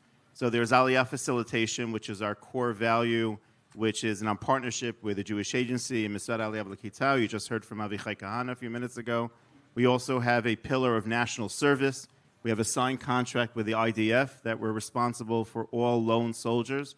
That's around 3,300 lone soldiers in any one time in the Army from over 70 countries. And we have programs for Beno Shirut Bodedot, lone national service, young women. A third column is national development, of helping either build a periphery and also bring physicians from around the world. And the last is to inspire the next generation, and that is education, a Zionist education initiative. And those four pillars are organizations in their own right, with huge staff and its own budget and their own metrics of success. Now, when the ministry is called Aliyah V'Klitat, immigration and absorption, integration, and you're also about that as well. It's not about just bringing them home. We're talking about 85,000 North American Olim to integrate into Israeli society. It's about that. We can't just bring them to the passport section of the airport. No. So here's the bottom line. Because as a businessman, it's very simple. Success breeds success. If the first people are happy, they'll continue to bring other people. So it's not just about getting on the plane. It's way before that. It's all the pre-Aliyah. And then once they land, it's the post-Aliyah. How do they go to the right schools? How do they get the right jobs? How do we get them to the right places for their families to live? So that's what we do. Now, we talked about what's happening following the war, and what some see as surprising, but, as we understand what's going on, it's not really surprising, the fact that when things are tough and there's a challenge, people want to be together as a family and want to make Aliyah. So you presented the statistics of people being interested in Aliyah. A year and a half after the war, what can you tell us about how this is coming into fruition? We're seeing it now being actualized. We'll know better in the next few months. But I think after October 7th, it concretized this very visceral connection of diaspora Jewry to Israel. There's no longer this gray area. And that is expressed in many different ways. And for those who are sitting on the fence for years about Aliyah, we've seen them really commit to make that move. Sure, there's also a shortage of doctors in Israel. We hear about it for years.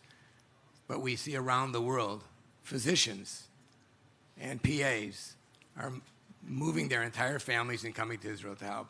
That's unity, that's spirit, that's something you don't see anywhere. Is it become easier also to say it out clear and not be politically correct? I mean, we had a meeting with one of the communities here, and we said, are we allowed to talk about Aliyah in your community? They said, yeah, talk about Aliyah. Is that changed? It's not a dirty word anymore. Exactly. Not a dirty word. Yeah, we used to be careful. We used to be very careful, and certain communities were very sensitive about that word, which is crazy. But nowadays, it's part of the Jewish map and an option for many families. And in terms of what you're seeing, what your vision is in terms of Aliyah, more and more Olim, living in communities, living in different communities, or there's no ideal in terms of that. Periphery, of course, you're focused. North, the south, Yerushalayim, Tel Aviv, wherever they feel comfortable and where we can help them, they'll go. Just one last word. You mentioned the lone soldiers, very special, very challenging, but you see how much it affects them, right? If it's a Yom Sidurim, taking care of what they need, accompanying them. I'll give you an example. Just trying to identify what a soldier might need, or the families of soldiers. During the war, after October 7th, we launched this project called Operation Hug. And we flew over 1,300 moms and dads from over 30 countries just to give an embrace to their soldier in combat, their son or daughter who was in combat. And that, for the parent, it gave them strength. For their son or daughter in active combat, it re-inspired them, and it reduced some of the stress. These are just different elements of how we can care for the lone soldier. Can you imagine a young daughter, a young son, leaving the family behind, deciding to make Aliyah, and because they're, say, 18, 19, 20, they joined the army. At that point, we say, wait a second, we're helping you. You're a lone soldier, you're a Chayil Boded, we're going to help you all the way through your army service and beyond. amazing and inspiring from the Thank you so much, Aliyah Yoni. through what we talked about today. Rabbi Yoshua Fass, Tony Gilbert, founders of Nefesh B'Nefesh, thank you very much. Thank you.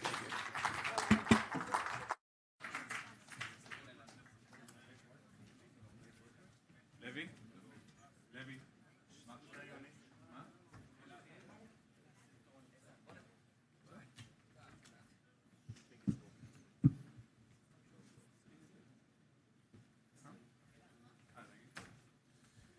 And now, with deep appreciation for a company that has carried the spirit of Israel across the skies and across generations, we present a special Jerusalem prize to El Al, Israel's national airline.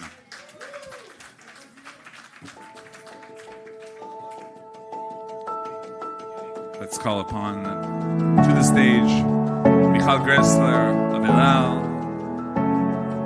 Michal Raz. Michal Raz, join us this morning.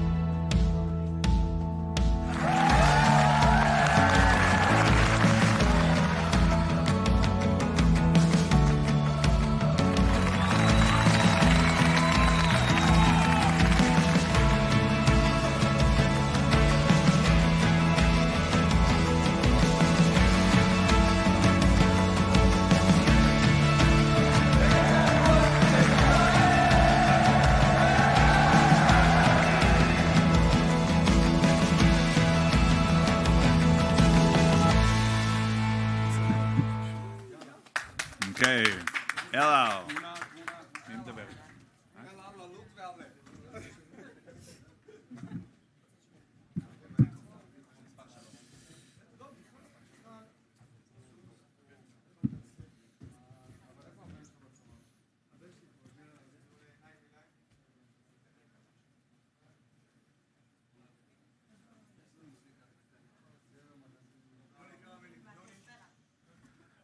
Michal, a few words, please.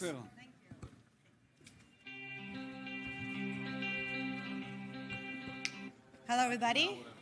I want to thank Besheva and Dudi and Dudu for recognizing and awarding El Al for our tireless efforts to keep Israel open for Israelis and Jews. We were the air bridge to Israel since October 7th. We've flown soldiers, we've flown reservists, we gave away tickets worth $8 million. We helped carry hostages and their families to their diplomatic missions. And basically, we made sure that every Israeli will be able to get back home safe. It's an obligation, but honestly, it's a huge privilege for us. Thank you so much.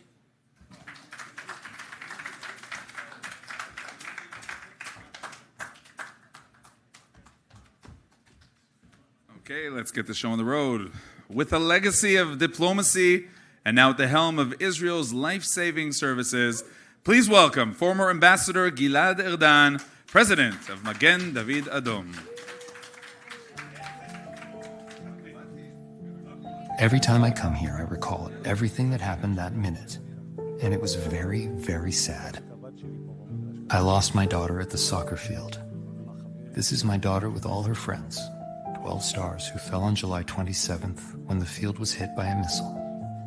When I entered, this is the first place I came to. I saw my daughter lying on the grass here, not breathing, lifeless.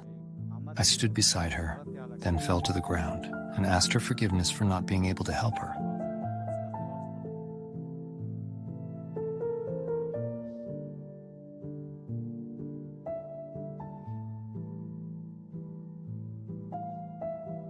I had friends here beside me. I asked them to bring blankets to cover the child, and then we heard screams. I said, I need to take a deep breath. There are still children screaming on the soccer field, needing help. And for me, MDA is in the blood. The first ones I reached were dead. unrecognizable. I left them and found a severely wounded child with massive bleeding from his leg.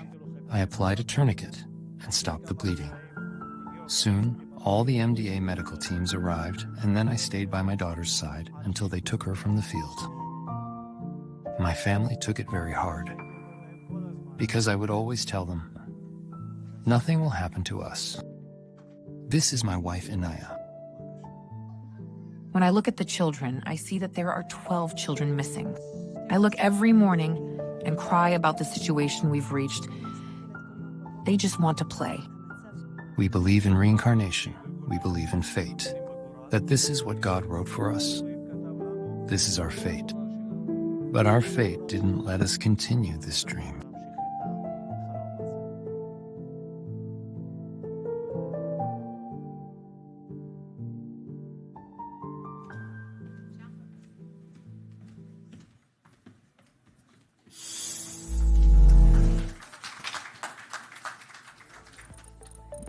Former Ambassador Gilad Erdan, did you miss New York? A little bit. Well, the city sure missed Israel is our home, and I hope all of the people here would one day, God willing, join us in Israel. Amen. This is our only homeland.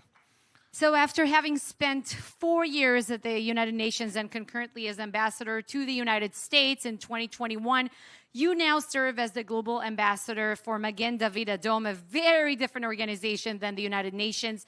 Share with us, if you can, some of your most important takeaways from your work at the UN first. Oh, wow. My main takeaway from the UN, so let's make it very short because I want to get to Magen David Adom. My main takeaway from my term at the UN is that the UN today not only lost its way, it has become a weapon in the hands of rogue states and dictators, and it must be completely defunded and dismantled and replaced by a new organization that will be called the League of Democracies. And I'll explain briefly why. The UN, you know, it was founded in the aftermath of the Holocaust, and it was meant to prevent atrocities and defend human rights. But it had a completely different political makeup. It started with 51 member states. Throughout the years, the political makeup has changed dramatically. Now it has 193 countries. People are not aware of the fact that 1/3 of them are Muslim countries. More than half are non-democracies. So what's the outcome? Total moral distortion. Israel receives every year 70% of the UN's condemnation. Iran is getting elected to lead a social forum on the Human Rights Council together with Somalia and Cuba. Lebanon was selected to be the president of the International Court of Justice. And I have so many examples. But the most troubling thing is that who pays for this crazy institution? We are, all of us, the democratic world. The United States is still the biggest funder of the UN, $19 billion every year out of $74 billion. So now it's the time, I conclude, that when we have now President Trump, and he already pulled out of the Human Rights Council and from the World Health Organization, WHO, and he's defunded again UNRWA, this is the time to convince him, to convince DOGE, the organization that he established to save money, kick out the UN outside of New York, erode their legitimacy, and defund the UN completely. The time has come. So you've done tremendous work during your time at the United Nations, also throughout the war. You and your team, you managed to change the news cycle, do something very rare during the war with the session. With your help also. Thank you. An incredible session that focused, really brought to light the sexual assault against women that took place on October 7th. And after all of this work, you decided to become a global ambassador for Magen David Adom. Global president. Global president, I should say, right. Talk to us about this role and why did you take this decision? You know, it was an easy decision because after 4 years fighting for Israel in an organization of pure evil, I felt that I want to continue my battle, my fight for Israel, but do it for an organization that represents pure good. And what can be better than saving lives? But it's not only about an organization that Magen David Adom is an organization of pure good.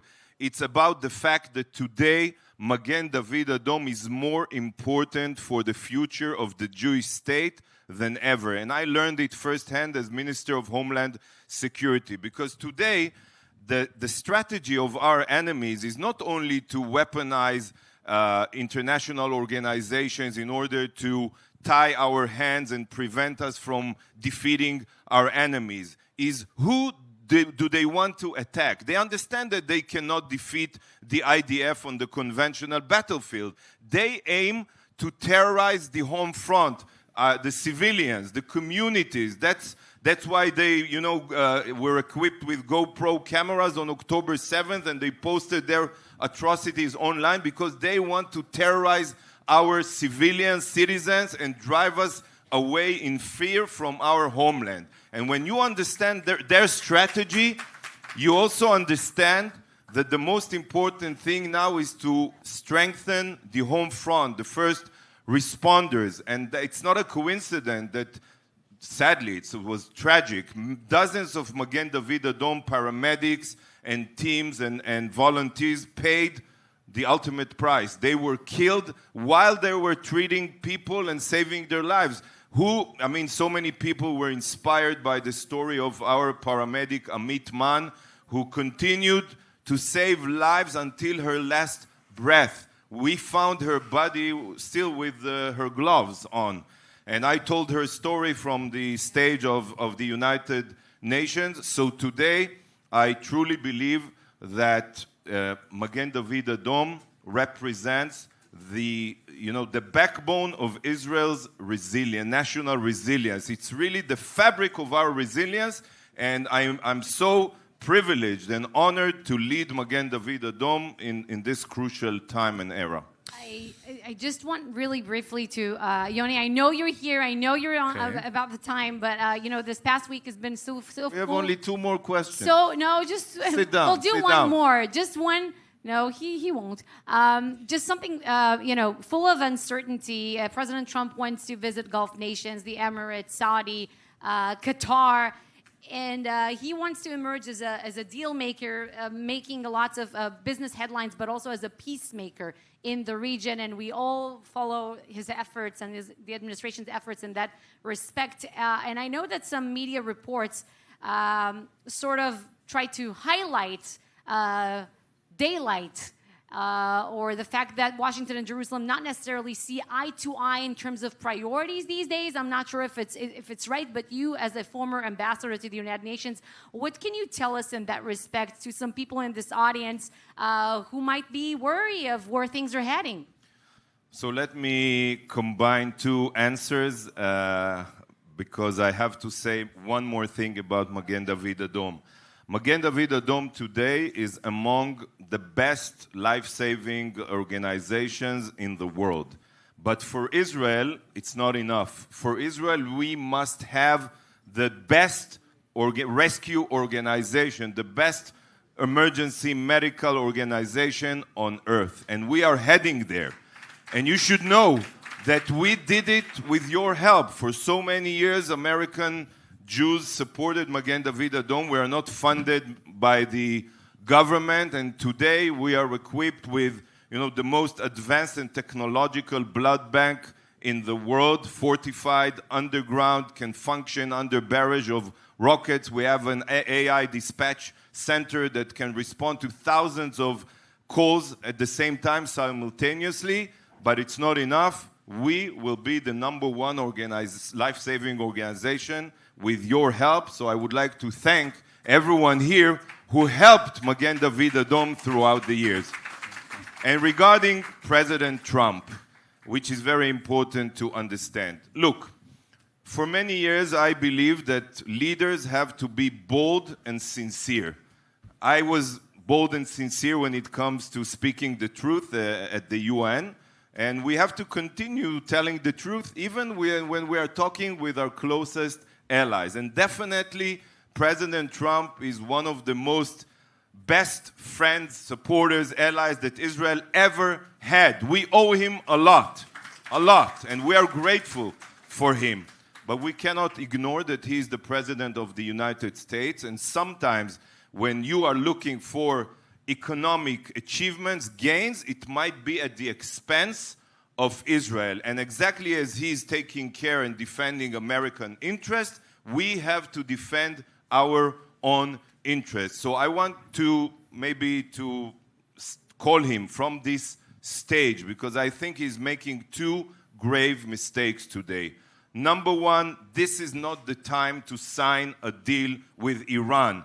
This is the time for military action. This is the time to strike Iran when they are at their weakest point ever. You know, a deal with Iran doesn't worth the paper that it will be signed on, because they will either lie to him or wait until the next president. So don't kick the can down the road again.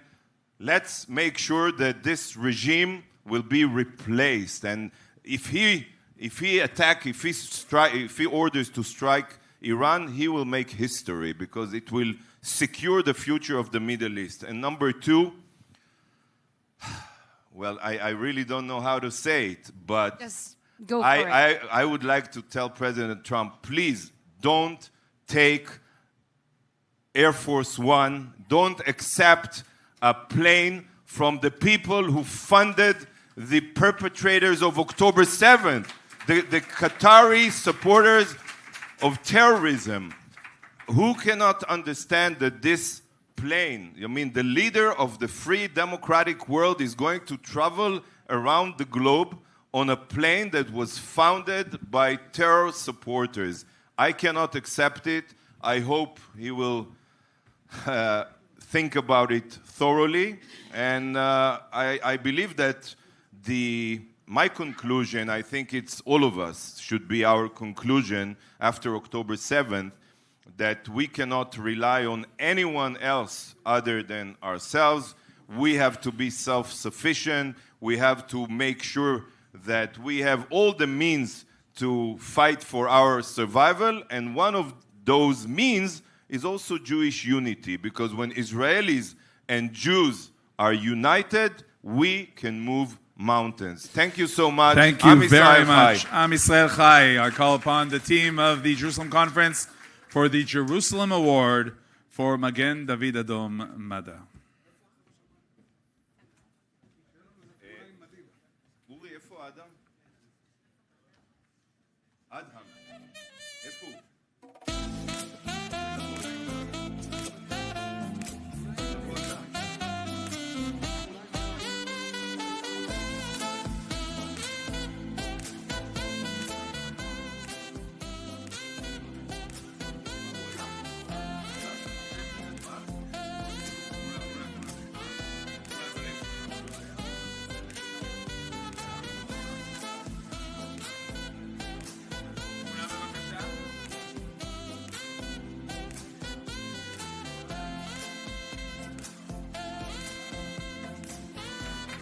Thank you very much.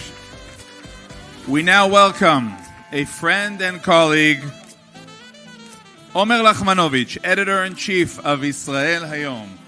We're in a conversation with journalist Tal Einrich.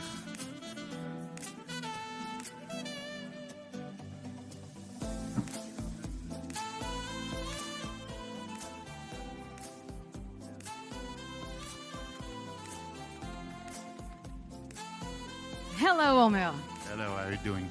So, in its early years, Israel Hayom, a newspaper, it was slammed by the center-left in Israel for being allegedly a right-wing newspaper, supportive of Prime Minister Netanyahu, to the extent that there was a legislative attempt in the Knesset, the Israeli parliament, to ban it. But in recent years, I think we can say that the same newspaper has been slammed by the right wing in Israel. How come? How can you explain, and where does the editorial line pass? Well, first of all, thank you, Dudi and Dudu, for the hospitality and for the partnership. Well, I've been in Israel since the beginning, since 2007, since the establishment. And Israel established as an alternative for the existing media was at that time there wasn't any platform for right-wing and conservative voices, and I think Israel Hayom changed it and ironically those media entity who champion the freedom of speech tried to prevent Israel Hayom distribution by law. Happily, this law wasn't approved in the Knesset, of course. And over the years, I think Israel Hayom matured and developed and expand the variety of topics and opinions, but still remain the core of values that he has. And Israel Hayom has a 5 principle. I call it the Constitution of Israel Hayom. The State of Israel doesn't have a constitution, but Israel Hayom have. And the 5th principle is remember that we are Israelis. So I think we are remembering every day that we are Israelis, and we are cover the reality in Israel through the point of view of Israeli interest. They used to call us Bibiton. So I think that Israel Hayom is the most objective and fair media entity related to Netanyahu, because Haaretz and Yediot Achronot and maybe all of the mainstream channels and TV will find a good reason to attack Netanyahu every day about anything, and Channel 14 will find a good reason to defend Netanyahu every day. And Israel Hayom is relating to Netanyahu through his acts. For example, today the government approved 4 Nachal settlements in the border of Israel to the strengths of Israeli security. This is a good thing. We will have positive coverage about it. I hope there will be another 22 towns in Judah and Samaria approved in the near future. So this is a positive coverage of us. But if Netanyahu is dragging his legs in the war in Gaza, so we will have a critique about him. So we are not in Netanyahu pocket. We're not in Gantz or Bennett pocket. We're not in Ben-Gvir pocket. We are in the pocket of the state of Israel and the Jewish people. So the October 7th attack has changed the discussion in Israel over media, its responsibility, its purpose, especially during war. It's also the first time that, Israel has been going through a war, and there's a right-wing news channel, Channel 14, the first time, first war for that, the Fox News of Israel, if you will. Talk to us about the challenges that your newspaper has been facing since the outbreak of the October 7th war, not only in terms of the competition against other media outlets, but also social media. I know the Telegram, for example, has become a super popular tool for real-time updates and everything that pertains to the war. Yeah, there is no doubt that they used to call it the first Telegram war, the war in Gaza, but I think it's the second Telegram war, because the first one was the war between Russia and Ukraine. But I think during the war and after a few months, we faced a shift that people understood that the Telegram, they have a lot of fake news in Telegram, but also the Telegram profiles of Israeli that covers the war in Gaza are relating on in Arabic sources, especially Palestinian sources, especially Hamas sources in Gaza. So I don't think that Israeli audience should count on it.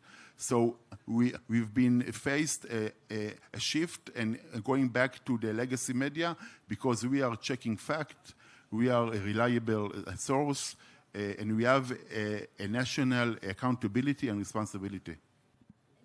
Another extensive public discussion in Israel is about the relationship between state authorities and journalists and the media. I'm talking about government, military, judicial officials, and the very delicate differences between leaks, public interest, and whistleblowing.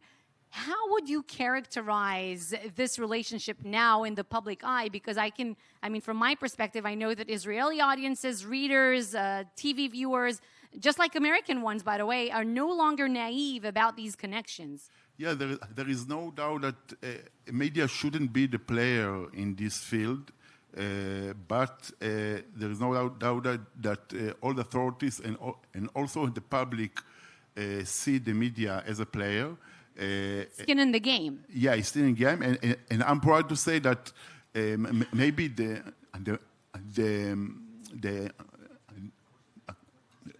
event that took place and was like extreme point that during the Qatargate there were several journalists that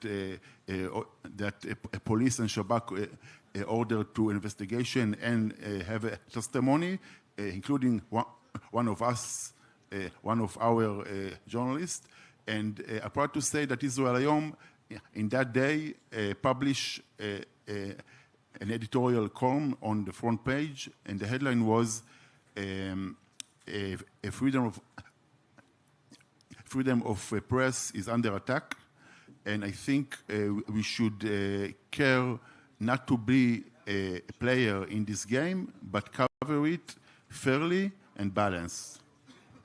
Very often, unfortunately, during this war, we see foreign media outlets, quoting Israeli reports, Israeli outlets about developments in the war. And in many cases, these are not headlines that are in favor of Israel and its actions, its cause in this war. And in fact, sometimes our worst enemies and critics are quoting us to ourselves as a tactic of attacking Israel. One part of this is the fact that Israeli media in English is, you don't have a wide range of available sources. And I know that Israel Hayom has been stepping in or gradually increasing and stepping into this territory that was very much controlled or very much, popular. I know by Haaretz, they sort of took over this field. Many foreign journalists, that's their go-to website for alleged Hebrew news, but in English. For sure, we need more patriotic, conservative, right-wing voices from Israel in English media. This is necessary for the Israeli audience in Israel and also for the Jewish in the diaspora. And Israel Hayom has been invested a lot of resources in our English website and also in our English newsletter. We invite you, of course, to register, but this is a call for all our colleagues in the media to have more platforms in English to serve our goals for the security of Israel abroad. All right, Omer Lachmanovich, thank you so much for this. Editor-in-Chief of Israel Hayom.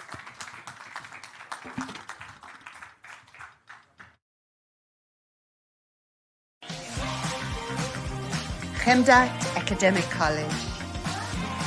Green and lively campus. Education and teaching studies in an approach that empowers the resilience of our students, striving for the fulfillment of personal potential. Meaningful education and teaching studies begin at Chemdat Academic College.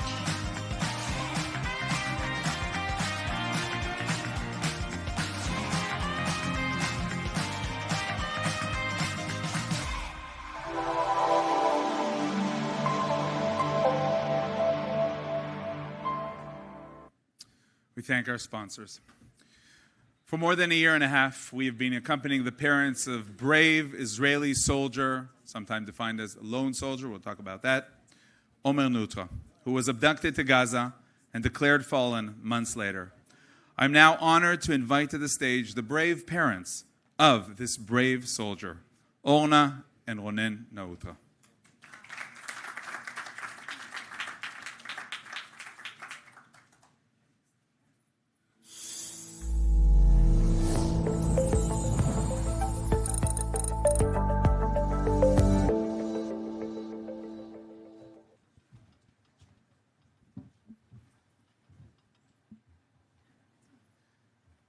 Thank you so much.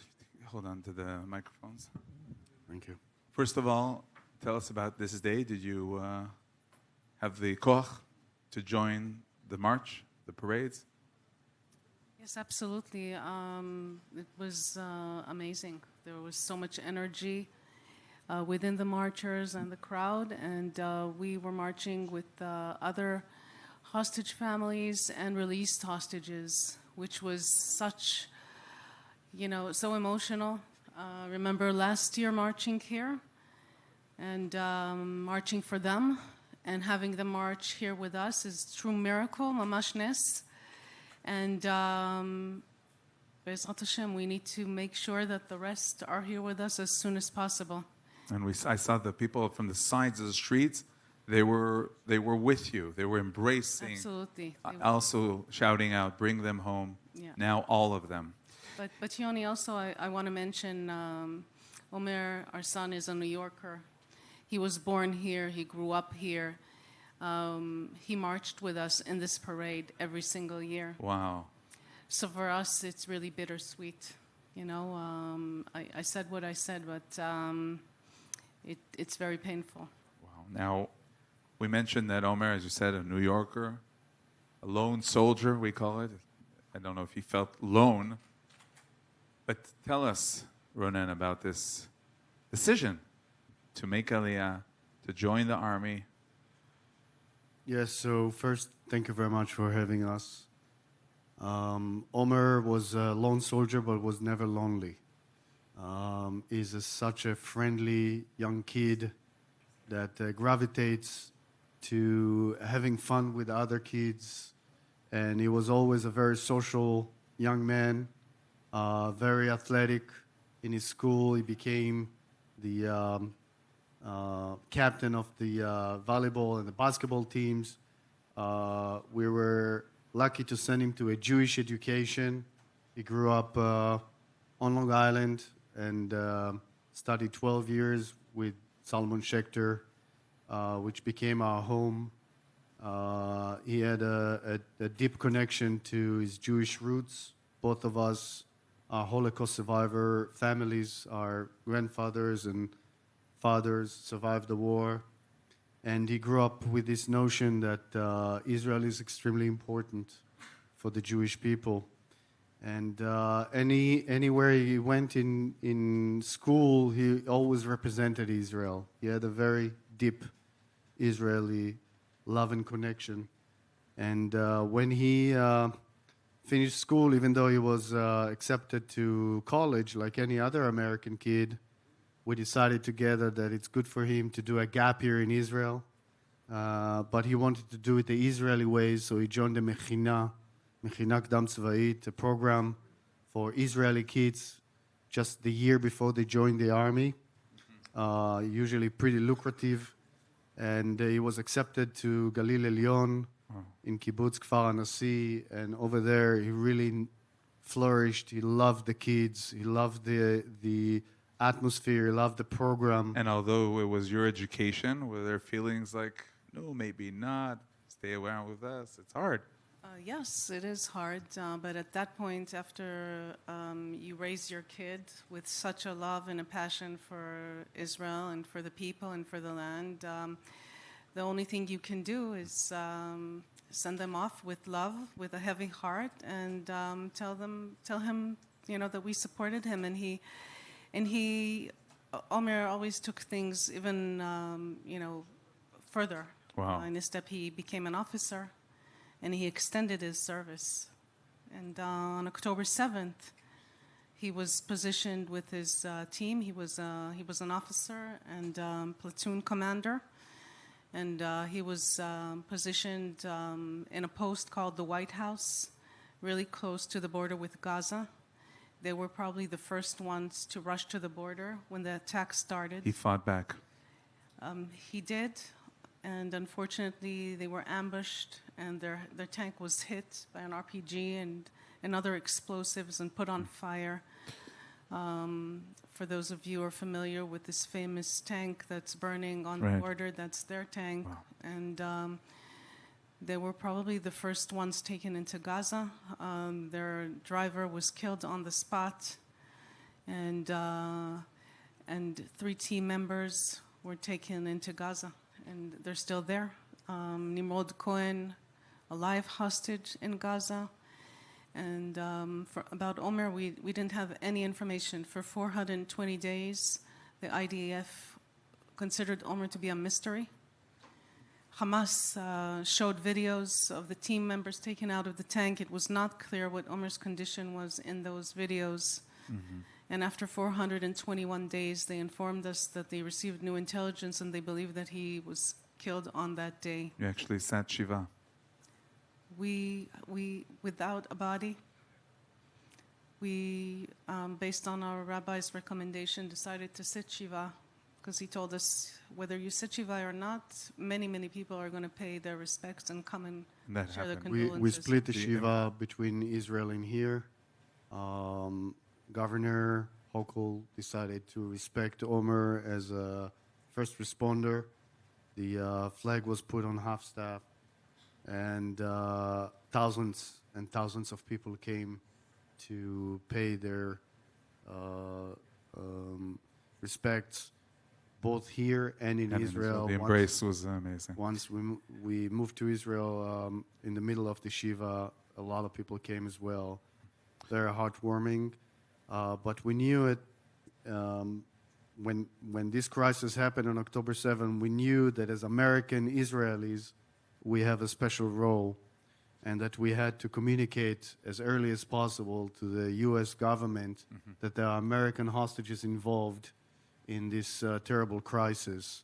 So really, what can you tell us about, as Americans, as Israeli Americans, the connection with the U.S. administration, what you're hoping for now? We saw very harsh statements at the beginning from the president. We don't know exactly what's happening now. Maybe you know more, as you've met Witkoff, you've met Adam Bowler. I'm happy to say that both administrations really opened the door wide for us, and we had friends and people in the government as well as in Congress that really hold us and embraced us. One of them is here, Mike Lawler. Thank you so much for everything you've done. Really amazing support. And of course, very different administrations. Once President Trump was elected, we knew there will be a change. We were not sure where is it going to go, but we were pressing the Biden administration to start passing the torch as early as possible so there's no delay. And what we've seen is Steve Witkoff and his team started to work with Brett McGurk and Jake Sullivan really early in the game, and really on Inauguration Day, the first out of the 33 hostages started to come out.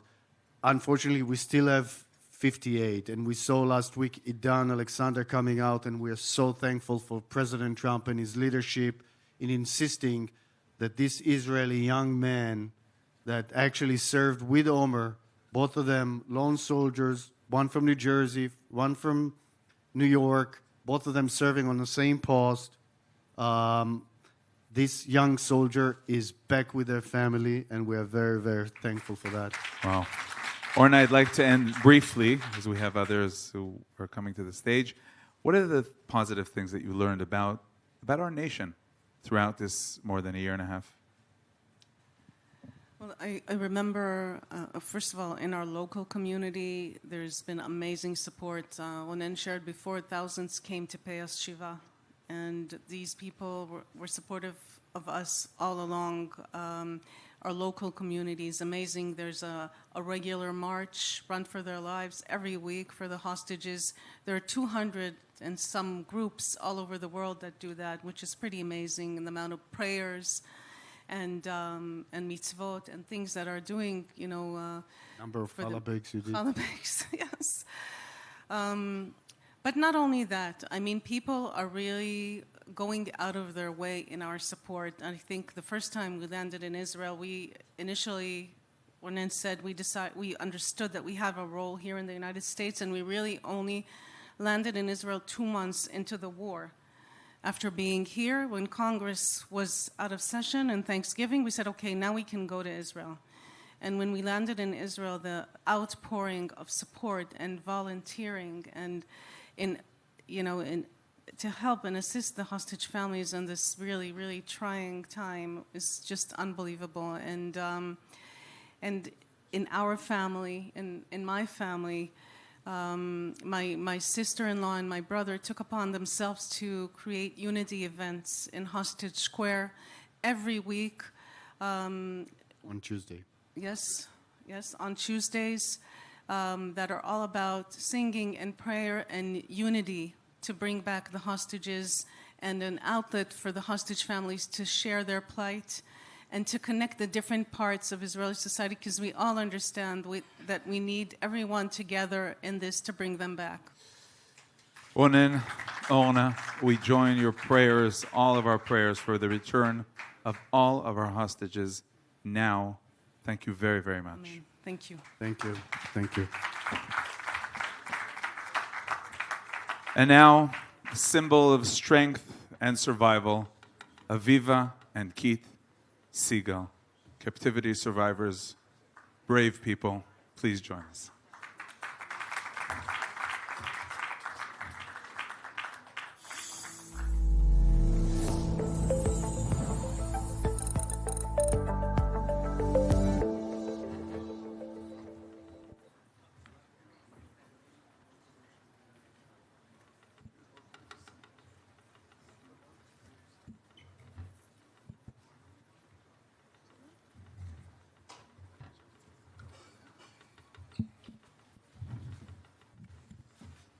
Here, hold on to your microphones, please. Aviva, microphone. Keith, Aviva, thank you so much, first of all, for joining us. We were just at the Israel Parade, Central Park. A year ago, I was here talking to Aviva, since I've met Aviva in Washington and Jerusalem and Tel Aviv. Did you know how much she was fighting for you? First of all, thank you very much for having us with you today. It's special for me to be here. It's special for us to be here. I had a few amazing opportunities to see Aviva when I was in captivity, but I had no idea to the extent that Aviva and my family and the people of Israel were fighting to get me and to get all of us back. It was amazing too, and I'm still learning about things that I didn't know about when I was in captivity. So truly amazing, and very, very proud of the strength of my family and the people of Israel. So inspiring. And all of you as well, I must add. Oh. Thank you. Thank you. You have been so supportive all along from October the 7th until today. And we really, really are grateful to all of you for all of you have done. Thank you. Aviva, I saw a reporter trying to take you back to October 7th. That may be difficult, but there's a moment that I wanted, if you could take us back to, the hug. The hug between you two. You were hoping that the next day you'll be freed. What do you remember, first of all, from the moment you part, the moment that you were freed and Keith stayed inside captivity? Well, I was told that I was going. Thank you for being here for us. Thank you so much, and I appreciate it so much. I didn't believe them when they said that you're going to Israel, because they lied to us all the time. So I only understood that I'm going to Israel when I met the first soldier, and then understood that I'm free. Even when you were being maneuvered, being Yes. moved from place to place, you were afraid that it was part of some sort of game? Yeah. Wow. Yeah. And then when we met the soldiers, I burst into tears. I cried like a baby. They tried to comfort me, and I was just crying because of the whole day that I didn't know where they're going to take me. I wasn't with Keith for the last 24 hours, and I didn't know what they're going to do to me, if they're going to kill me or what they're going to do to me. So I was really, really scared. And I met the soldiers, and then I started thinking about Shai, my son, that I was sure that he was killed on the 7th. And I remember trying to figure out how am I going to manage to see my 3 girls without my son. And I said to the girl, the social worker that was with us, that I think I'm going to faint. And seeing my 3 daughters without my son, and she said that I won't faint, she'll hold me. And then she came up to me after a while and she told me, your son is alive. And I was full of emotions, and I was just so happy that Shai is alive. I didn't think about at that time about nothing, just about Shai. I didn't even think about myself coming out, just that my son is alive. And then when I arrived to Israel, it was one of the happiest moments. And I remember saying to myself, be happy for your kids, because you're home for them and you're their mom.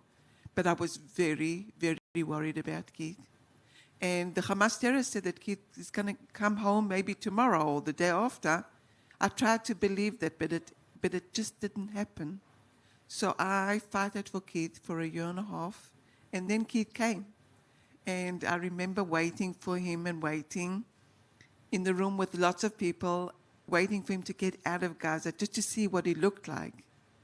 And then I could see him, that he was there, standing. I could see that he was pale. I could see that he was very thin.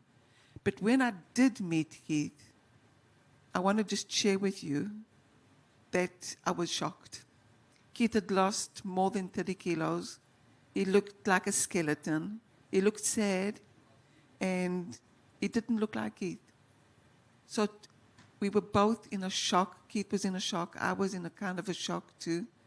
But I want to say that it's a miracle. I still have to pinch myself to say Keith's here and he's alive. But I do know how special it was for me. And I want for Gali and Zivi from Kraza, the twins, and for Alon Oil, that I just heard him playing on the piano. His parents let me listen to him play the piano, and it was so moving and so touching. And he seems like such a sensitive person. And for Matan Angers, that is still there, and all the hostages that are there suffering, I know what it's like being in Gaza.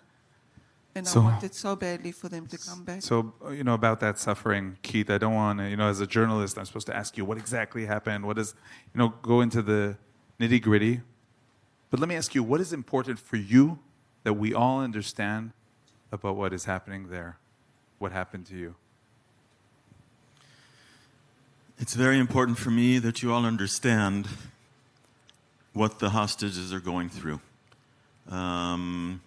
I was held in captivity for 484 days, and I think one of the most difficult challenges was not knowing when or even if I was going to be released. I was thinking about my family and how they're suffering. I was quite sure they were suffering much more than I was. I think about the hostages that remain in Gaza. There's still 58 of them there. 4 of them I know personally. I spent time in captivity with them. And the feeling of getting my freedom and being back home and them staying behind in the horrible conditions that they're being held in the immediate danger that they're in every day, the abuse of all kinds that they're experiencing. I just want you to please do whatever you can do to help us all together, all of us together, to get all of the 58 the 58 hostages back as soon as possible. Amen. As a family, what is your mission to get back to life? Your mission now is, of course, about the hostages. We see it, it's very clear. Are you thinking about the day when you'll be focused on getting back to normal, getting back to life? I think after 484 days in Gaza, what helped me there a lot was just focusing on getting through the moment. Not even the day, but just the moment, focusing on the good things that I had amongst this horrible situation that I was in. It's very hard for me to look beyond the day. We are totally committed and engaged to do whatever we can do, Aviva and I and our family, after experiencing it firsthand. And that's what we're focused on. For now, I look forward to the joyous day when all of the hostages have been released back to their families. And then I can start to think about what I will be doing in my life. Do you have also messages, or do you meet also sometimes the bereaved families, the soldiers who were out there trying to do whatever they can also to find you, to help you? Yes, I just want to say that Idan Alexander has just come back, and their family were the happiest family in earth. But I want to say that all the Jews all over the world were the happiest, because it just, if you save one person, you save a whole world. And I want to say that everybody needs to come back. The 58 need to come back.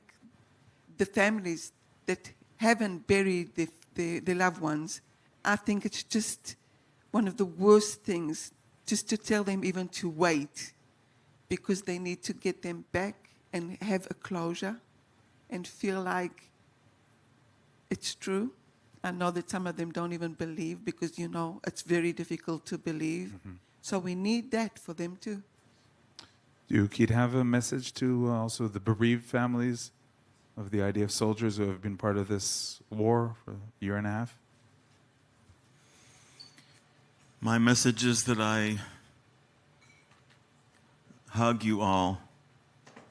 I am extremely grateful for your loved ones that passed away, that were killed while trying to get us out and while getting the hostages out and also defending the state of Israel. And I am very, very grateful and appreciative to all of the fallen Israeli soldiers. And I really, really hug and send my support and my love to all of the families that have lost their loved ones.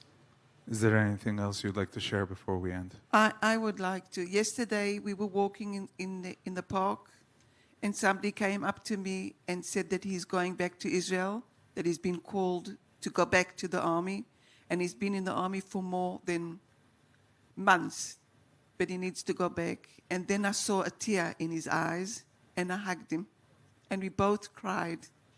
And while I was hugging him, I thought about his parents, how worried they're going to be when he's going to be in Gaza. And these are kids. He's young. I would give him maybe 22 years old. And I'm very worried about what's happening now in Israel. I'm against wars. Keith is against wars. Keith and I came out with a deal, and only by taking a deal, we need them all back. We need them so badly. Israel, most of the people, I think that at least 99% of the people, when they see me, they cry and they sad of what Keith and I went through, and that there still are 58 hostages.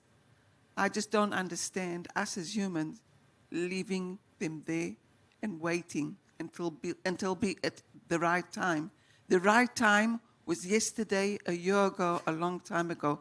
And I just want to add that if there is anybody that's injured or anybody that needs help, us as Jews are the first ones to help them. In the whole world.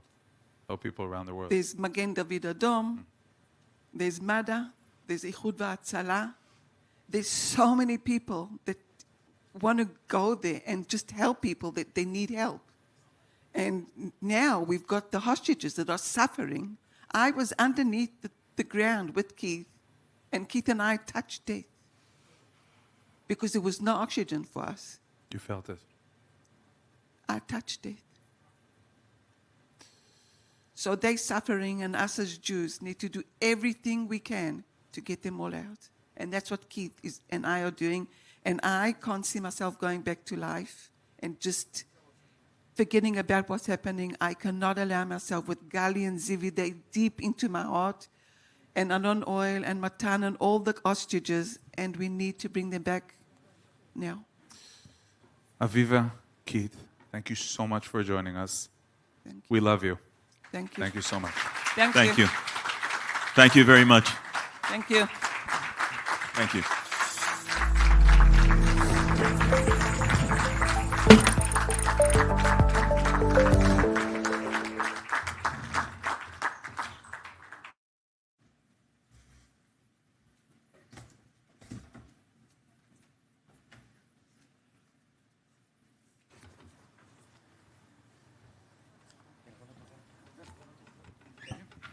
One, two.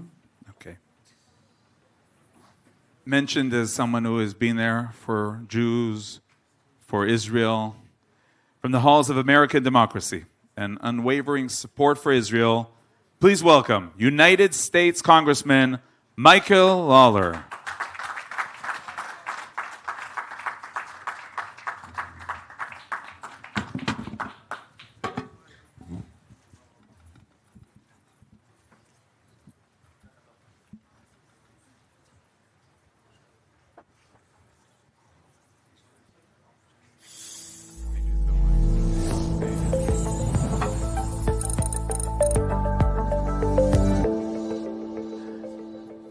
Wow, right?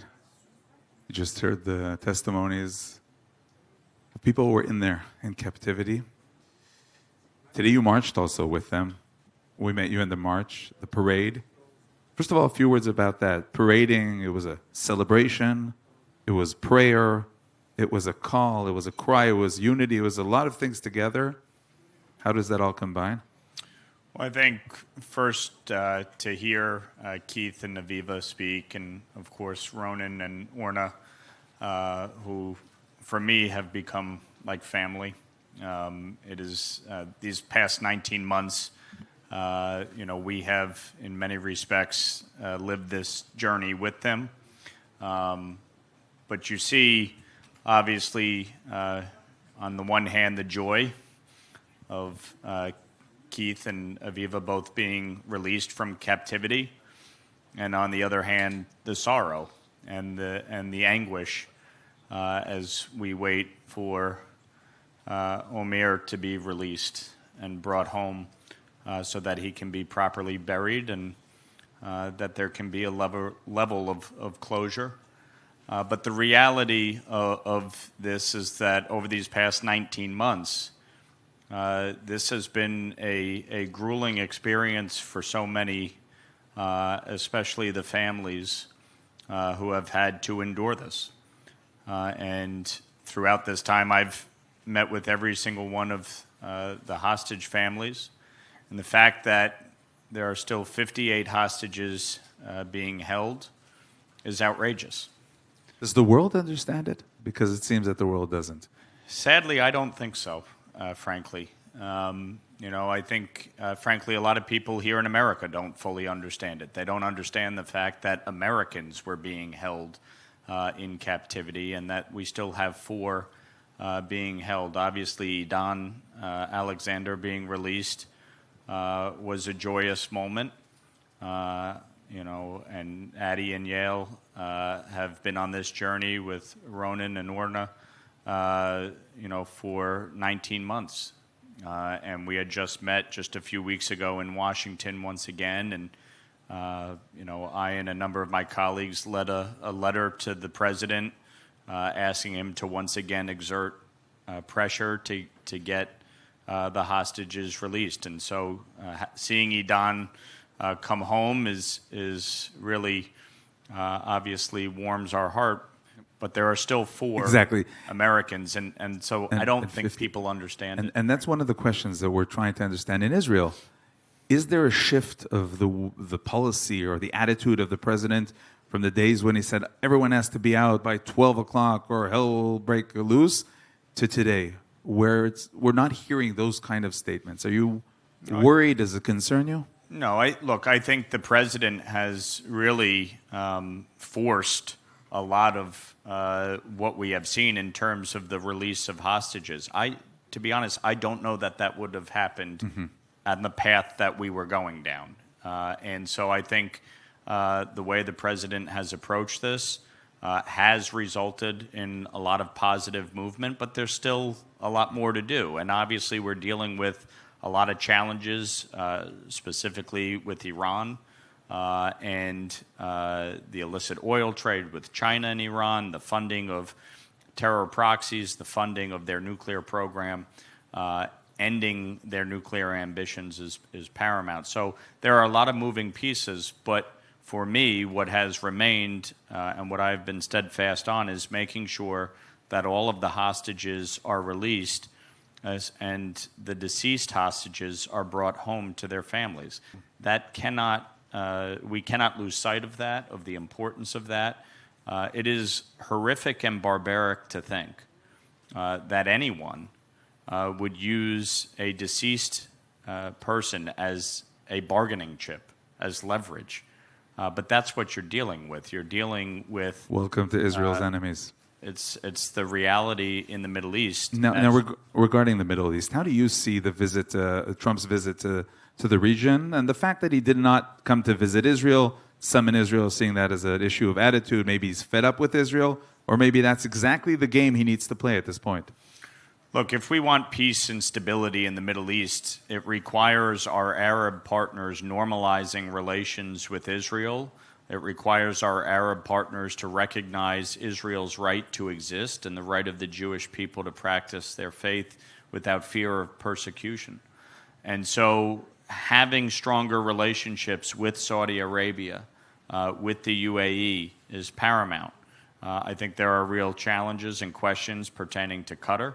But the reality is that we have to bring our Arab partners along if we are going to get to a place where there can be true and lasting peace and shared prosperity in the Middle East. And so I think the president's trip was successful. I think it has helped forge a lot of positive motion forward. But there is still a lot of work to do. Now, you mentioned, just like, by the way, you mentioned Qatar.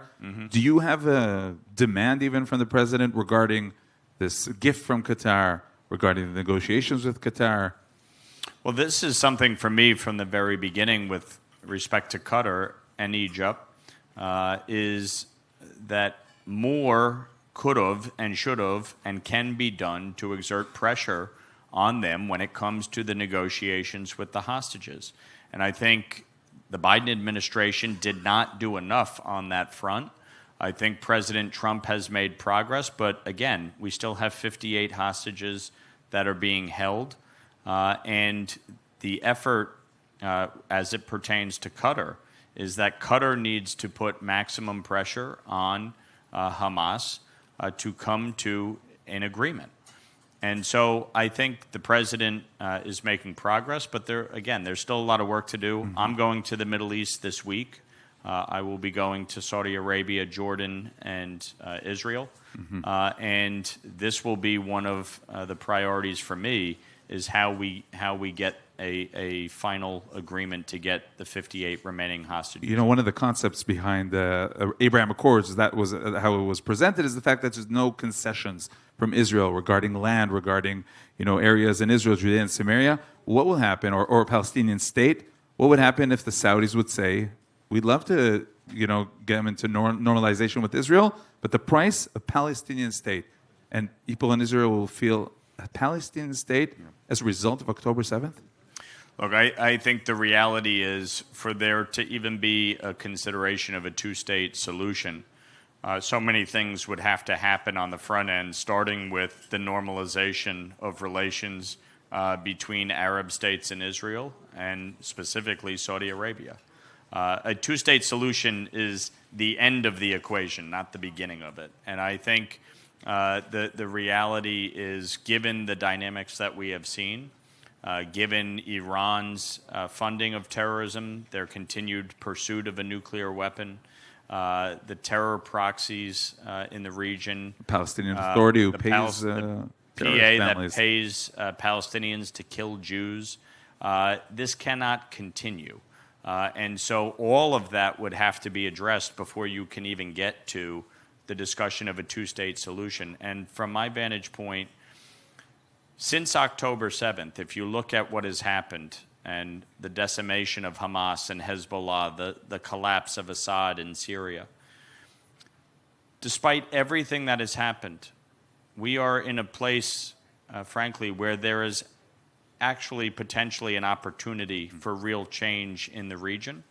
And a weakened Iran, a contained Iran, is paramount to really ending the threats and bringing about peace and stability in the region. So there is still a lot of work ahead of us. And as chair of the Middle East and North Africa subcommittee, these are things I think about daily and what we need to be doing as a United States government to help facilitate and bring about real change. U.S. Congressman Michael Lawler, thank you very much for joining us, and thank you for your activity.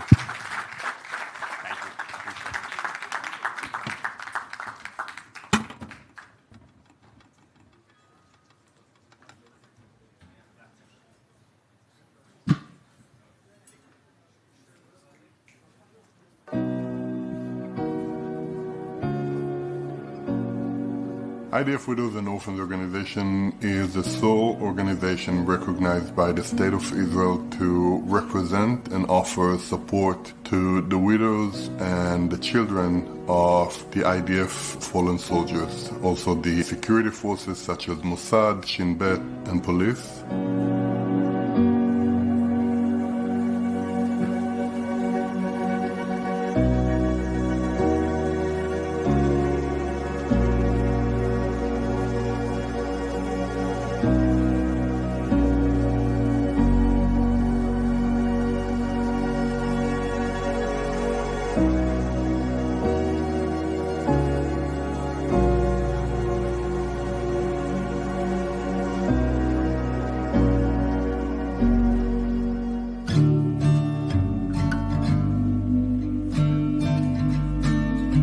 לא קל לגדול בתור תום צה"ל. בסוף זה מקום שמחזיק אותי. אני לא יודעת מה הייתי עושה בלי עוצמה. כל אחד כאילו עוזר לשני לצאת מהטראומה שהוא חווה.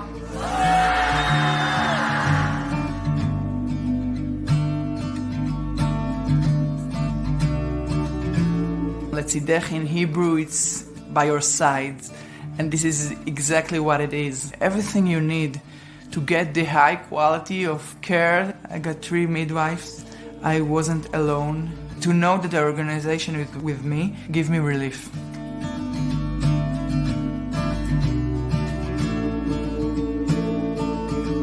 אתם צמחתם מתוך הקושי, למדתם לגדול מתוך הכאב, ואתם לכן לא רק מתבגרים, אתם גם מתגברים. וכל אחד ואחד מכם גיבור וגיבורה בזכות עצמם. ואני ממש, ממש גאה בכם. ארגון אלמנות ויתומי צה"ל נותן לי את התחושה שאני לא לבד. שיש מישהו פה שדואג, שמחבק, שמפנק, שמתעניין, שבא ואומר לך, אנחנו איתך בזה. זו תחושה שנותנת הרבה מאוד כוח.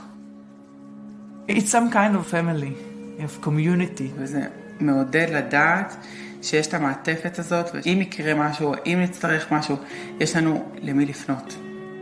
אני מרגישה כמו משפחה איתם. אני מרגישה הכי חופשי לשתף, להציף, לדבר. זה מחנה משותף, ששם אתה יכול לפרוק. ואני מאוד שמחה שהכרתי את ארגון אלמנות ויתומי צה"ל. כל התמיכה והעזרה, זה לא מובן מאליו.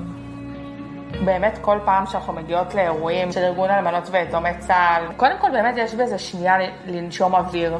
באמצע הטירוף של החיים והכאב היומיומי. האירועים האלה זה באמת הפלטפורמה שמאפשרת לנו לפגוש אחת את השנייה, שאני חושבת שזה הדבר שהוא בעיקר מעל הכל. כאילו פה אנחנו באמת יכולות להיפגש, יכולות לדבר, יכולות לחוות את הדבר הזה ביחד.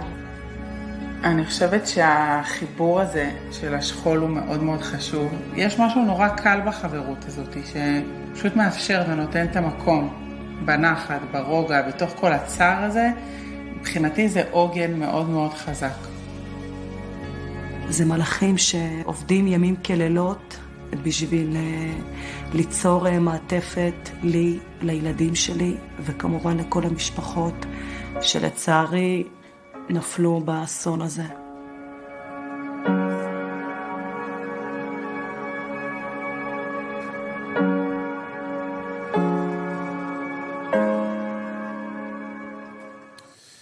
A big challenge, the painful price. I now invite to the stage Max August of the IDF Widows and Orphans Organization for a conversation with journalist Tal Einrich.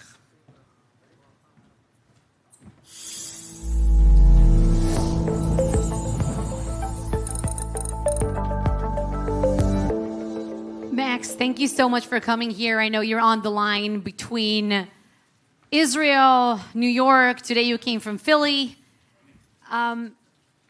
IDFWO is the only organization providing for the support of IDF widows and veterans that is recognized by the state of Israel as an official organization that does that. So, first of all, just give us some perspective. How many orphans and widows do you provide assistance to? Great. Well, first of all, thank you so much for having me. This in many ways feels like a homecoming. I actually had my bar mitzvah here many, many years ago.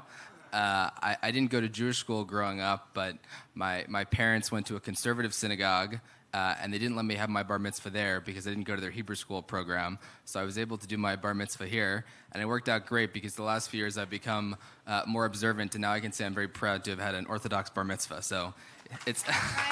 That's the way to go. It's great to be back at Fifth Avenue Synagogue. Put it in perspective for us, yes, the number. Yeah, so to answer your question, and these numbers are heartbreaking to recite, but since October 7th, there are over 320 new widows of fallen soldiers.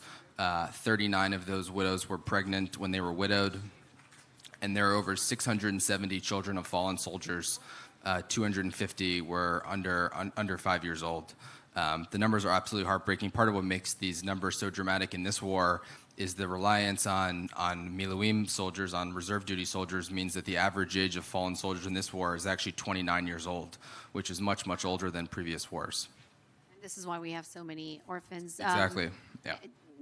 I know you have a very interesting story of how you personally become involved with the organization. So how did it happen? Yeah, to keep a very long story short, as I said, I grew up in New York City.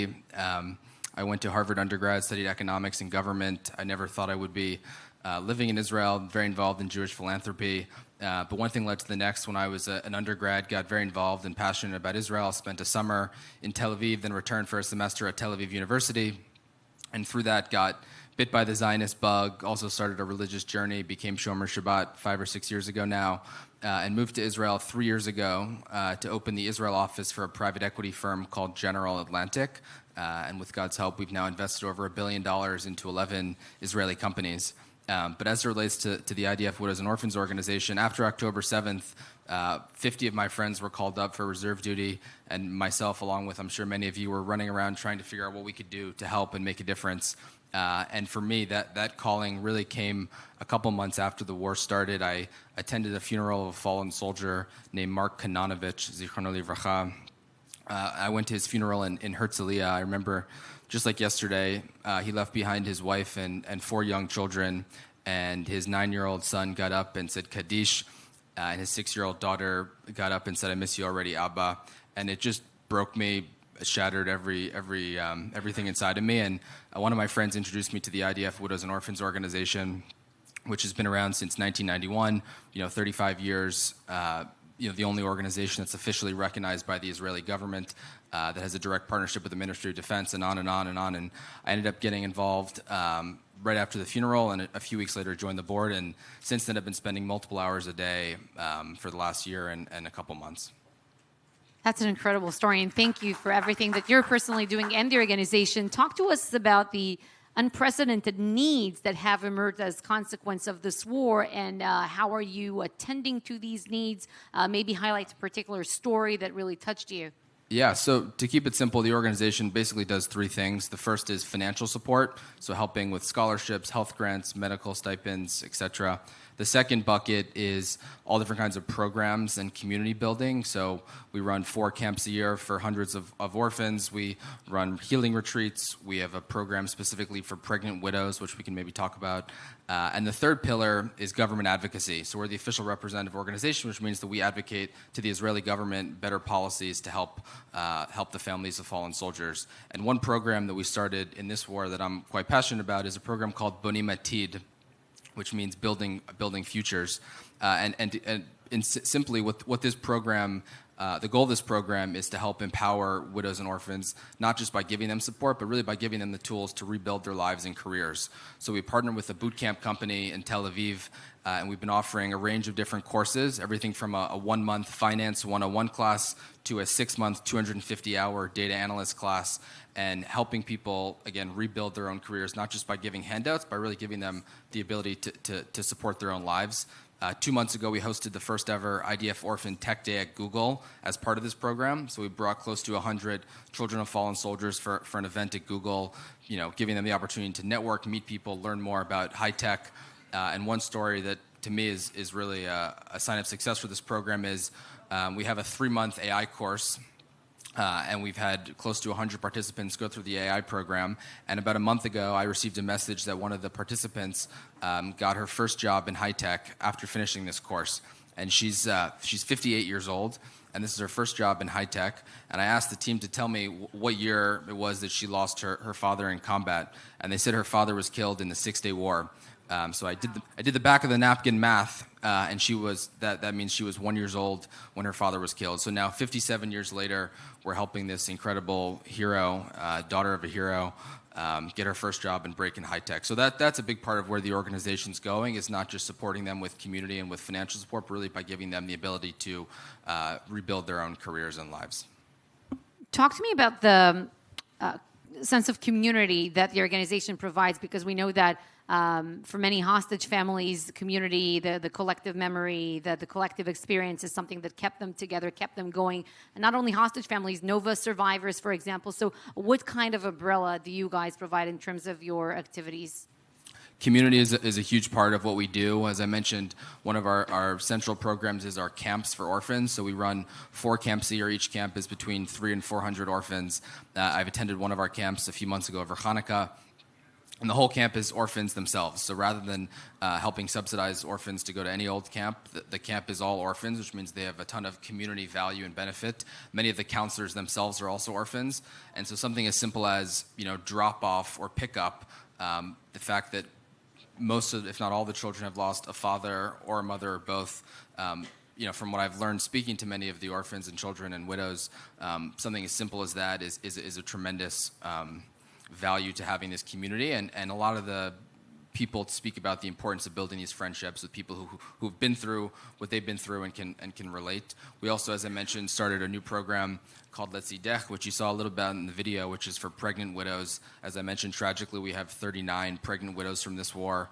Again, horrifying numbers. And this program is a big part of it is about community. So we run many events to bring this specific group of widows together. And if people want to help, go to the website. Yes, you can learn more on our website. And I'll just add by sharing a brief word of Torah, which is, as many of you know in this room, it's directly written in the Torah in Parshas Mishpatim, the importance of supporting widows and orphans. And there's many, many important needs. So I'm not here to make a pitch for the organization. I'm just here to say that to me, this is an incredibly important cause and need to support the families of our fallen soldiers who have given and paid the ultimate sacrifice. Thank you for everything that you guys are doing.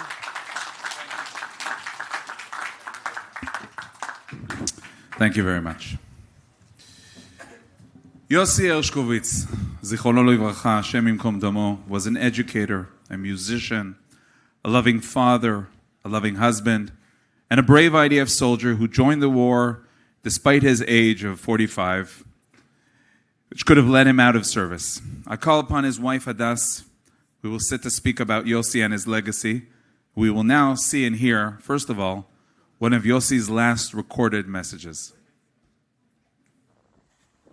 ולסיום אני רוצה לבקש בקשה. הולכת לי תקופה לא קלה. ואני מבקש בבקשה מכל אחד פה. דבר ראשון והכי חשוב לי אישית, אני מבקש בקשה אישית פה. לא להגיד לשון הרע על עם ישראל, שום דבר.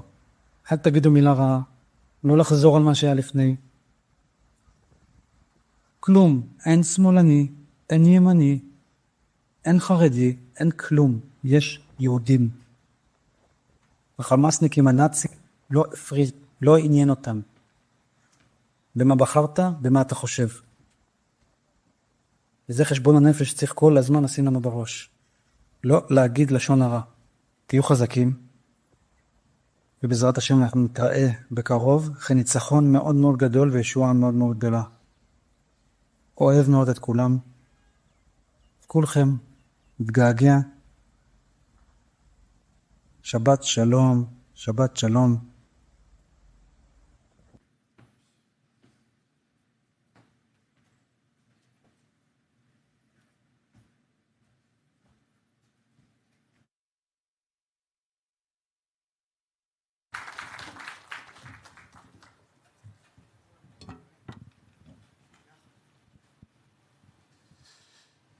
Hadass, thank you very much for being with us. First of all, a few words about this video. I think we saw it a few hours after we heard that Yossi was killed. And of course, right away it was like, wow. Behind the scenes of this video, this cry for us to not talk Lashon Hara, to not go back to what we call the talk and the style and the attitude of the October 6th. Yeah, so this video is very special for us. This is a message that Yossi sent to his student a week after the war started. And just to imagine that Yossi was on Gaza border, knowing that he's gonna go inside Gaza in a few days, and think about his student and the fact that he was able to make this video and send it to them, and very fast it went viral, and he gave so much koach to so many people all over the world. And I think that Yossi was very special, and he had the ability, even when he was in the heart of the crisis, to think education and to know how to go from tragedy into growth and healing. Another one of the messages that he sent was, it wasn't a message, it was calling his father. It was what he felt when he was there, seeing the results of October 7th, which basically pushed him, and all of us, but pushed him into this war, understanding what happened, understanding that the situation has to change. Tell us a bit about that. So Yossi was very connected to the Jewish history. From the very beginning, it was very clear to Yossi that he's going to go to the war and he's going to join his friends. Although he was 44 and he has 5 kids and he was a principal of a school, he knew that this is his life mission now, and he decided that no matter what, he has to go and help our brother on Gaza border and try to save the hostages. And I remember that Yossi told me on October 7th, listen, I think about our grandparents and how they survived the Holocaust, and they dreamed to establish our country, and I need to fight also for them. Remember, he felt that it was like another Holocaust, right? He felt that we are in a historical time, and I could feel that he was like his face could tell that he knew that something very big and very bad is going to happen very early in the morning. Wow. Now, you're here also as a guest of the SAR Academy because you were here for how many years? 4 years. 4 years, involved in education, involved in connection with Jewish diaspora, the Jews of New York. Tell us about that, how he looked at that mission.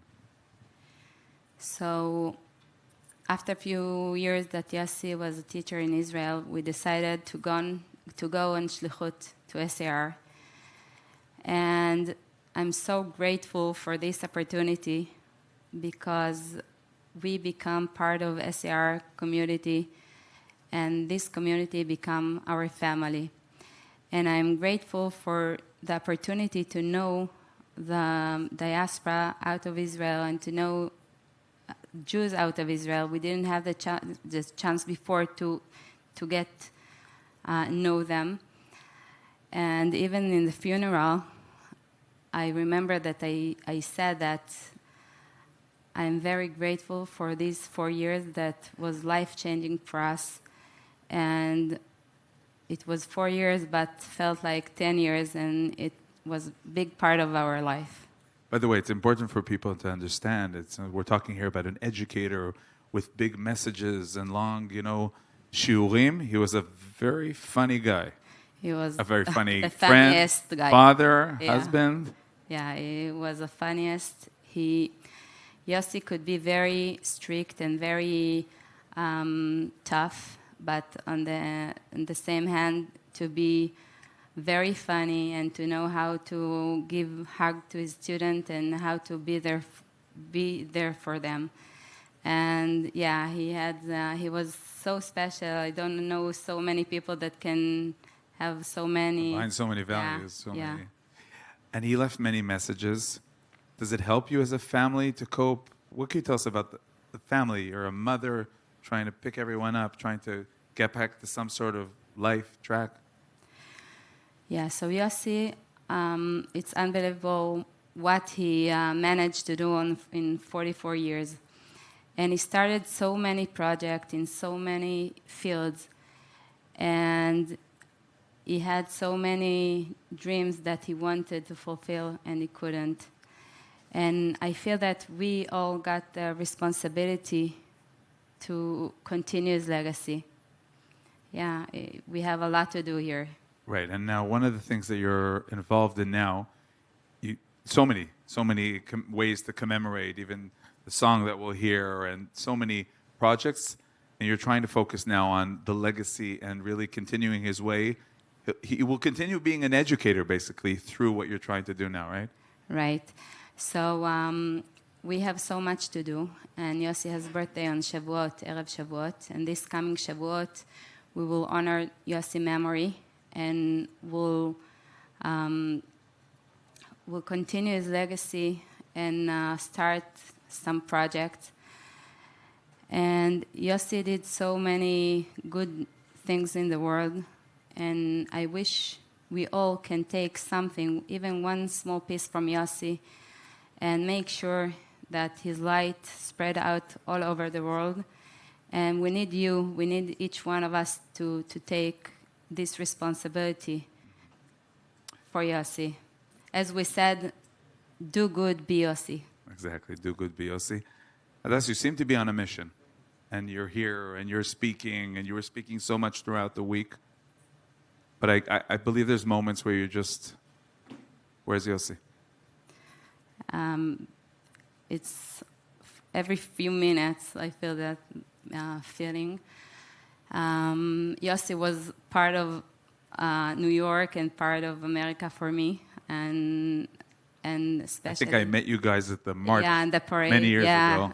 Today I marched with SAR and with Yossi's flag, and I couldn't believe. Yossi, first of all, before everything, was the best father.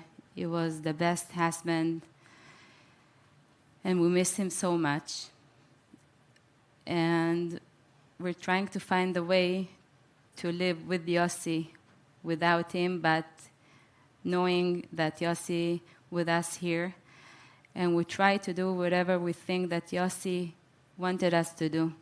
And it's hard work because Yossi did so much. He left many missions. Yeah, הוא נהרג על קידוש השם, but הוא באמת חי, הוא קידש את החיים. And he did so much, yeah. Now, just some may not be familiar here in America. There's a bereaved family, but the family is bigger now. The family is the friends, the comrades from the army, right? Do you feel that? Yeah, we have amazing support in Israel. We have the best family that I could ask. And we have friends, we have our community. We live in a very special community in Gush Etzion that integrated special needs in the community, 50 families, and they all want and trying to be there for us. Yeah, but we're missing Yossi, and yeah, it's so sad. We so salute, hard. we embrace, we're with you, we're with your family, whatever we can. With your family, the family of the fallen soldiers, and we'll end with the song that Yossi basically thought of together with one of the officers there in Gaza. That's what he had to think about, right? To put together a song, he had time in his neshama to do that.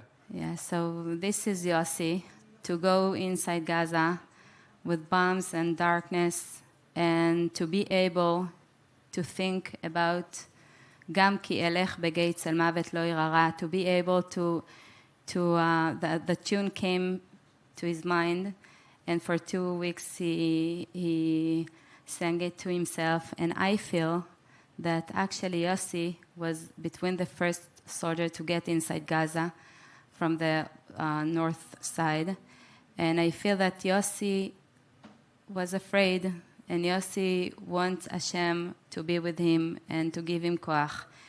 And I think that this song is kind of Ani Ma'amin, how he survived and how I got this song in the Shiva call from Golan Vach. And I invited you to listen to this song and take it with you and sing it and send it to your family. I think that this is an amazing and unbelievable song. Another way to continue him. Adas, thank you very, very much. Thank you.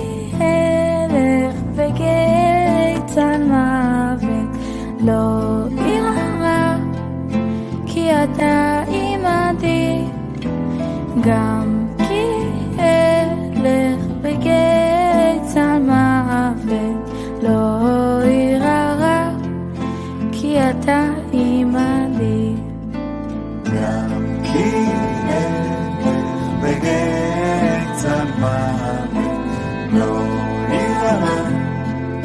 כי אתה עימדי גם כי אלך בגיא צל מוות לא ירא כי אתה עימדי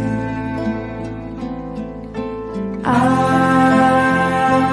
טוב החסד ירדפוני כל ימי חיי ושבתי בבית השם לאורך ימים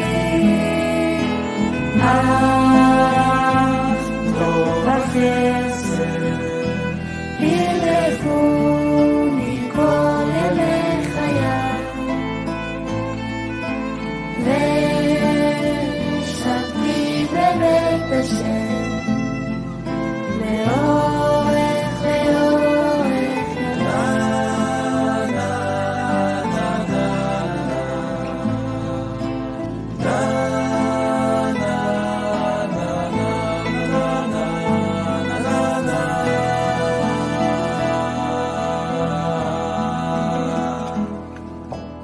גם כי אלך בגיא צל מוות לא ירא כי אתה עימדי גם כי אלך בגיא צל מוות לא ירא כי אתה עימדי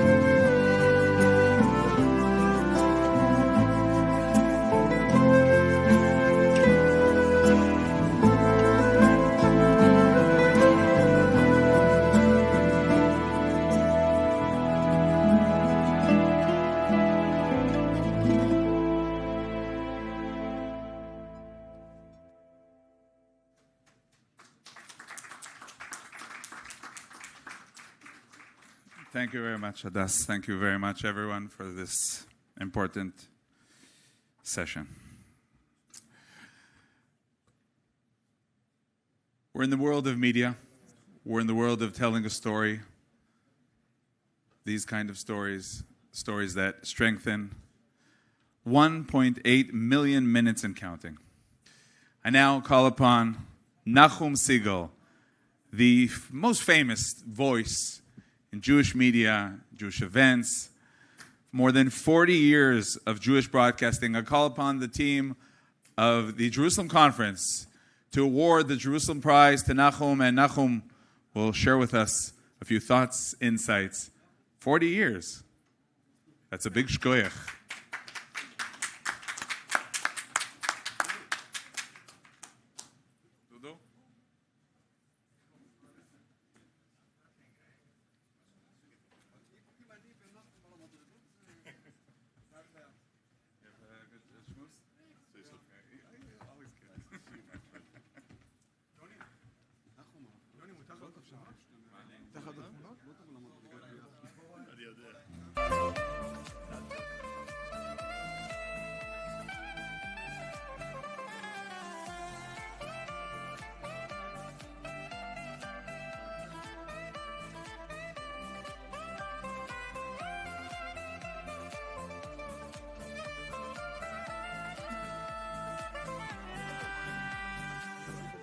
Ladies and gentlemen, Nachum Segal. Thank you very much, Yoni. It's been, ever since this conference was first introduced, was first just an idea, I've had the opportunity to meet the people in charge of Besheva, and we have formed quite a relationship. With that in mind, I want to thank Dudu, and I want to thank Dudi Finkler, and I want to thank, of course, Yoni. Where's Yoni? Yoni Kempinski. Yoni is one of those people who the moment I met him, we felt like we know each other for 40 years. And I cherish our relationship and our friendship, and I thank you. You know, one of the things that's happened over the last 40 years is that many have complained, I think both about our Arutz Sheva and what I do here in the United States. People have complained that our extreme positions require equal time. And as my good friend, the late Rush Limbaugh, used to say, we are equal time. Meaning that so much, the majority of the media loves to trash Israel, loves to paint things in a negative light, that when it comes, I'll say unabashedly, to people like myself and the folks at Arutz Sheva and Besheva, that's equal time. That's presenting everything the way it's supposed to be presented. And in this era of fake news, there's nothing more important than emet. There's nothing more important than truth. And in this case, in this unique friendship and association that I have with Besheva, I want to say that both of us concentrate on emet. Aleph, Eretz Yisrael, Mem, Medinat Yisrael, and Taf, Torat Yisrael.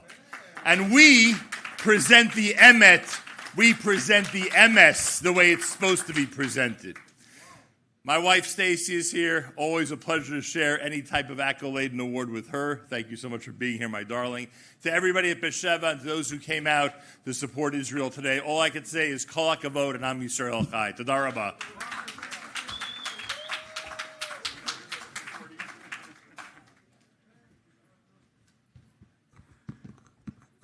And another glimpse into the power of media. Now, we invite ILTV's Mayan Hoffman for a conversation with Troy Miller, president of the National Religious Broadcasters.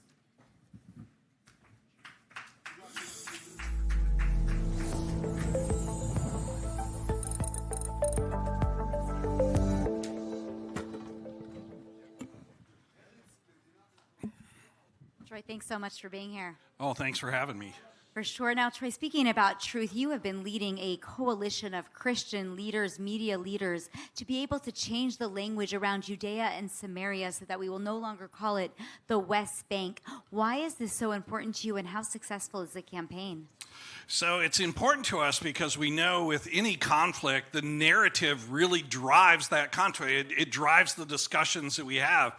And so, as I've traveled in Israel and traveled around churches, there's this, I call it mythical land, this mythical land that was created nearly 40 years ago called the West Bank. And it's really portrayed in mainstream media as this kind of, there was at one time this Palestinian utopia, within the land of Israel, and that's really not true. So we started a year ago in 2024 to reshape the narrative of this whole discussion, and we passed a resolution, and we worked with over 1,700 Christian media organizations to discontinue the use of West Bank and to start to call it what it is, Judea and Samaria. And that led us into another piece, which we created a style guide for Christian media that contains a whole bunch of terms that are really wrongly used in the media today. And it's really helped reshape the conversation across the Christian church and Christian media here in America. Now, this year, though, you took it another step further and you actually signed a new petition, which is to enact sovereignty, to be able to allow the Jews to have sovereignty over the areas of the Judea and Samaria. You're pushing for that. It's an interesting time, though, because President Trump is also pushing for normalization with Saudi Arabia, which might contradict. So how do you grapple with these two things? Well, look, there's politics on one side and there's U.S. policy that happens, and then there's the church. And the church in America, look, I think that we may have more Christian Zionists in America than we do Jewish Zionists. Okay, so the church is working very hard, and the church is a big influence on that politics. So we know there's this normalization that the president would like to do with Saudi Arabia, with Qatar, with some other folks.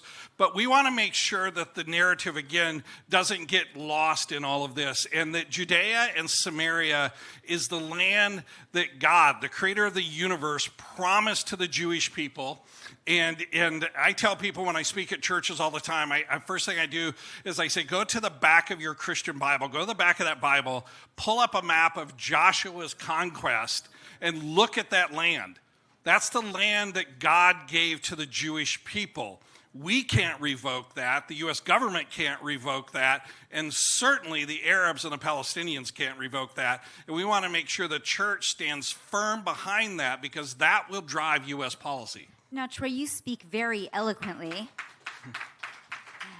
But the reality is that a lot of Christians are not actually speaking up, though they do believe the way you do. How do you convince more Christian allies to be vocal about these issues? Well, a couple of things. First, there are a lot of churches that are speaking up, and more churches every day. We've had several events throughout since October 11th, October 7th. I came to Israel just 2 months after that. We did in 2024, and now in 2025, we've had several Pray for Israel Sundays. We've had over 1,000 churches that have been involved with that. And we have media ministries today that are speaking up. Last week, we were on Capitol Hill with over 300, a mixture between Christian pastors, leaders, and rabbis, all on Capitol Hill to advocate for Israel's right to exist. And so I think we just have to keep pushing the pressure on these pastors across the country and these media outlets, quite honestly, to be courageous. To just simply be courageous and stand up for the rights of Israel to exist. Wonderful. Now, final question, Troy. How do you envision the future of Jewish-Christian relations, especially in the new era with an ambassador like Mike Huckabee in the land? What do you see as the next steps for us moving forward? Well, look, I think since the horrible tragedy on October 7th, I think one thing has happened that I've seen. I've been to Israel 4 times now. I'm going next week. I'll be there for the Jerusalem prayer breakfast.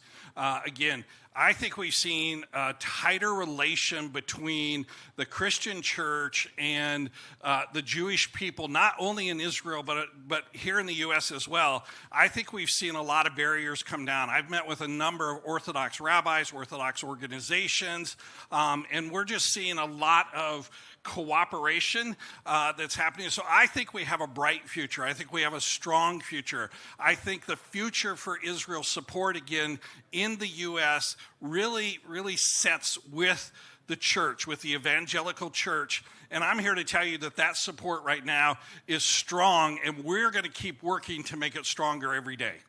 Troy Miller, President of the National Religious Broadcasters, thank you so much. Thank you. And now, defending truth and our shared values, please welcome Kenneth Abramowitz, founder of SaveTheWest.com.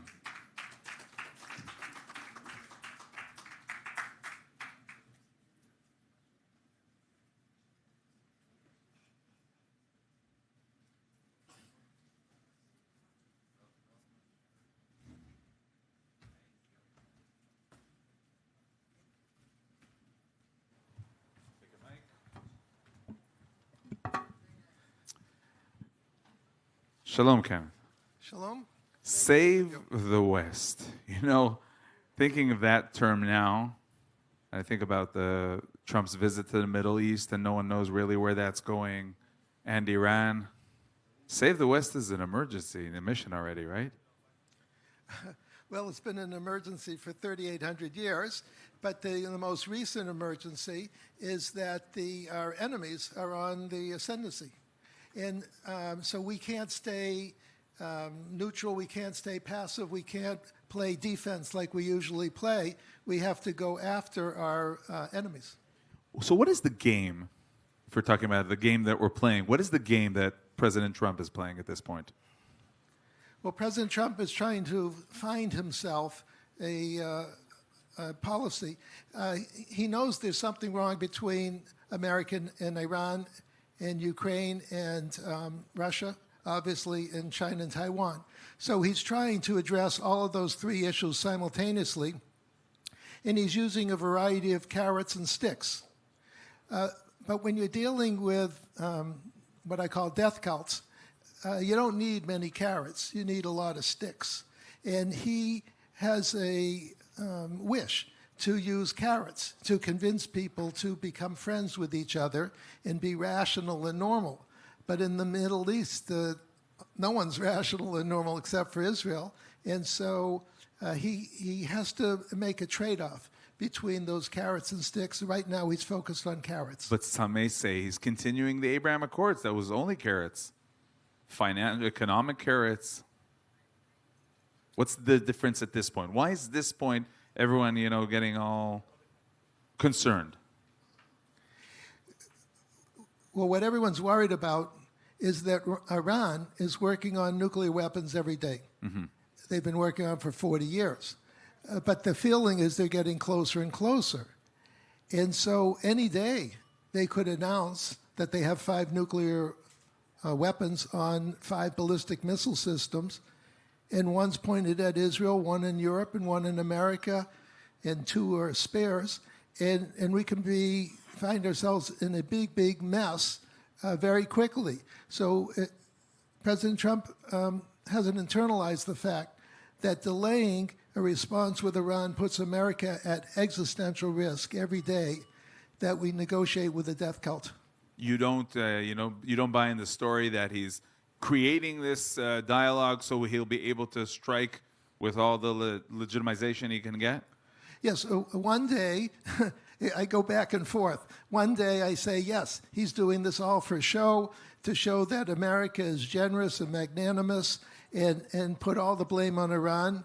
And then on the next day I say, is he serious about negotiating with the death cult and expect to have an agreement and expect them to honor an agreement? So I go back and forth, but I don't want to underestimate President Trump. I hope he knows what he's doing, and I'll bet that he knows what he's doing. I just would wish that he uses more sticks and fewer carrots. Now, in terms of Qatar, how do you look at this whole facade with the plane? Well, in the Middle East, there's, as I say, there's 2 elephants in the room. Mm-hmm. There's the Qatari elephant and the Iranian elephant. They're different elephants, but they're both death cults. So Qatar's running the Sunni Muslim Brotherhood death cult, and Iran's running the Shiite death cult. And they're a little different, but they want to basically take over the Middle East and then take over Europe, take over America, kill all the Christians, Jews, and Hindus and take over the world. By the way, this war has been going on for 1,400 years, so it's not like this is a new revelation. But it's time for the Christian world to save itself. Christians have been losing to the death cults for 1,400 years. Right. You tend to say, look at our history. You're talking about that a lot. And remind us how much we're supposed to just look at our history to understand how we should be acting. Well, someone famous said, maybe someone in the audience knows, the further you go back into the past, the easier it is to forecast the future. So I try to learn about the past, and the war's been going on for 1,400 years since Muhammad and his followers made the decision to kill everybody. And they took over 75% of the Christian world at that time. It's now time for Christians to stand up for themselves. Now, by the way, Jews were stuck in the same mentality of ignorance until October 7th, and until we jarringly had to come to grips with the fact that there's two death cults and you have to do something. You can't just sit back and hope they go away. Because that's exactly the misconception, right? Giving them Qatari money or allowing them to go in and work. But there is logic to that. You know, you're looking at a small town of Arabs, of Palestinians, so to speak, and you say if they have employment, if they have what to do, it may reduce the terror. There is some sort of logic to that. Well, one of the things I say to myself and to leaders is you have to spend half of your time thinking like a Westerner and half of your time thinking like a death cult. And so that you understand how evil behaves. And what happens is many people are so good, they have difficulty understanding how people can be so evil. Now, in terms of what we're seeing in America, Trump, he won. He's in the White House. But you're also concerned in terms of the way people are looking at these threats. Well, the way I look at life is we're in World War III. It's inescapable. And basically, what I call the Reds, the Greens, and the Blues, the communists, the Islamists, and the globalists have declared war on civilization. And so we're in World War III. By the way, these Reds, Greens, and Blues are all dictatorships, and they're all criminal organizations. And they all hate God and hate the rule of law, and I call them pagans. Or if you want, you can call them Amalekites.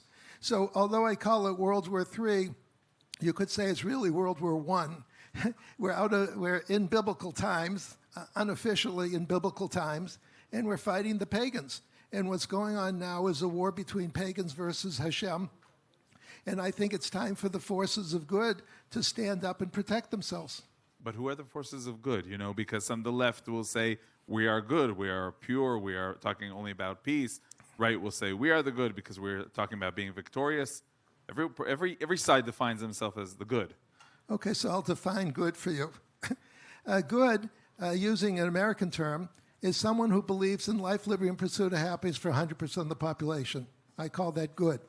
The forces of evil, or the pagans, or the Reds, the Greens, and the Blues, whatever you want to call them, or the communists, Islamists, and globalists, believe in life, liberty, and pursuit of happiness for 10% of the people.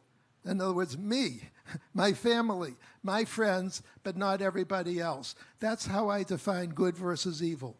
You could also say it's we the people versus they the elites, is another way to think of it as. And do you think in terms of the United States, in terms of the attitude, the policies, something is changing now that Trump is in the White House? Or the same, the same rifts and the same ideas and the same problematic ideas, in your opinion, exist? Or will there be a change? Are we in the beginning of a change? Yes, we're eye-openers. Yes, we're in the midst of a huge change, and because we, the people, took control of America on November 5th. So that's important. We had been run by pagans. I hate to say this, but for 4 years we were run by a pagan administration. But now we're run by we the people, so we have a good administration. Our job collectively is to make them better. But I have to ask you a question, because some would say we were 4 years run by we the other people. Why can't you say that? Yeah, we the other people, the criminals. America basically for 4 years, I hate to say this, was run by a criminal organization, and run by elites who are managing it in their own criminal image. And finally, the American people got fed up. There's an old expression from the movie Network. We became as mad as hell and we couldn't take it anymore. And that's what happened. We, the people, rose up peacefully on November 5th and took over the country. So when you're seeing this, you're optimistic? I'm very optimistic. It's just that within the Trump administration, there's three groups of people. There's, let's just say it's equal. The 1/3 are America First, which we voted for. 1/3 is America Alone, which we didn't vote for. And 1/3 is Friends of Trump, which we didn't vote for.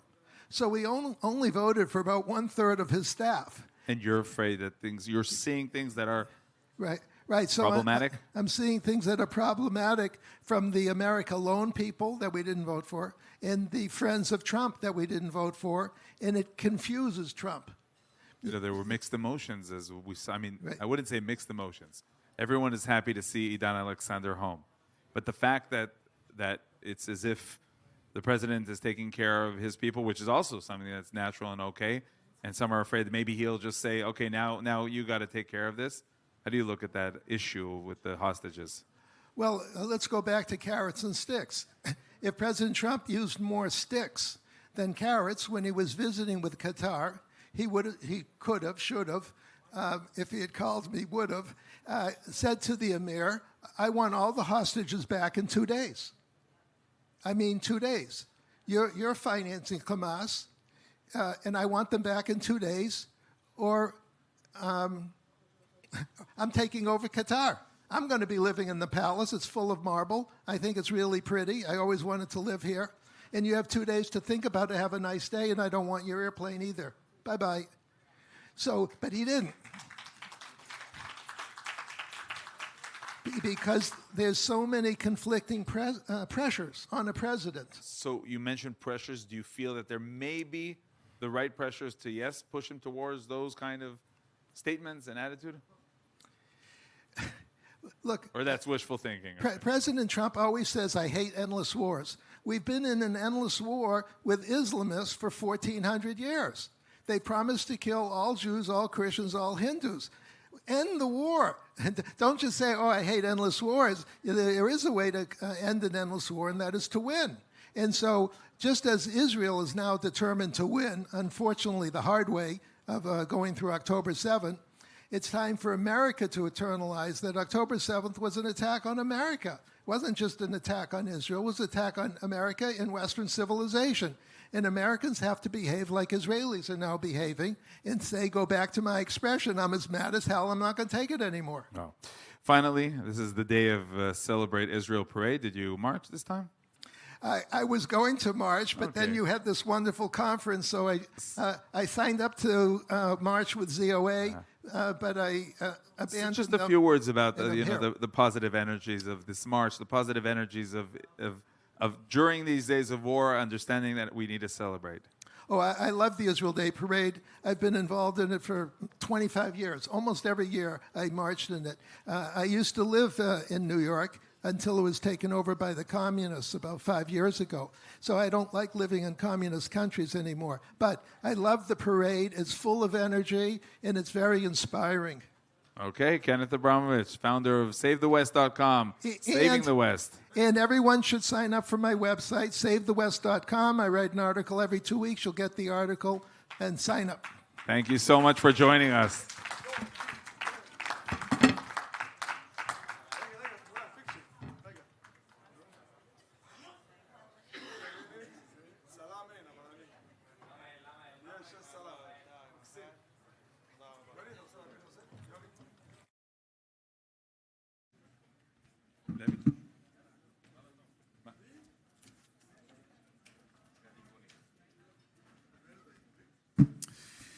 And now we open a critical and timely panel, Anti-Semitism, online, on campus, and on the streets.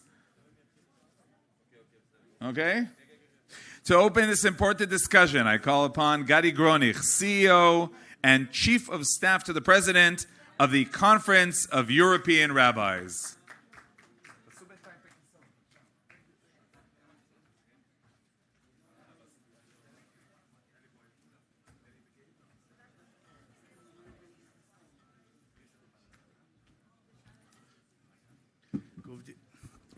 Good evening and Erev Tov. First of all, I would like to say thank you to Dudu, Saada, and Davidi that invited me to be here for the first time. And if I'm not mistaken, I'm probably the first European here, if I'm not mistaken, from all the numbers of guests who came here today from Israel and the US. So it's a special honor even to be like the first European here. When we speak about anti-Semitism, I don't think that I need to explain what is happening outside, on the street, in the campus, in the politics. I think we need to start to speak about solutions and not to share again our experience that we have, in this case, in Europe. Because the experience that we feel and we have since October 7 are probably, for us, the worst ever in the last at least 50 years in Europe. It's starting with mothers are afraid to send the children on the street with a Magen David. Mothers afraid to send the children to the schools. We have in front of every Jewish community institution police. If I speak about the police, I just want to give a short example. In one of my meetings with the head of the police of the state of Bavaria, he asked me, what could I do for you? I told him, nothing. You cannot do nothing for us. He told me, how could it be? I told him, even if you bring another more 10 cars, police cars in front of the synagogue, people will not come because they're afraid to come. So I think we need to a little bit to change our mind. Where are we going with this? Because till now, again, I'm speaking about Europe, we're in the understanding that it's not our job to fight against anti-Semitism. It's the responsibility of the country where we live, of the authorities where we live. And the time is probably come to change where we need to take the lead and to be part of the fight against anti-Semitism.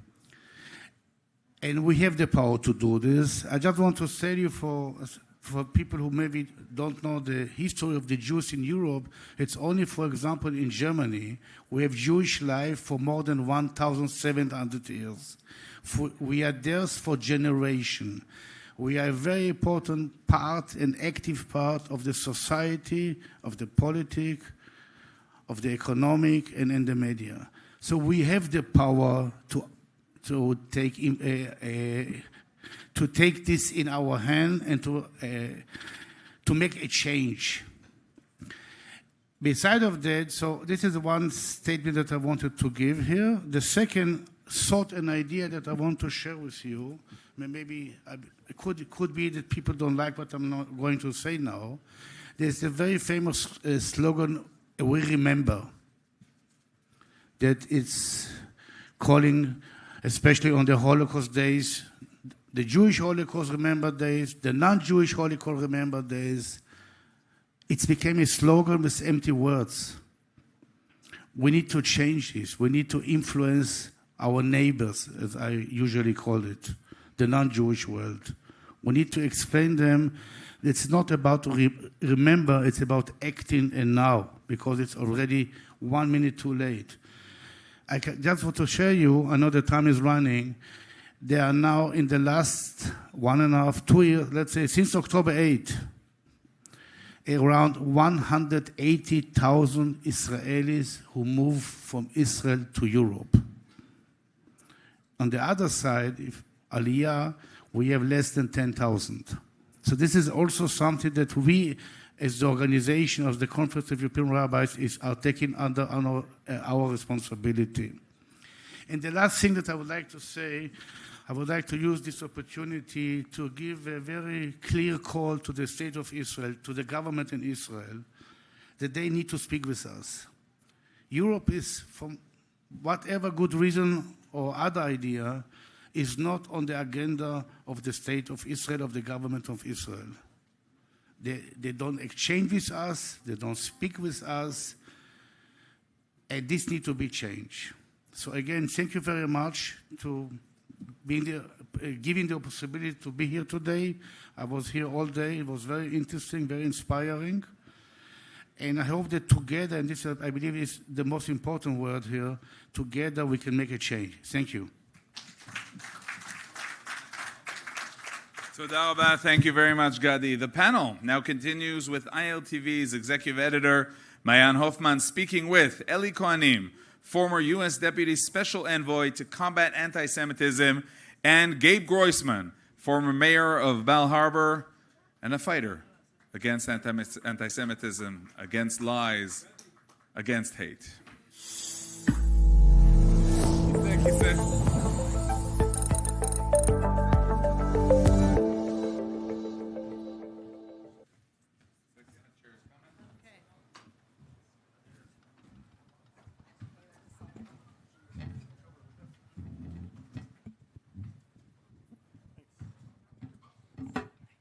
Thank you. So I want to start with this new legislation. Donald Trump has proposed a number of policies for combating anti-Semitism on college campuses. Eli, do you see these as strong and effective measures? And when organizations like ADL and AJC are pushing back, do you believe that those concerns are justified? First of all, it's great to be with everyone. Thank you for having me here. Mayan, you're talking about the Trump administration's approach to combating anti-Semitism, and it's something that I wrote about in Newsweek back in 2021, where I argued that the United States needs an anti-Semitism czar or commissioner, but also that it was time for us to take a whole-of-government approach to combating anti-Semitism, bringing together all the powers of federal agencies. And that's exactly what we're seeing the Trump administration do right now. So it's the approach that brings together everything from the Department of Education, cutting funds from the colleges, which has been very powerful, and I really believe if there's any progress we're seeing, it's because money talks. And then we've got the Department of Justice that are looking at the student visas and this zero tolerance policy for anyone who's expressing any kind of pro-terror activities or movement in the United States. And then the Department of State comes in, and they're the ones who actually issue student visas, the green card status. Believe it or not, Health and Human Services, HHS Undersecretary Bobby Kennedy is also involved in the federal grant making to the colleges and universities. So what we're seeing is the Trump administration taking incredibly powerful steps, everything that every American Jew should want to see happening, so that we can finally bring an end to this pro-Hamas movement, which has washed over our campuses and our city streets, unfortunately, in places like here in New York. And I'm just going to say real quick, Mayan, we have seen some pushback against this from Jewish organizations, legacy organizations like the ADL and AJC, who seem concerned about issues like, if there's due process for some of the students that are here, again, on foreign visas. And, look, I was debating Bill Kristol at the AJC just a couple of weeks ago, and the notion that was shared with me was, well, what if this increases anti-Semitism? And all I can say is, where have you been the last 18 months? We're at the point where Jewish students are being physically assaulted, where swastikas are being painted on Jewish fraternity houses, where Jews are literally hiding their identities, and these organizations are worried that if the Trump administration takes steps to combat anti-Semitism, it might somehow cause more anti-Semitism.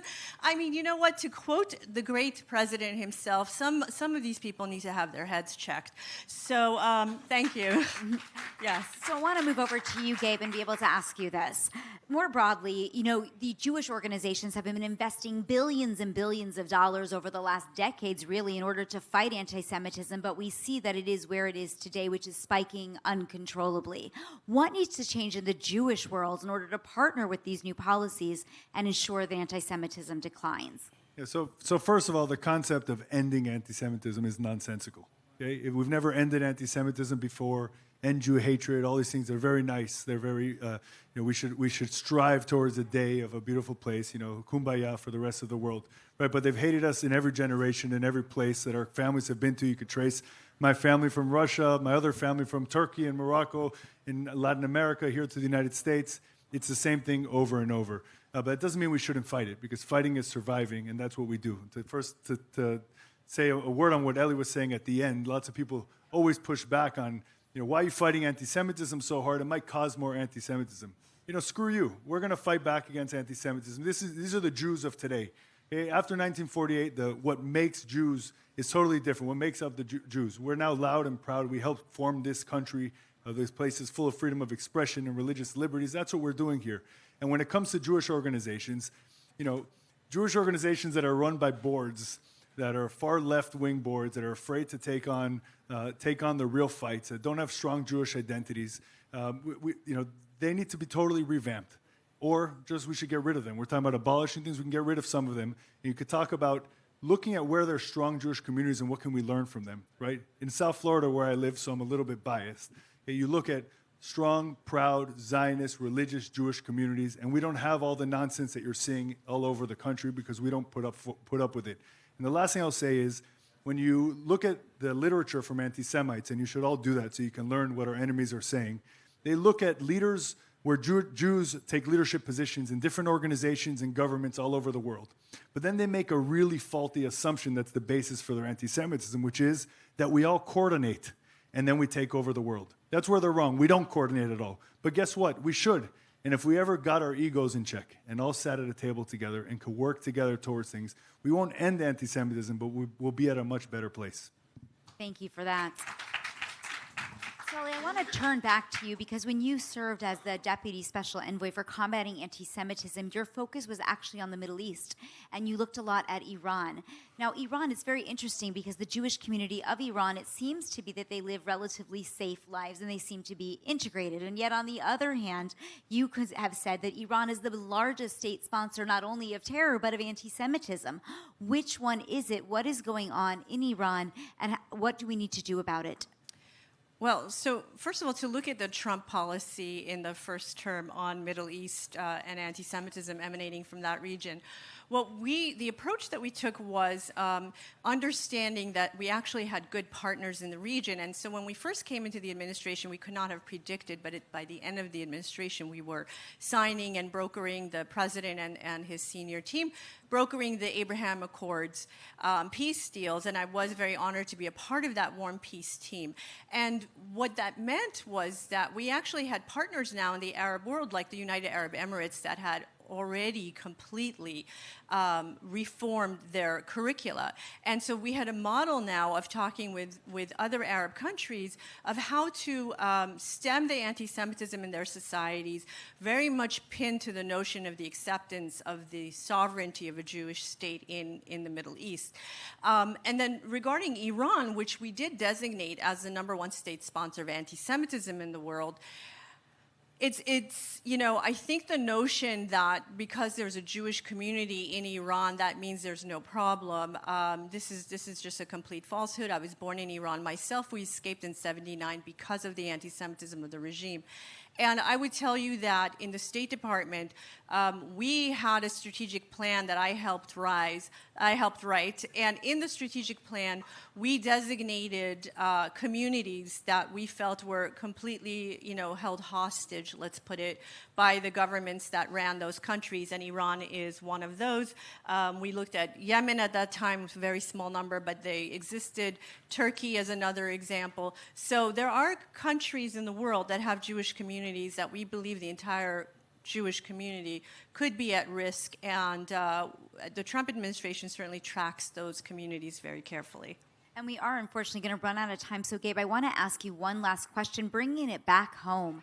The young Jewish students on the college campuses have been undergoing a tremendous wave of anti-Semitism before October 7th, but certainly since. If you could give one piece of advice to those Jewish students, what would it be? How do they stand strong in face of anti-Semitism? The best response to anti-Semitism is overwhelming success. When we're talking about success, it means building a Jewish home, having Jewish children, doing good in the world, being connected. First, you think of your home, being connected to Israel, being connected to our religion, right? Making sure that we're out there, because there's when you're in an inflection point from between 18 and 21 in your life where your brain is actually finally finishing to form, but your personality is starting to form and who you're going to be for the rest of your life. This is your moment. You can't wait till after college to stand up. Now's the time to do it. You need to be focused on what you're trying to accomplish. We're not in an era right now where you can just go to college and drink beer and do nothing. I have a daughter going into the army this summer, and then college after that. But having the same talk with her, right? The focus is to build a Jewish home, to have a lot of children, to be overwhelmingly successful in the community, in business, and continuing pushing forward. And that's what it means to be a light unto the nations. Well, both of you, thank you so much. Thank you. Thank you. Thank you very much. It is now my great honor to invite to the stage a man whose voice and vision have stirred hearts and minds around the world, in Israel and America, Mr. David Shapiro. David is the co-creator, alongside his son Ben, of the powerful and unforgettable musical We Will Rise. This work is more than a production. It is a testament to the strength of Jewish identity, the endurance of our people, and the fierce light of truth that continues to shine even through the darkest chapters of history. From the ashes of the Holocaust to the harrowing events of October 7th, We Will Rise tells our story, not as victims, but as people who endure, who love, who fight for justice, and who rise again and again. Ben Shapiro, his son, a brave warrior on the battlefield of words and media, and David, with his deep well of creativity and conviction, have brought to life a message that echoes across generations. Am Yisrael Chai, the Jewish people live. In recognition of this extraordinary contribution to Jewish resilience and continuity, it's my distinct privilege to present the Jerusalem Award to David Shapiro. I invite the team of the Jerusalem Conference and Ifat Ovadia Lusky, chairwoman of Kakal, to present this prize. David, thank you very much for joining us.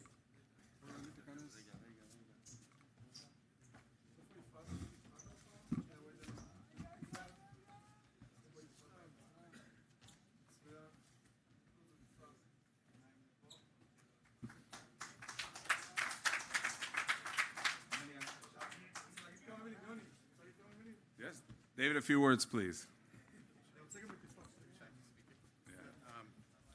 First of all, I want to thank Arut Sheva, because when Ben was growing up, that was our source of news for Israel, and they did such a good job that he married an Israeli girl. So that was wonderful. We wrote the story really as a labor of love. It started out very briefly. It started out as just a story of the Warsaw Ghetto Uprising, and we wrote this big epic musical, and then October 7th happened, and we revised it. So now it opens on October 7th. It flashes back to Warsaw Ghetto for the entire story, and in the end, we come back to October 7th. And we wanted to just send the world a message that we're not going anywhere. And it's a triumphant musical through all the tragedy. And we played it for 2 months in Israel in the fall. And now there's a producer who wants to make a movie out of it and bring it to the United States. So God willing, everyone here will see it. But the most important thing is just the message of unity for the Jewish people, and a message to the rest of the world to leave us alone so we can do our job. Wow. Thank you so much. Ifat Lusky Ovadia, please join us also for a few words of blessing as our conference is coming to an end. Thank you. Just want to thank to Besheva. And I'm sorry about my voice, yes? I just arrived from Israel this morning, and I lost my voice.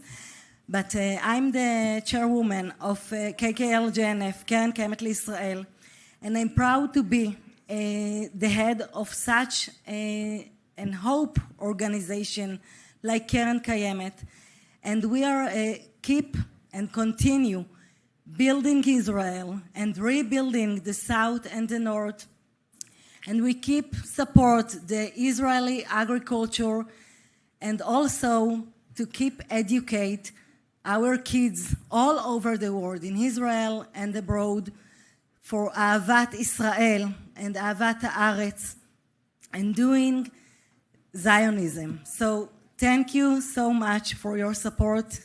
And thank you, Dudu, for your invitation. Thank you so much. Toda rabah. I now call upon Emily, ILTV. Let's understand what that's all about. ILTV. ILTV News, your source for Israel in English. Reporting from the ground where it happens, as it happens. An authentic, trusted voice in daily Israel news. Airing on 11 international TV channels and now launching a 24/7 Israeli news channel. Reaching millions every month across all social platforms. Independent, real, powered by truth. We don't just report, we connect. Thanks to a worldwide community that stands for truth. This is ILTV, your source for Israel in English. Hello, everyone.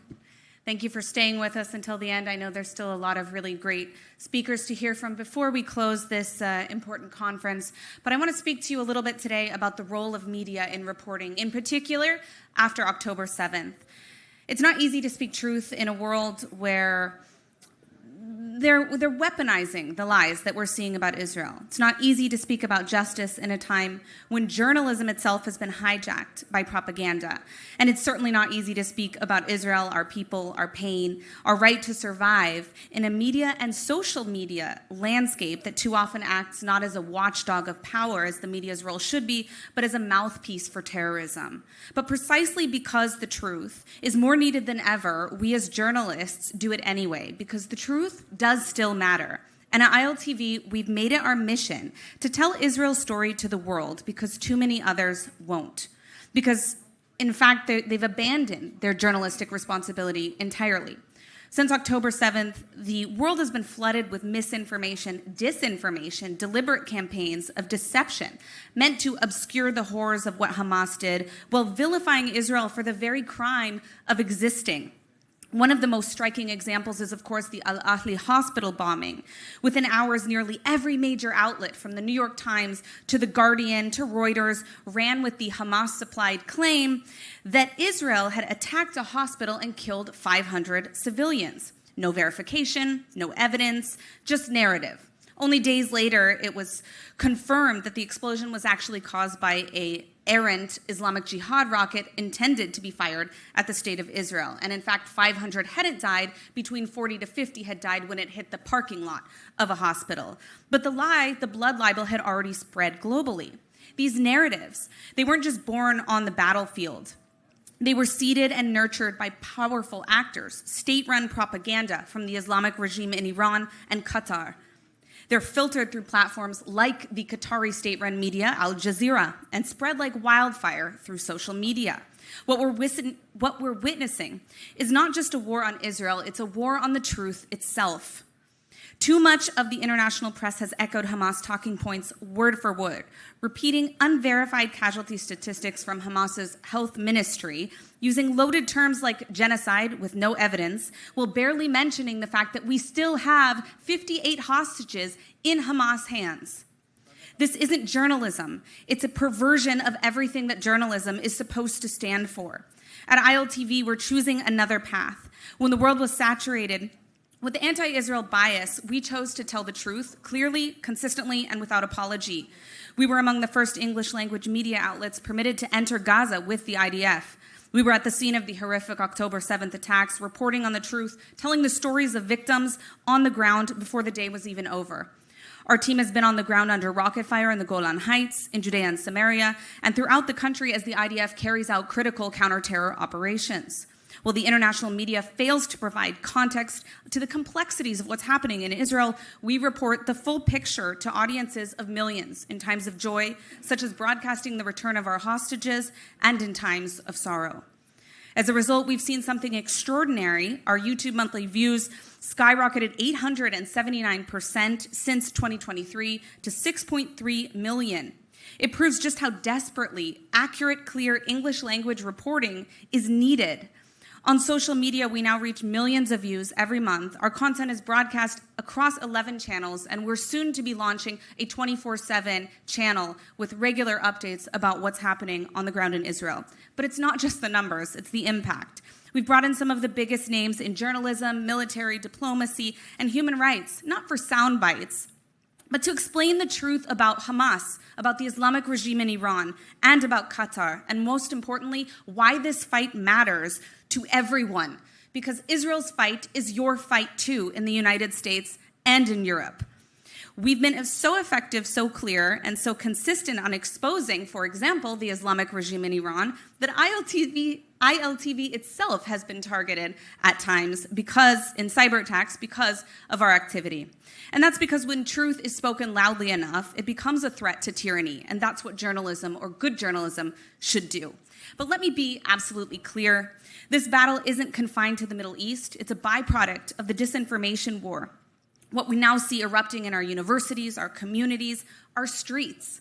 It's manufactured outrage over Israel's right to self-defense that has led to real-world violence. Jewish students barricaded inside Columbia University's library while anti-Semitic mobs chant for Intifada revolution. Synagogues firebombed in Sydney, Australia, defaced in Montreal, Toronto, and Los Angeles. At UCLA, students wearing IDF shirts were dragged by their hair and beaten while campus police stood down. At Cooper Union, here in New York, Jewish students had locked themselves in a library while pro-Hamas rioters banged on the glass outside. And in Germany and other European countries, we've seen Holocaust memorials repeatedly defaced. This is not spontaneous grassroots activism. It is the product of a media ecosystem empowered and poisoned by lies, where the aggressor is framed as the victim, and the victim is blamed for fighting back. And I want to speak just for a moment on something very personal, because the toll that this war has taken on journalists on the ground has been very, very high and very painful as an Israeli. For me, the moment that broke me wasn't even when a missile landed on my block in Tel Aviv, leveling an entire building. It was when I was anchoring live with horror the twisted hostage release ceremony of Eli Sharabi, when Hamas forced him to stand on stage and say that he was looking forward to seeing his wife and daughters upon returning to Israel, when we already knew that Hamas had murdered his wife and daughters on October 7th. That moment was pure psychological torture. I remember crying for most of the day, despite the joy that we felt at seeing the return of some of our hostages come home, because the world and the media didn't seem to care about how savage the cruelty of Hamas was. They didn't care about the depravity. They didn't even care about the basic humanity of a man knowingly speaking about reuniting with his family that had already been murdered. No one involved, not even the Red Cross, had the moral courage to say we won't participate in this. At ILTV, we refused to air, like most of the Israeli media, the forced speeches of these tortured hostages. But much of the international media and social media platforms stayed completely silent after these events. That was the day that I really lost faith in the international press. But that doesn't mean that we walk away. It means that we step up. Because if we don't tell the truth, no one will. That's why when the media framed this entire conflict as Israel versus the Palestinian people, with headlines from CNN, BBC, even the AP, we brought in legal experts, military analysts, and humanitarian voices to show how Israel is targeting terrorists in Gaza, not civilians. We published footage of leaflets dropped, warning issues, humanitarian aid trucks that were being coordinated, all while Hamas is using its own people as human shields. When the media accused Israel of blocking that humanitarian aid, we showed the truth that Israel was facilitating daily deliveries of humanitarian aid. When media outlets platformed October 7th deniers, we stood tall and we told the truth about what was happening on the ground. And when this war was presented, most importantly, as Israel's war alone, what we still see today in much of the media, we reminded the world this isn't a war about land, it's about civilization. The Islamic regime in Iran and its proxies, Hezbollah, Hamas, the Houthis, Islamic Jihad, they are seeking to dismantle Western civilization. With their drones, their missiles, their bombs, they may not have reached Paris or New York yet, but their propaganda certainly has. Their cyber attacks, subversion, and political influence are already here. As Churchill once warned of the Nazi threat before it crossed the channel, the storm is coming, but the deluge has already begun. So too now the physical bombs may not be falling on Europe or on the United States, and I hope they never do. But the moral collapse is underway, and October 7th was just the beginning. At ILTV, we're not just fighting for truth, we're fighting for the world's memory before it's erased.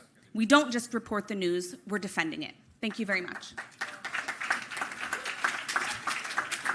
Thank you very much, Emily. I now call upon Israel Gantz, governor of Binyamin and chairman of Yesha Council, and his team to present the prize, the Binyamin Award, to Coach Bruce Pearl.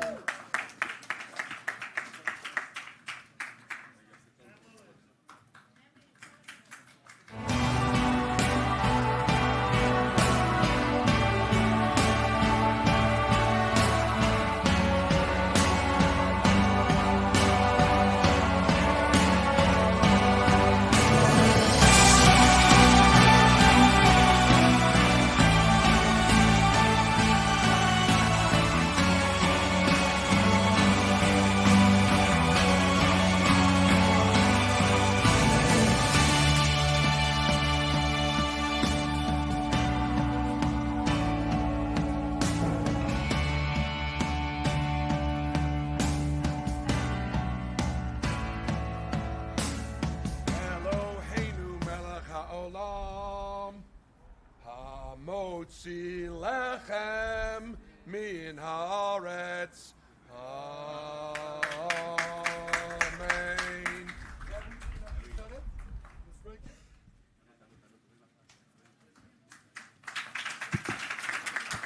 Welcome, Bruce.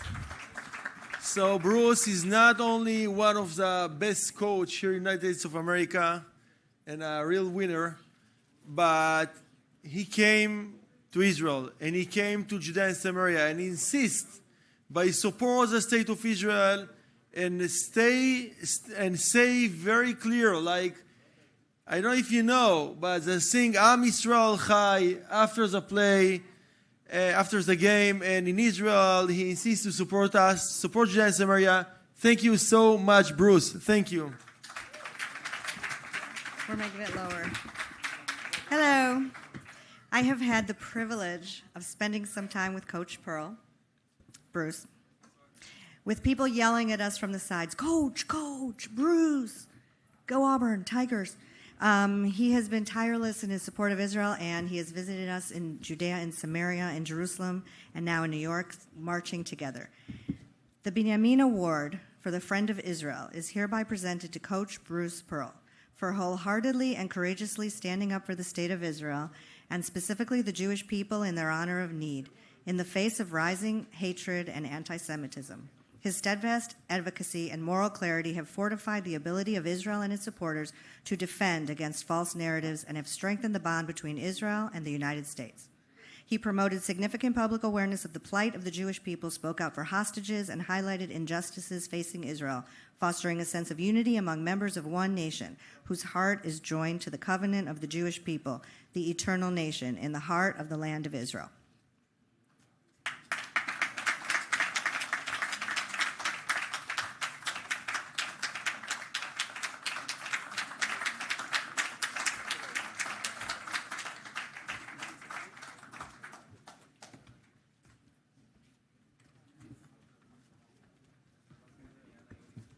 Thank you, Governor. None of us do what we're doing here today for awards, so I'm just a Jewish American basketball coach that loves his country very much and is grateful for the opportunities that this country has provided me. I'm a Jewish basketball coach in Auburn, Alabama. Don't tell me this isn't the greatest country in the world. I would give my life for my country. I also love my ancestral Jewish homeland, and I would give my life for Israel, as everybody in this room would. I'll accept the award, thank you, but when you hear about the soldiers, the young men and women that are at the beginning of their lives, I'm towards the end of my life. I'm a grandfather. I've accomplished a great deal. There are young people over there that don't have an opportunity to have families or see their kids grow up and get bar mitzvahed and have families. And it's tragic. But here's some things that have to happen. Israel has to win this war against Islamic terrorism. They have to win the war in Gaza, and they have to remove Hamas and destroy Hamas. Surrender or be destroyed. Hamas must release the hostages. They must release the hostages now. Surrender or be destroyed. The reason why the hostages are have been released is because the IDF is putting so much pressure on them, taking out all their leaders, okay, and winning this war. But Israel must be provided the time to finish and defeat their enemy. Otherwise, this doesn't stop. And it must stop. It's been going on for 80 years. I'm a basketball coach. It's simple.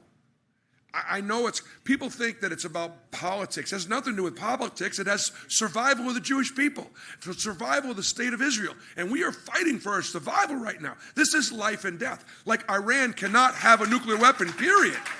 Just period. No enrichment of uranium, no centrifuges. Not negotiable. Not negotiable. And we know we cannot trust Iran and their leadership. I feel for their people, but that's their leadership. There cannot be a two-state solution. There are 22 Arab states. There is one Jewish state. There does not need to be another state. Look, they tried, we tried. Growing up, when I grew up, all I heard was land for peace, and we'll do whatever we can. We'll give this up. And in 2005, you know what? We pulled 10,000 Jews out of Gaza, and families that were living there, that were invested there. And we said, you know what? We're going to give land of peace a try. And it failed. It absolutely failed. They had a Palestinian state in Gaza, and they turned it into a terrorist state against Israel. We cannot make that same mistake again.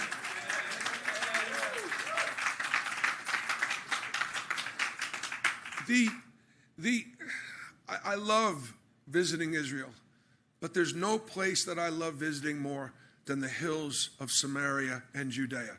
No place I want to be. I'm a settler. If Aliyah ever happens for Coach Bruce Pearl, it'll happen in Judea and Samaria. I want to be a settler. I used to worry about the word settler. I used to worry because everybody in this country used that in such a bad connotation. You know what? We're settlers. We're resettlers. We're back in the homeland that God promised us. We're living there now, and we're not going anywhere. We're not leaving. Listen, I believe that peace through prosperity, I pray, can happen. I believe and I pray that it can happen. The state of Israel is an amazing democracy, an amazing melting pot. I'm very proud that Jews and Druze and Christians and Israeli Arabs can be living in Israel and living together in an amazing way. We've got to solve the challenges of Judea and Samaria.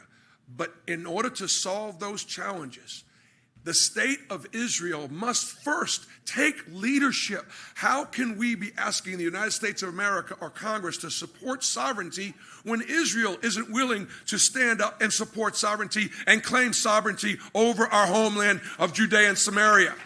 We need Israeli leadership to step up and do that, and we'll support them. We will support them. I need to read my Bible more. I need to go to synagogue more. I need to keep Shabbat more. I need to wrap tefillin more. But I read enough to know that when Jacob was dying, he asked Joseph, he placed his hand under his leg. He said, take me back to where my family is buried. Take me back to where my father is buried. That is Hebron. There is nothing disputed about whose land that is.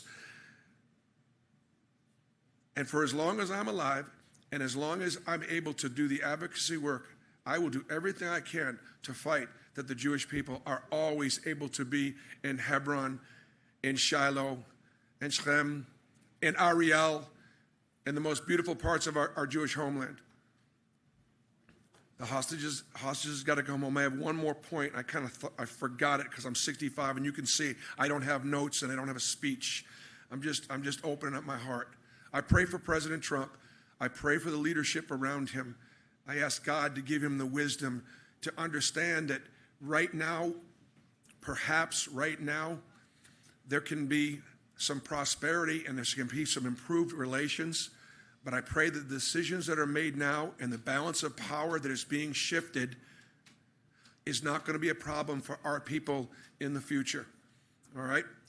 I just pray for him. But I think, and I'm hopeful that the leadership of the United States of America right now, along with the leadership of the State of Israel, can get all those things done. And at the end of the day, God's got us. At the end of the day, Hashem has got us. He's got this whole thing. This whole thing's planned up. Am Yisrael Chai. God bless America.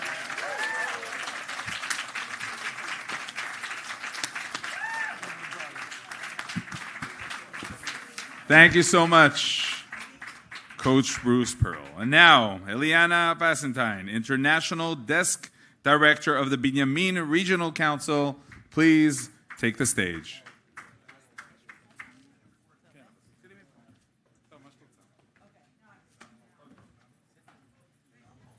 Is this on? Good evening, everyone. I'm Eliana. I live in Eli. And Baruch Hashem, I have 8 children. And every morning when I wake up and I daven Shachrit, I look down at ancient Shiloh and I look towards Yerushalayim.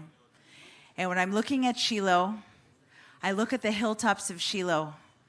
And I know that there's a mother that every morning she davens Shachrit and she is praying for her son to return home. Her son, Avinatan, that has been held as a hostage in Gaza since October 7th. Ditza was supposed to be sitting here with me today. We began a journey, a special journey together, because I asked myself, what can I do for this woman? What can I do for this mother? What can I do to bring Avinatan home? And I invited her on a journey with us to the United States. And she said, I'd like to come. I'd like to come with you, with Yisrael, with Ruthie, with your team. And I'm going to bring my son, Chaimitz. And she came, and Baruch Hashem, we went to daven at the Rebbe, and we began our journey. But unfortunately, Ditza fell ill, and she's actually at the airport on the way home. And I'd like to invite Chaimitz up to the stage, the brother of Avinatan, to talk a little bit about this journey here to the United States of America.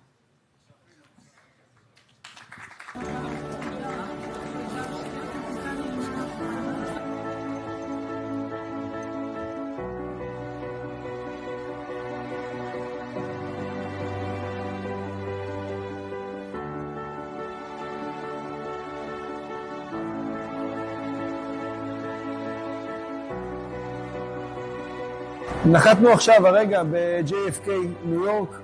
הגענו משלחת עם המועצה, יחד עם דיצה וחיימיץ אור. אנחנו מלחמה על החטופים, להחזיר אותם הביתה, אנחנו מלחמה להכריע את האויב.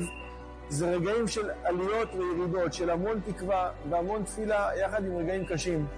ביחד, לחבר את עם ישראל, לחבר את הממשל, לעשות הכל כדי להחזיר את אבינתן, להחזיר את כל החטופים ולהכריע את האויב עד תום. זה היה מרגש לראות כל הדרך אנשים שמחוברים ומזדהים ובאים לחזק ואומרים מילה טובה. נתן לנו כוח להמשיך הלאה, ובעזרת השם אנחנו מקווים לחזור באמצע המסע הזה, שיקפיצו אותי הביתה, שאבינתן מחכה לי, רק הביתה וחזור, ובשמחה גדולה, בעזרת השם. בעזרת השם.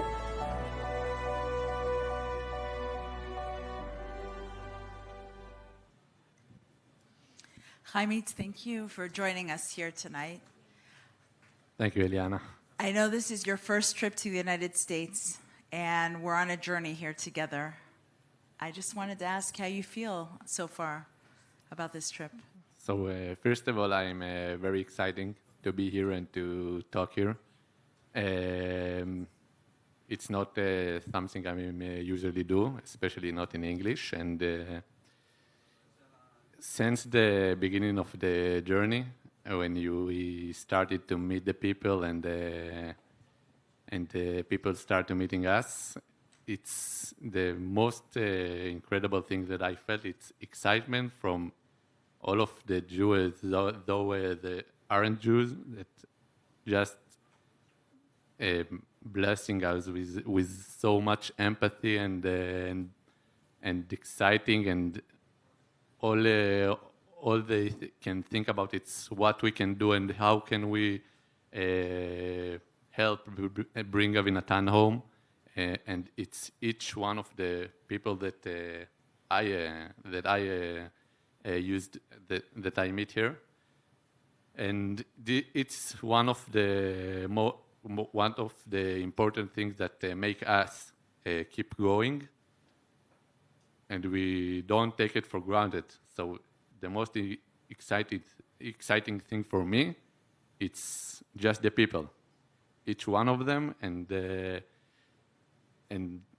way that I can see that this is so important for them. Thank you. First of all, thank you for joining us. Your mother and I connected. We didn't know each other at all. I really just wanted to call her up and talk to her, and I did. And we connected through prayer, through Shiloh. And I want to show you all about the beginning of this journey. It began in Shiloh.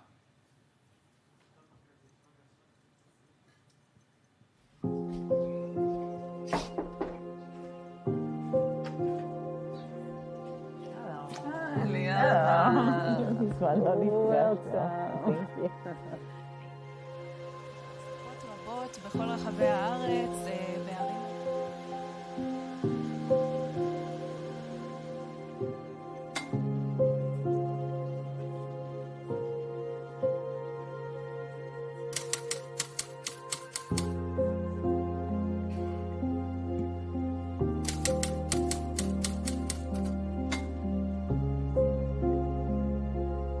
Ever since October 7th, I was called into Miluim.